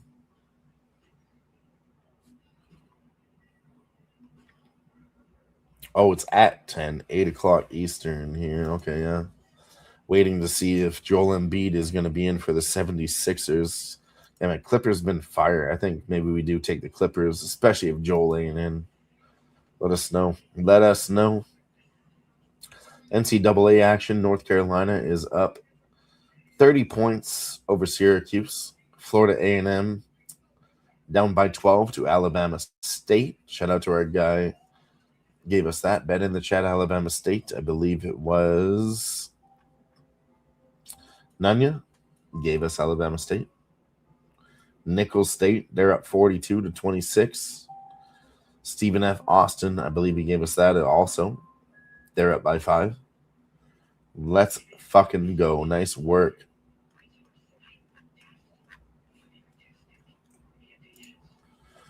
Let's go look at the NBA, what's coming up later, because it is only 6:45. 8 o'clock. Like Spenny said, 76ers versus the Clippers. And then in hockey, in 20 minutes, we have the Red Wings versus the Colorado Avalanche. Man, I mean, Colorado Avalanche been slumping lately, but I'm still not tempted to bet against them. I'm really not. Vancouver Canucks, absolutely tempted to bet against them. I mean, but it's a Utah Mammoth. They're -265. What do we really do with this? You take the Utah puck line, honestly, if you really want to place a bet. Let's go look at goalies because that's what's really going to say everything in this matchup. Kevin Lankinen versus Karel Vejmelka. Kevin Lankinen has 7 wins, 17 losses, 4 overtime losses. We're talking about 7-21. He's only winning 66% of the time. On the other side, Karel Vejmelka, best goalie for Utah. They use him all the time. 25 wins, 14 losses, only 2 overtime losses. Goals against average is 2.6. Kevin Lankinen, goals against average 3.5. So 1 goal better on the goals against average. And yeah, I think this line is wide. But I also think Vancouver Canucks are trending to be the worst fucking team in the entire fucking league. Utah Mammoth -105 on the puck line. They should beat them by 2. Then if you want to get a little bit further into it, which I don't mind doing, I think Utah Mammoth team total. I think you go ahead and take that at +120. They should get 4 goals against Kevin Lankinen. I mean, the only thing you have to worry about is the defense defending some goals there for Vancouver Canucks. But Sniz, their defense is trash. Their goalie is trash. Their offense can't play defense. They don't got time for that because they can barely fucking score themselves, bro. If we're talking about a team you want to fade and continue to fade, It's the Vancouver Canucks. And if we lose it, fucking so be it. Bet them again next time. Because they fucking suck. So let's go Utah Mammoth, -1.5, -105. And let's go Utah to get over 3.5 goals at -125. Nuke Worker took a little Red Wings, Calgary Flames parlay, +417. Tell me about the cap in that game, Nuke Worker. You know, I don't bet on the fucking Calgary Flames. It's just something I don't do. I think Toronto Maple Leafs win that game, to be honest with you. And I don't hate the Red Wings at +165 though, because Colorado, they've been way too fucking wide, like way too wide. They're at -200, and they have not been doing that well. They're not that team that was streaking, earlier at the beginning of the season. They were slapping. Of course, everybody knows this. But think about it like this. I mean, I can't disagree with that either. Nuke Worker just fading the Leafs. I cannot disagree with that either. But I think there's a time and a place. And if we wait for them to get the playoffs, Nuke, we can make a lot of money. But no, honestly, let's go look at the Colorado. Let me get back to my point here. Colorado Avalanche, in their last 5 games, let's go look at their record. I think it's 3-2, if memory serves me correctly.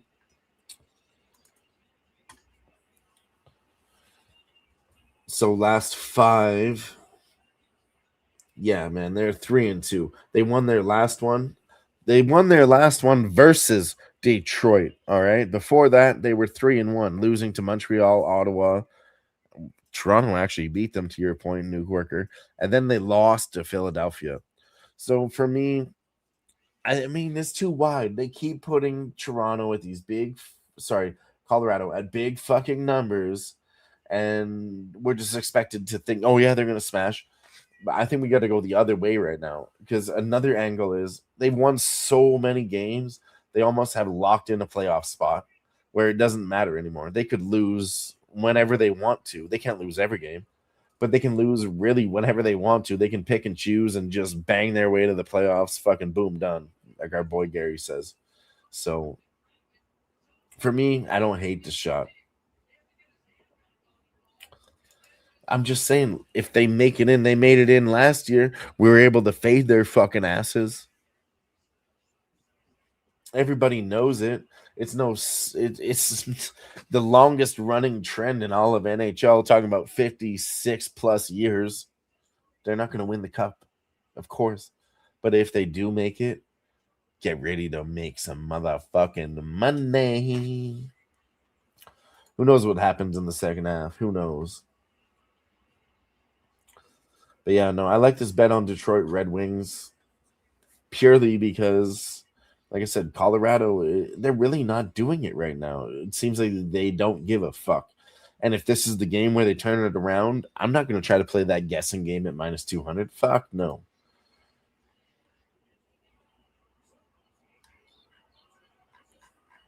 Fuck no. So let's go look at the goalies there. I didn't really look at them too much. See who's in net tonight. Colorado's using Mackenzie Blackwood. He's 15-4, 2.32 goals against. On the other side, man, I can't back John Gibson, even though he's 21-11-2. Not bad, but still 66%. Talking about 85% on the other side, roughly. And not a bet I'm going to take for the Detroit. Believe we got DJ Big Boss in the chat saying, what up, though? What up, DJ Big Boss? My man. Appreciate you for stopping by. All right. While we're working on our mic stuff over here, we are about to Sniz, I don't know if you could hear me, but DJ Big Boss just popped in the chat saying, what up, though? What up, DJ? What up, though? Hit him with it. Shout out to Nuke Worker, our guy, gifting a Who Bangin' membership. Gifting a Who Bangin' membership, and that went to our guy, Nunya. What up, what up, what up? cash it.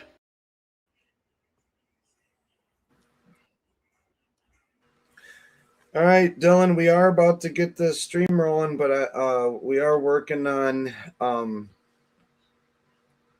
getting this audio right for a Razor. I got him a headset, but we can't figure out how to get it done right.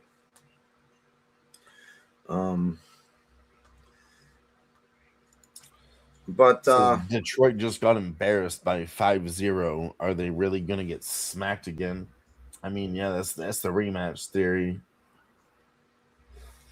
But Dylan, hold on. I'm gonna go over there. Appreciate everybody in the chat. You can end this when you want, Dylan. But no, I mean, I'm done. I'm not gonna continue streaming. I mean, we'll wrap this shit up. We've been going 4 hours. We did TGL, we did NHL. We gave you guys some NBA bets, which are currently looking good. But yeah, we were just talking hockey. I did give out Utah puck line -1.5. Honestly, fuck the Vancouver Canucks. Bet against them every fucking time. You're going to be profitable. They're bad on the offense. They're bad on the defense. And their goalie fucking sucks. I'm just going to leave it at that. It's been happening. Not only have we seen it before, Sniz, we've seen it 20 times in a row. It's too much to continue. Also, real short and sweet, Utah should not be this big-ass fucking price tag, but they are because Canucks fucking suck. So that's the last bet that I'm going to give out here tonight. Utah on the puck line. And I also think that they get their team total 3.5 goals -120 because Kevin Lankinen, 7 wins, Sniz, and 21 losses. That is so bad for an NHL goalie. It's the worst in the fucking league. So goals on average, he gives out about 3.5. I think they can get one more than that. Hell yeah. So if you want to check out some gaming content, Razor will be going live here shortly on pretty much all these platforms. We're going to try to work out this mic issue, but we will be playing some Battlefield, and we will be trying to get these dubs. And we got our guy, the Sweaty Butcher. He's rolling with us tonight as well. Oh, shit, so, Sweaty? As for me, as for Dialon, as for my homie DJ Big Boss, shout out to you and Who Bangin', and shout out to Razor. Dylan, wrap us up here. I want to give out one and everybody in the chat. Now. Everybody in the chat. Of course, everybody in the chat, but I want to give another live bet before we leave, and that's going to be in the NBA. I already gave you guys the Rockets -3. There's still 10 minutes left. Go ahead and look at that. But here's another one. My guy, Sweaty Butcher, 2 of the only people in North America with the old school Vancouver Grizzlies hat. So we're going to Memphis. They were +8, Sniz. Okay, they're up by 8 right now. Go ahead and take them at a pick 'em, -110. They're going to outright win this whole game. Don't do it now. Go watch that game. Get yourself some plus money because they are going to be down at one point for sure. I'm not saying they're going to smash, but they will be down, but they will come back. Grizzlies are a fourth quarter team, and they are going to win tonight. And if they're down by the original spread was 7.5, if they're down by that much, do it again. But if not, until then, we'll just do a little old cheers, Sniz. And then we'll hit them with we'll see you next week with 2. Then we'll hit them with the even more special guests. 3, 4. We'll hit them with a what? A bada. We'll hit them with the boom, baby. Peace out next week. Later, y'all. Love you guys. Thank you for dropping in. Peace.